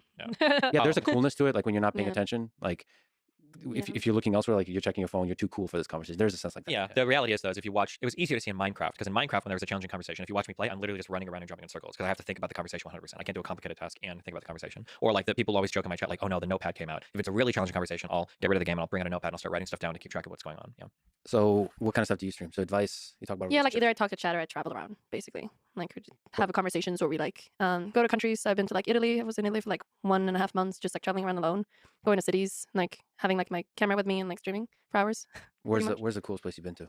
Ever? It's probably New Zealand. New Zealand. I think so. Yeah. After it's probably gonna be Italy, I think. Because So- I like history and yeah. Also both history, because New Zealand is also beautiful. It So is. it's both natural beauty and historical beauty. Yeah, for sure. I think I just really like the Polynesian sort of culture. I think it's very interesting. Like the ocean people, and it's just really beautiful. People are very relaxed, chill. They're very far away, which is interesting as well. Because whenever they talk about politics or they talk about just like the world, it feels really far away. So where's home for you? Is Austin home? You It's home for me. So, a human being is home? Yeah. We've lived in a lot of different places and traveled around. Yeah. a lot. So that's what you think of home is like I think humans. so. Yeah. Yeah, I mean, if they're gonna be a place, it's probably gonna be like my childhood places, probably Yeah. like my old country house or something like that. We don't have it anymore, but like that's like home for me, I guess. So how'd you guys meet each other? You're currently married Yes. To each other, yeah. Yeah. to each other. Just making sure we're on the same page. All right, cool. How'd you guys meet? So I was watching his YouTube stuff like 2018, I think, like because it was the Swedish election around that time, and I was interested in politics. And then I think he said in one of his videos that he had an Instagram and that he needed people to stop DMing him that wasn't cutie pies. And then I messaged him and said, "Am I a cutie pie?" And then he replied in like 2 minutes. And then Nice. that's when I was in New Zealand. And I guess you wanted to escape America or like LA for a little bit, and then Where- flew to New Zealand. Where were you mentally there? Like, because we've talked through this timeline. Where's 2018? Was it 18, 19? Where was the low point? Or that was way earlier? Low point carpet cleaning. That was like 2000, Oh, yeah. 2010. Oh, okay. 2018 was probably your peak.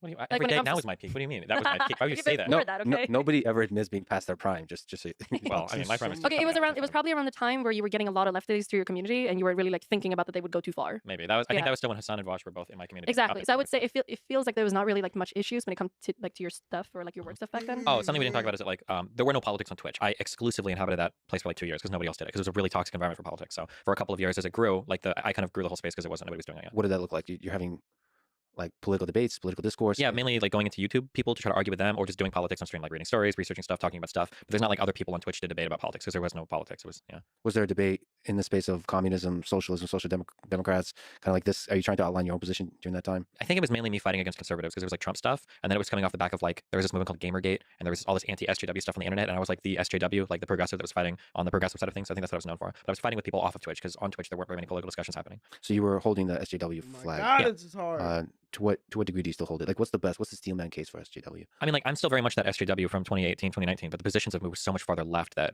some people might not call me that anymore. I'm not sure. It depends on who I'm talking to. Because basically, what is a social justice warrior? Like Dude, being this sensitive to the experience of others. infinity Yeah, being sensitive and screens. empathetic towards the experience of others and then trying to build a better world that like suits as many different types of people as possible while being like aware of like their needs. So you guys met. Like, from your perspective? Is she telling lies? Is it accurate? No, it's pretty accurate. yeah. Okay. When did you guys actually meet? I flew out in 2019. 19, yeah, like in February. Yeah, basically there was like weird stuff happening in LA. I just come off of kind of a weird, not kind of sort of relationship, and I just wanted to like go away for a while. Another company reached out to me, and they had like a fun streaming device, and they said they'd sponsor a trip if I went somewhere. And I was like, oh, well, I know this person. I know a couple people in New Zealand. Emily knows one of them. So like, I'll go to New Zealand. It'll be fun. And yeah, I did that for 2 weeks. Do you guys believe in love? I feel like you lack the gotcha got us into this. I'm not sure to the degree to which you have human emotions. I have quite a few. From your perspective, when did you fall in love with When Millie? you fall in love with Melly Mel. The minute I saw her, I don't know. Our first 2 weeks together were a lot of fun. We had a lot of chemistry in person. I was kind of shocked. I wasn't thinking about it because it was like we spent like a week together, and you said, "I really want to tell you something," and you were I like, don't remember you were that. like I don't stalling that for the longest time. I think she's. Oh, she said like I love you. No, he basically just said like, "I really like you," and it never really happens. That's what he said, and I was like, No, "Oh," no, no, and no, I no. thought, "Hey, I thought." So let's still ran. We said Trump getting banned from Twitter. Is that what we were talking about before? Oh yeah. Hey, you agreed to Wow, me coming that on took- here. Of course, I'm gonna be doing this How to long? you. So how long did that take? 2 weeks, you said? Well, that took like a week. No, I don't know. I think it was just like. Thing is, my yeah. mind processes like information so quickly. 2 weeks to somebody like you is actually like years for me. So Like me, yeah. It's just there was like a lot of like factorial type of strategic thinking. yeah, that you going went on. I was seeing like all the events, like Doctor Strange or whatever in the Avengers when he's like seeing into all the Also, when you futures. saw me, you just saw the future. Just Yeah, I like, was looking this at all of them, yeah. through. You're doing like some game theoretic simulation of all the possible outcomes. Yeah, exactly. Okay. But no, yeah, it was probably pretty soon I realized that we had a lot of chemistry. Yeah. I think before I left after my 2 weeks there, I was like, we need to make sure you get like a ticket to come visit me in the United States because it'll be fun and everything. And then We yeah, kind of just- decided that last minute too. It was A like little bit, really like 5 hours before your flight back. We kind of realized because it was kind of like meant as just like a one-time thing, and then that was it. But we're like, oh no, this is a lot of fun. We should probably hang out again. Oh, so you realized you would miss each other. Yeah, This was yeah. a one-time thing. The melancholy side of love. Okay, when did you fall in love with Steven? I thought he like hated me. I don't know. I thought not hated me. She still thinks I hate her. But no, no. I remember like Fuck, when he said that he man! really liked me. I was kind of a little shocked about that because I don't know. There was a lot of like random things happening in New Zealand. It was a lot of fun, but it was definitely like very interesting like things that happened. Because I was like around a lot of other people as well, so I thought he might have had like a really bad time. But when he said that, I was thinking about it more, and then we spent like more time together like a week after that, and it felt like that was more like real. And I think when he was about to leave, I kind of realized like, no, I really like him. Did you guys ever say love to each other? Like I love you? Yeah, of course, yeah. Okay, Mm. all right. Wasn't sure. Why would you ask that? What has he said before? Because I don't think I've heard you speak. The only time I've heard Steven Definitely. talk about love is when you're like criticizing the red pill community, saying they don't ever talk about love in relationships. Almost all the time I'm giving criticism to people. Like I said, I'm kind of stepping in. I'm very disconnected from my own emotional experience because I'm trying to talk with them there. So it's pretty rare Where- to talk about. What my- is your Where's own the last emotional experience one? exactly? highly blunted, I guess. There's a lot. Okay. What does that mean? I mean, what's deep in there? Are you? Is this just who you are genetically, or are you running from something? I think I have a pretty good understanding of myself. A lot of people make that accusation of me, but I don't think I am. Fuck! Okay, this is just who you Man. are. It's just who I am, yeah. Okay, there's not childhood stuff like trauma. It's all sort Oh, I of was done. one away. You figured it all out. Yeah. In your old age, As I grow every year, I figure out more and more. Yeah. he did mention I think I heard this somewhere that this is a source of fights for the two of you, the age thing. I felt the ageism throughout this whole conversation. He's saying that he gambles like with time. He's just like, oh, I think she will be good later, and then just like It's like an investment, yeah. yeah, that's like what he's doing. When this treasury bond matures, I'll be able to cash What do out you for think a so good. far? Is the stocks going up or It's tumultuous. what's that mean? It's like A lot of up and Bitcoin. down. Oh my Yeah, like Bitcoin, crypto mill. All right. If you guys don't mind, one interesting aspect of your relationship is you're in an open relationship. Mm. What's that like? From a game theoretic simulation perspective, what went into that calculation?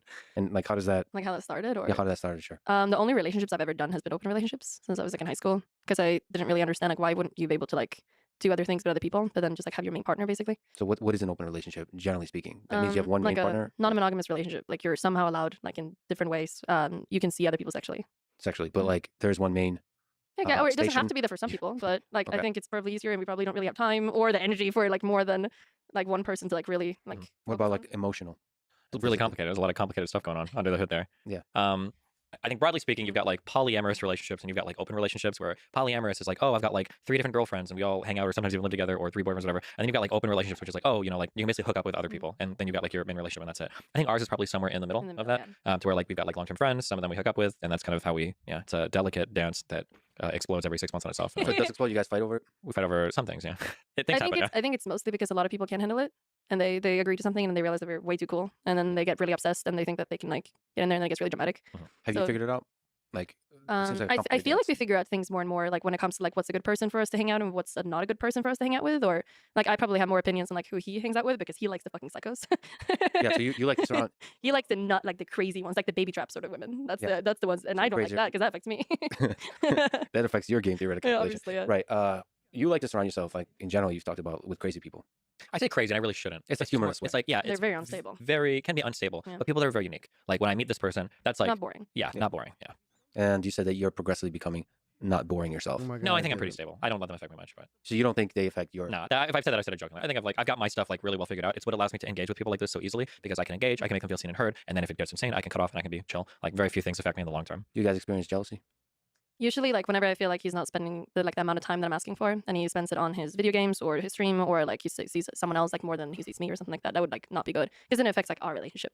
Do you have a good sense of like, is it literally time or is it the energy put into the? It's probably like if he's with me, that like the attention in the time like when he hangs out with me, and then there's also probably the time. So if I feel like something else is distracting too much, like it could be work or it could be a friend or it could be anything. Like if I feel like it starts to take away from like me, then I'm having an issue with it. I don't think he really cares much. I guess the only jealousy you experience is probably when you feel like if I get upset about him seeing someone too much and then I go see someone more, and then he's like, why can't I go see my friend more like as much as you? So like that's the sort of like thing that we're trying to navigate on, I guess. I think we are like diametrically opposed sometimes in terms of how we view like engagement with people or engagement with the world sometimes. So like on her end of the spectrum, like a perfect week for her might be like being in a cabin, watching like fireflies at night, going hiking every morning, Yeah. going swimming at the beach, because it's like you're taking in like the grandeur of nature. You're like connected with yourself. You're like very at peace. Everything is like chill and cool. There's the wind, the feeling of nature, everything. That's like her peak living I experience. like being present. Yeah. just, like, And like my enjoy the peak experiences are like people trying to destroy my life, like the challenge of like navigating really complicated discussion, like several different dramatic events unfolding in my career. Like these things are like very. I like the stress and the action and the entertainment. And everything's like very cool for me. So when we're together, she generally wants me to be like more chill. But if I don't feel like I'm being like stimulated a lot, then it's easy for like my mind to wander. Or, To like, wander on my somewhere phone else or- yeah, yeah. that's kind of the issue. Yeah. We have a very different way of like engaging with. So how can you find happiness in stillness? I feel like if we're just like aware of it and we're trying our best, like whenever we like Yeah. we're supposed to do this one thing. So let's say that we want to go to New York, and I'm like, we should just like go out and do this one specific thing. We try to find something that he enjoys doing. Like now that we're in Texas, we can go shooting or do something fun that he enjoys, then we can do it.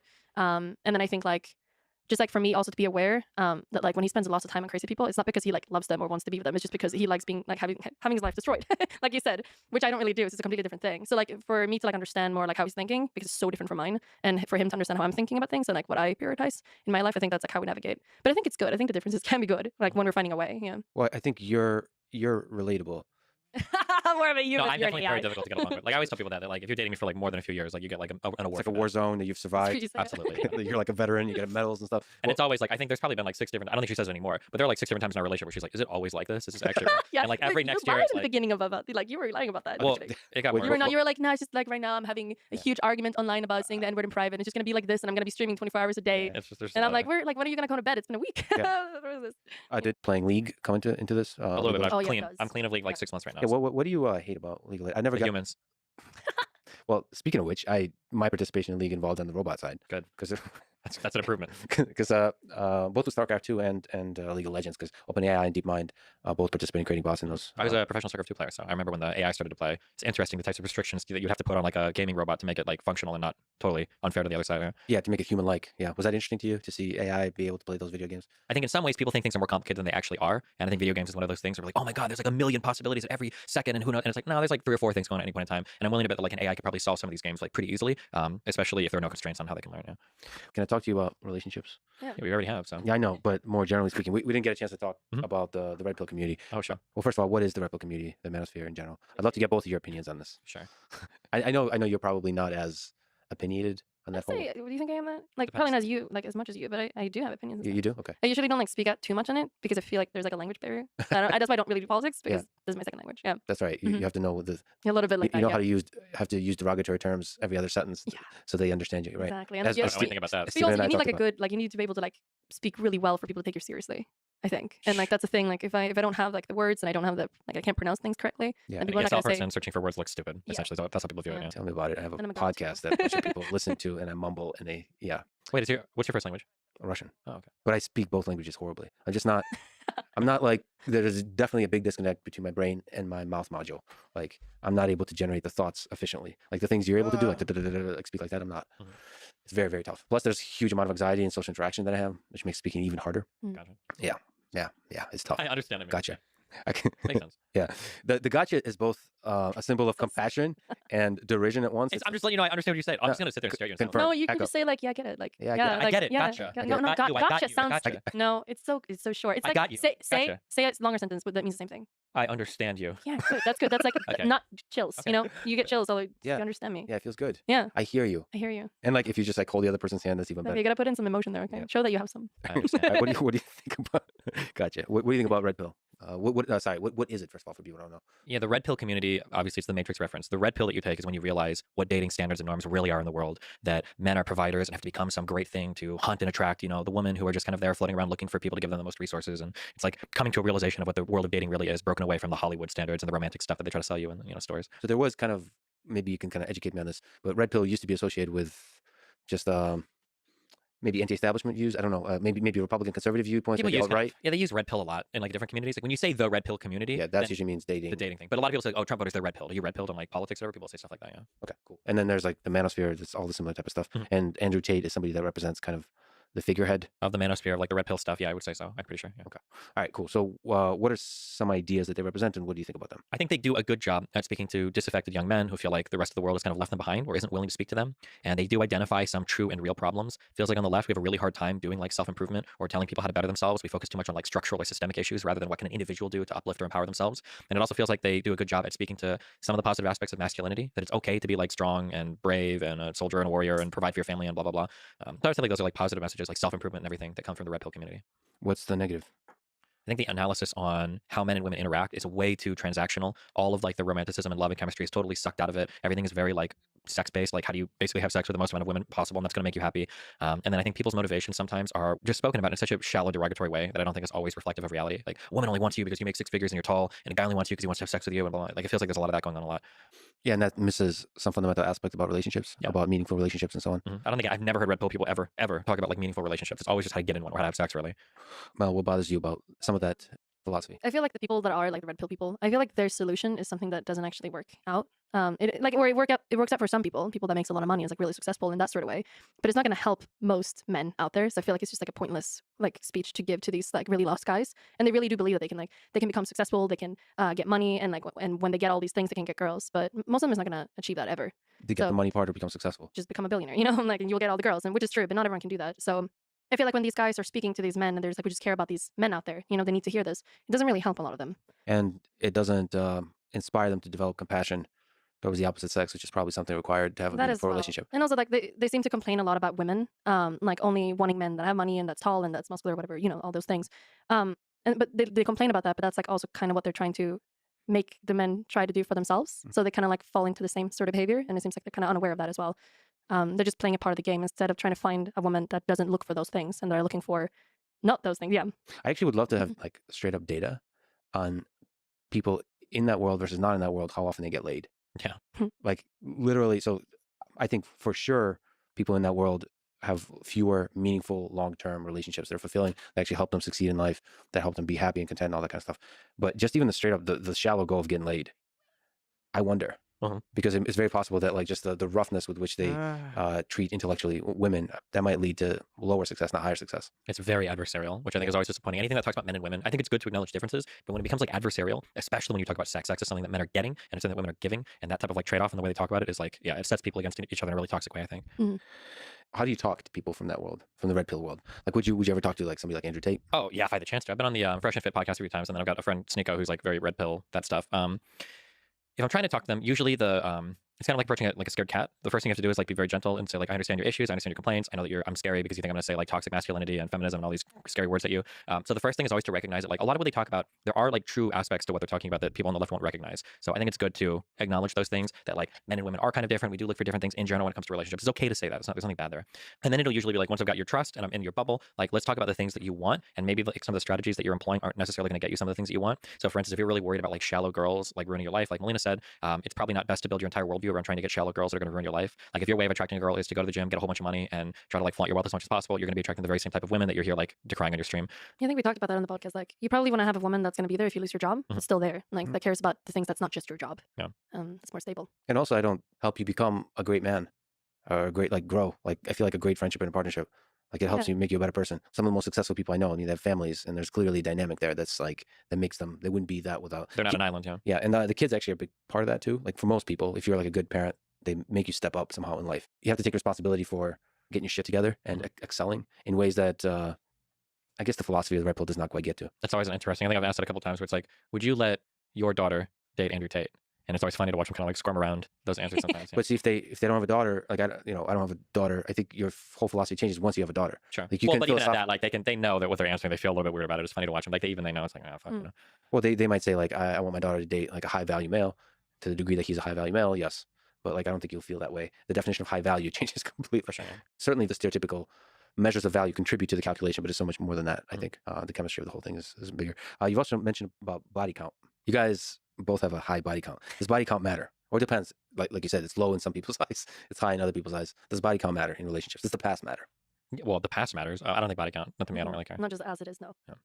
I mean, it could the be. past does. Yeah. Well, the past is who you are, right? Like somebody tells me like they have a 200 body count and they're 16. Something's probably going on there that's not good. I was thinking right? about that too, like because it could be like really young people that are having some sort of like mental problems going on, or somebody's like 45 and they've like never had sex before. There's probably something going on, right? So it could be indicative. But if somebody's like in their 20s and they've had sex with 100 people or 50 people, or whatever, it's whatever. There's more experience.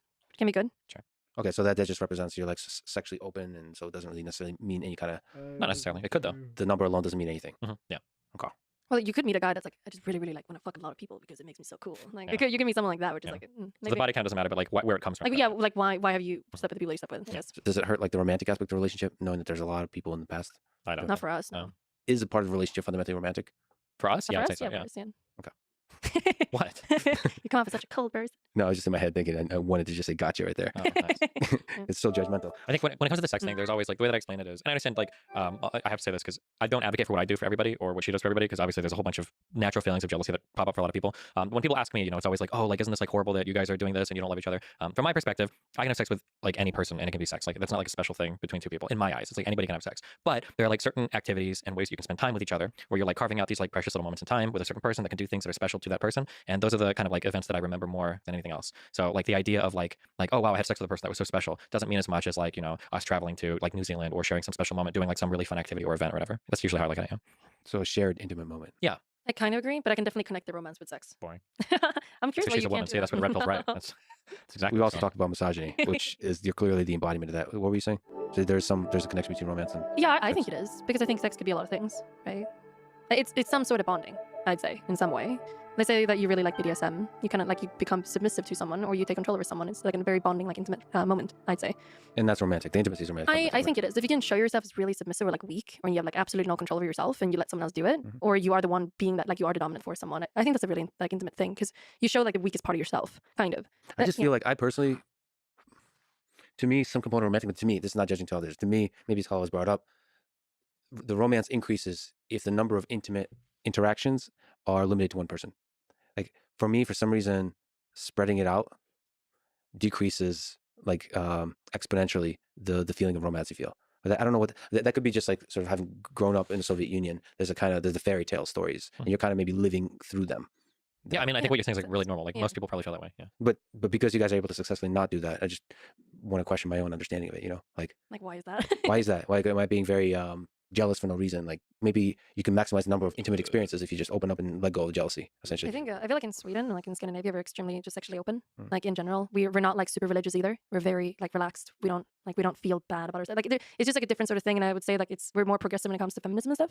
So it's more common that we'll meet women with a higher body count than like when I meet like American girls. All of them have like vaginismus, like super suppressed like sexually, and they Wait, have like what word did you just use? they have like issues to like they can't relax during sex, which just hurts for them. So they get really Vaginismus. nervous. Vaginismus, isn't that what it's called? Yeah. Mhm. So like I meet so many girls that are having like a lot of issues with sex, and they have like a very low body count because they just can't relax, or and it's probably, and usually they come from like a very religious background, so they have just been told like you cannot wear that, you cannot be like that, you can't like and like where I grew up, it wasn't like that at all. We just see it as more like a casual thing.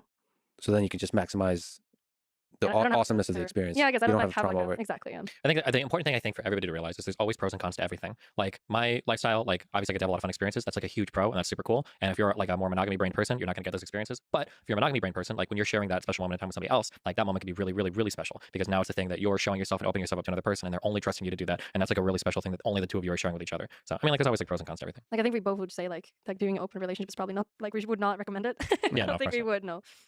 Yeah, I recently fasted for 3 days and I ate a chicken breast at the end of that, and it was like the most delicious food I've ever eaten. True.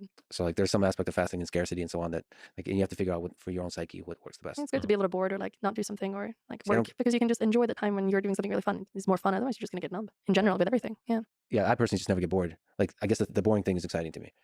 Just like You're like me because everything I like is boring.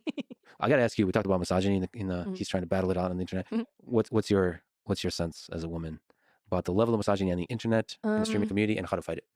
For me, because I guess I get it every single day somehow, like because I have an online, like I have a chat that's live, right? And but I have like mods moderating it all the time, so I don't really need to see much of it. I think it's just pretty annoying because you get to like see it all the time. So it's And become like background noise.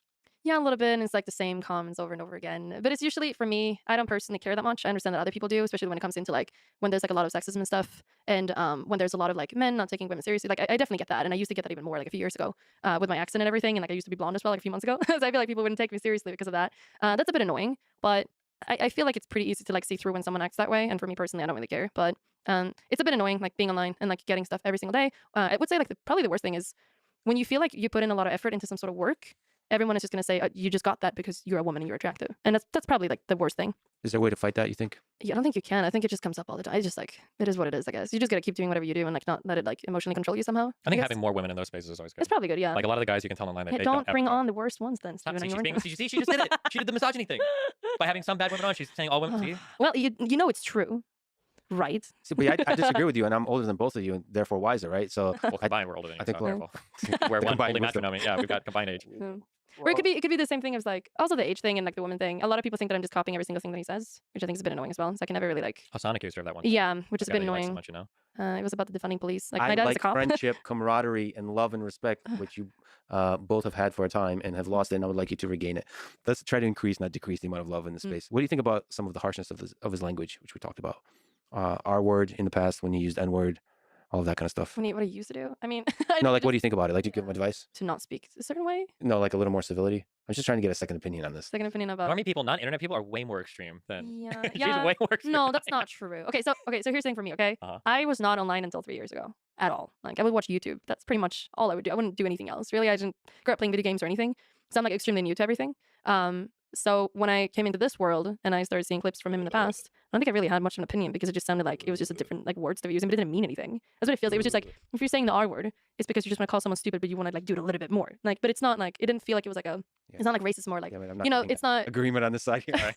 So But like I if he get was it. saying the F word because it was just like a word to like insult someone, and he wasn't like I don't think you were ever homophobic back in the day or anything like that. But I think it was just like a way to express yourself maybe back then. I don't know. I didn't do it. There's no videos of me or anything because I wasn't even online back then. But Yeah, so my case was I definitely Mhm. don't think Stephen is homophobic or racist or any of Mm. those, obviously. So there's a good heart there and a good mind. I was just saying he it's just not, likes being mean. I think. well, there's some you lose yourself and forget the bigger picture that he's pushing for more effective discourse on the internet. He's like an inspiration to a lot of people, especially now, of like how you Yeah. can use effective conversation to make for a better world, to radicalize people and so on. And then you lose some of that power by losing yourself in like the language, just more language of emotion versus effective communication. I would But say- it's a gray area. I would say like something that he's probably recently done in that case because he's been joking about women a lot. Like it's women's fault, they're bad. Like it's been like a lot of jokes when it comes to misogyny, I guess, in your community. And I think it's actually turned people a little bit that way. That's why we've done the recent misogyny Yes. So that I guess that's actually true because I don't think it was clear enough. I don't think it actually was. I think you did that mistake. But I think back then I was even saying like, hey, you should probably not like you probably should not do that. Because it actually is pretty hard for me because whenever I come into his community, like his chat, people are just going to spam. It's like a woman moment. It's a woman moment whenever I say something. And it's kind of like, yeah, it's getting pretty annoying. As I said, it's just annoying when you see it every single day.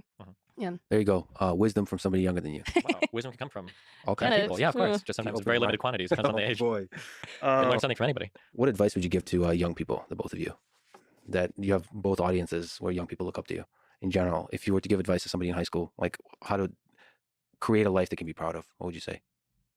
The most important thing that I've learned is to view people as different and not better or worse. And when you view people as different instead of better or worse, you learn that there's almost something that you can learn from anybody. Like being open and empathetic towards other people's experiences. Nobody does anything by random choice. Like there's always reasons why people act the way they do. And as long as you're willing to kind of like be open and receptive to the lived experiences of other people, you're going to be able to gather information and create like a more cohesive and better view of the world than any of your peers will. Do you have any kind of advice you can give to young Younger folks? people. I feel like something that I see, especially in America a lot, is that a lot of people kind of get told what to do early on. Like in high school, they're supposed to become this thing, like education-wise, like they're supposed to like become a doctor or this thing or whatever, and then they kind of just like give up on things that they're actually passionate about. So I think a lot of teenagers get really confused. They get an education and then they get that job and they hate everything, and they think that when they're reaching the job, when they're reaching like the journey, they're gonna get happy. That's like where the happiness is gonna be. But then when they get to there, they just hate everything, and then they become really depressed. And I've seen this so much. Like I see this all the time, and it's pretty sad to me to see so many people that are just wasting time, and then they just get really confused. And I don't know. It's the same thing with relationships too. No one really knows what they want anymore. I feel like everyone is just kind of doing whatever like society's saying, or their parents are saying, or their friends are saying. And they're never really doing anything that's super meaningful anymore. And like they don't. So what I would say is like try to find something that is important to you. It could be anything really, like some sort of passion, maybe like your friends, maybe like what matters to you. Like figuring those things out, I think is really important. And that comes from being able to listen to like some inner voice. So it's not Yeah, I come guess from it's elsewhere. really hard because you're living the life and like there's things happening around you. People tell you what to do and what not to do, and no one really has like their own opinions. Everyone is just kind of like listening to the cooler thing, or Except it's never Steven, really. he seems to stand on his own. True. He's Yeah, a I guess. free thinker. Yeah, I'd say so. And like Hashtag. like something I realized too, like because we just went to TwitchCon and we were talking to a lot of streamers. How was that? It was interesting. I thought it was interesting because the few people that I feel like that seem really cool and that I look up to like in the streaming world, all of them wants to quit streaming. All of them wants to do it. No one likes it. And they're so successful. Like they are around successful people. They're working every single day. They're working hard. They're making so much money. And everyone is just complaining. And like they're complaining about like not being able to see their partner, or because they need to live somewhere else. And I see these things and they seem extremely unhappy. But it's so hard for them to just like cut all this successful stuff off because that's like what you learn to do.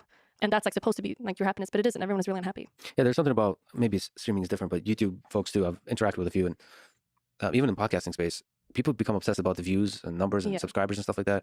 So I never talk about that. I don't pay attention to that. I feel like that's a drug that destroys your mind. Your mind as an artist, the ability to create truly unique things. Also, your mind in terms of the anxiety, the ups and downs of the attention mechanism.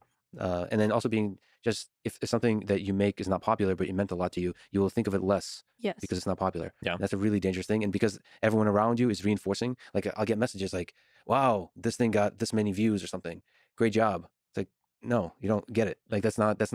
Everyone is enforcing this language of views and likes and so on, and it's correlated, of course, because truly impactful things will get a lot of attention often, but it's not on the individual local scale, like temporally is. It can really fuck with your mind, and I see that in the creators. They become addicts to the algorithm, lost in chasing views. Like we know friends that we know cool people, and then they start streaming, and eventually they're like chasing the dragon of like. And they change like it's like they hard change to engage their for them. And there's like this is something I've always said that like one of the biggest blessings and biggest curses of humanity is we are very good at acclimating. Like you can become paralyzed, you can have all sorts of horrible things happen to you, and you'll get used to it, and you'll be okay. You can have like a good baseline, but it works the other way too, and that you can get more and more and more and more, and you acclimate to it almost immediately. There's like this is a phenomenon that I bet it happens in the YouTube world, but I know it happens in the streaming world where you're streaming 1,000 viewers every day, huge event happens, and you blow up, and you get like 15,000 viewers for a day or two, and then it starts to go down and down and down and down and down, and then after all the drama died off, you're at like 3,000 concurrent viewers. Now, in the macro, you went from 1,000 to 3,000. That feels awesome. But you actually feel like shit the whole time because you're remembering when you had 10 or 15,000 and now everything feels horrible. And you'll see people climb over time. Like, fuck, like, but what about that one huge stream I had? Like, I've never like been able to. And it's like, dude, you're doing great. That happens a lot. There's so many people that we know that we find super, super cool. They're passionate about things. They have so much interest. And then they just get like so addicted to these numbers. And like everything is just ruined. Like all the cool things about them is ruined because they stop doing the things that they actually like to do something else that gives them more viewers and more money. And it's really sad to see. Yeah, and, that temporary sacrifice that seems temporary is that it actually destroys you. Like for one time making a choice, because I come across those choices often. Like I could do this. You can kind of know what's going to be popular and not, and you have to ask yourself that question: like, is this going to sacrifice because people are sacrificing like intimate relationships. They're sacrificing time with their family. They're like sacrificing time with things that they feel good about and that they like.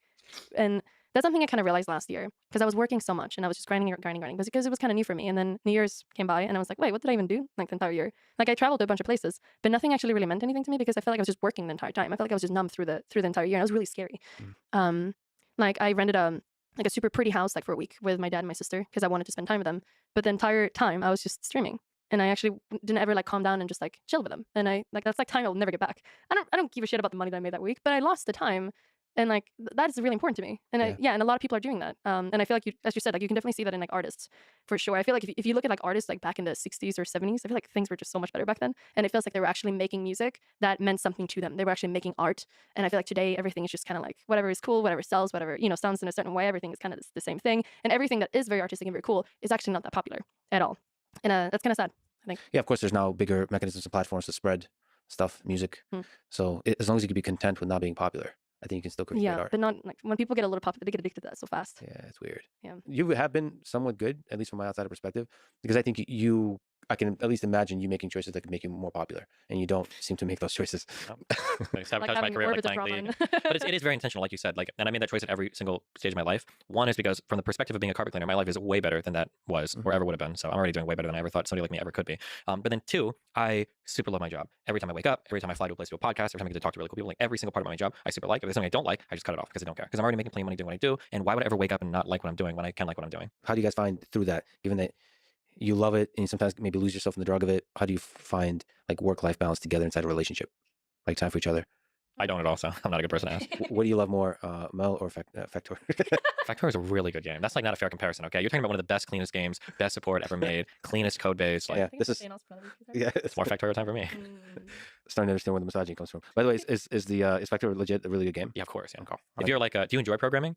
Of course, that's all I do. That's okay. To me, got like programming is a game in itself that I enjoy probably more than anything else. But yeah, it's very much a game like that. Like if you're into stuff like that, like you can lose hundreds of hours like very quickly to like you have a problem and then you think of a solution and then you iterate on that over and over and over again in larger schemes. Sometimes you got to redesign stuff. Sometimes like it's very much like that kind of game. So you're essentially building a factory like what on a foreign planet or something like that. It's basically it's like a bunch of you're trying to automate different problems so that you can build bigger things so that you can automate bigger problems so you can build bigger things and automate bigger problems. Yeah. So it's more complicated than like a city building game, like some city type of thing. I wouldn't say it's more complicated. It's more, it's like Factorio is like a game of like logic, like strictly like logic. Like it's almost like a building a circuit or something. Yes, like yeah. There's like there's circuitry and you got your AND orgs, OR gates. Like there's stuff like that. It's very much like that. Like what are the enemies in the game? Like what? They're like bugs that try to bite you and you can get guns and shoot and kill them. But I saw there's like shooting going on. Yeah, but that's like a minor. It's just another problem to solve in the game, basically. Yeah. Okay. All right. See what we did there? We just started talking about the game as we're trying. Oh my god, that's really like a game, okay. That's horrible. Anyway, is that basically the struggle? Not struggle. How to get human, like intimate human time? I feel like it was like that a little bit more in the past. I feel like it's been better lately. But I think it's because when we started dating, I wasn't streaming, and I kind of just like gave up like my trip in New Zealand. I gave up like I left Sweden, so I was just like in LA, which I hate. I hate LA. I don't like LA at all. It's hard to make friends that are like real, that are into the same stuff as you. It was just really hard for me to connect with anyone, especially also like being a European and like being around Americans was very strange. So the only thing I had when I came here was him. And I didn't expect because we had like 2 weeks of hanging out and like he would be on his computer sometimes and like do emails and stuff, but I wasn't thinking that he would stream like 12 hours a day, and it was pretty intense like in the beginning of it as well. And I realized it was really hard to like get attention or get time because his like love meter would be like full if I was just in the house, and that's just kind of like the way he is. And for me back then when I didn't have anything else to do, was kind of like it was kind of crazy for me. I feel like right now, because I do work as well and I have things going for me and I have other friends now that I made, I feel like it's a lot easier because and I can definitely like enjoy just like being in separate rooms and just like hear him in the background is really nice. I can sit and paint and like in my room and I will do that for hours while I'm just like hearing a scream in the background. It's kind of like comforting that he's just there. It feels nice. I like it. Because to you that's the sound of happiness. Yes, because I know he's right there. Yeah, it's nice, and he'll come in and check on me sometimes, and it's kind of like it's actually very comforting. It's very nice. I like it. Yeah, I think that's kind of what a relationship is. Like you do fun things together, and like you share moments together, but also just like having someone like around you is really really nice. And I think that's probably maybe it's me growing up. Maybe that's what it is. And like I start liking like the kind of I feel like we're like an old couple, like we're like 80 and we're just like around. We don't really have to talk much. It's nice to just and do that. That fills your love meter. That I think I need both. I mean, okay. You're making it sound like that I'm like craving like I haven't said anything. Time. I'm not saying anything. I haven't said anything at all. Face right now. I know exactly what you're thinking. There's so much judging going on. There's no judging. No, but like I think whenever we do plan something out, like if we go on a trip like every other month or once a month, I feel like usually like that's enough as long as he's not playing Factorio the entire time. Like if I feel like he's going on these trips with me and he's not like doing things with me, or he's not interested in like spending time or like being present with me, then I just feel like I'm just wasting time right now, and then I get kind of disappointed. But otherwise, I think this is fun. I think this is like spending time together because we're like doing something together. Yeah, This is my it's fun. Yeah, my love meter is your love rate is full. It's my social life. we like to otherwise think it's about it that way. That like I need like a little bit more of like this one thing, like quality time, and he needs like almost zero quality time. But like let's say that we took away like physical touch, you would probably not be very happy. So you need it's- physical yeah. touch. So it's not just factoring. Huh? No, I'm a very cuddly person. Yeah, like Nice. cuddly, and then you're like I guess like acts of service. Like if I do something for you, you get really happy. Like hot chocolate. Like if I give him hot chocolate in the morning, he gets really happy. So The actual, it's not the hot chocolate. It's the giving of the hot chocolate. No, it's just the hot chocolate. But if she gives it to me, I didn't have to get it maybe myself. just So physical touch. Like that's really nice. All right. Well, if you have to choose between Factorio and the drama, or political discourse, which Probably one? political discourse, probably my calling, but I am a good Factorial player. Like, what role exactly does Factorio play in your streaming life? Oh, well, right now, it's just usually there are like these games that I play in the background as I have conversation because it's hard for me to just sit on the computer and just talk and not like be playing a game at the same time. So it's just something to keep me kind of like occupied. You know, some people buy like little like widget things, I guess. Yeah, that's what yours. Yeah, basically, yeah. It's like Minecraft or Factorio for me. All right. Well, my love meter is full from this. Mel, thank you so much for joining us. Thank you for having me. This is It really was fun. fun. You guys are fascinating human beings. Thank you for existing. I'm glad to live in a world where you exist. I can't wait to see what kind of beautiful thing you create next, and the crazy kind of art that you create through the different people you interact with. Destiny, Steven, you're an amazing human. Thank you so much for talking to me. It's an honor. Hope to talk with you again. I'm talking to Ben Shapiro. You've given me a lot of inspiration. It's an honor to talk to the Ben Shapiro of the left. Yeah. Well, thanks a lot for having me. I appreciate it. Thank you, It's guys. been fun. Thank you. Thanks for listening to this conversation with Destiny. To support this podcast, please check out our sponsors in the description. And now, let me leave you with some words from Lewis Carroll. It's no use going back to yesterday, because I was a different person then. Thank you for listening, and hope to see you next time.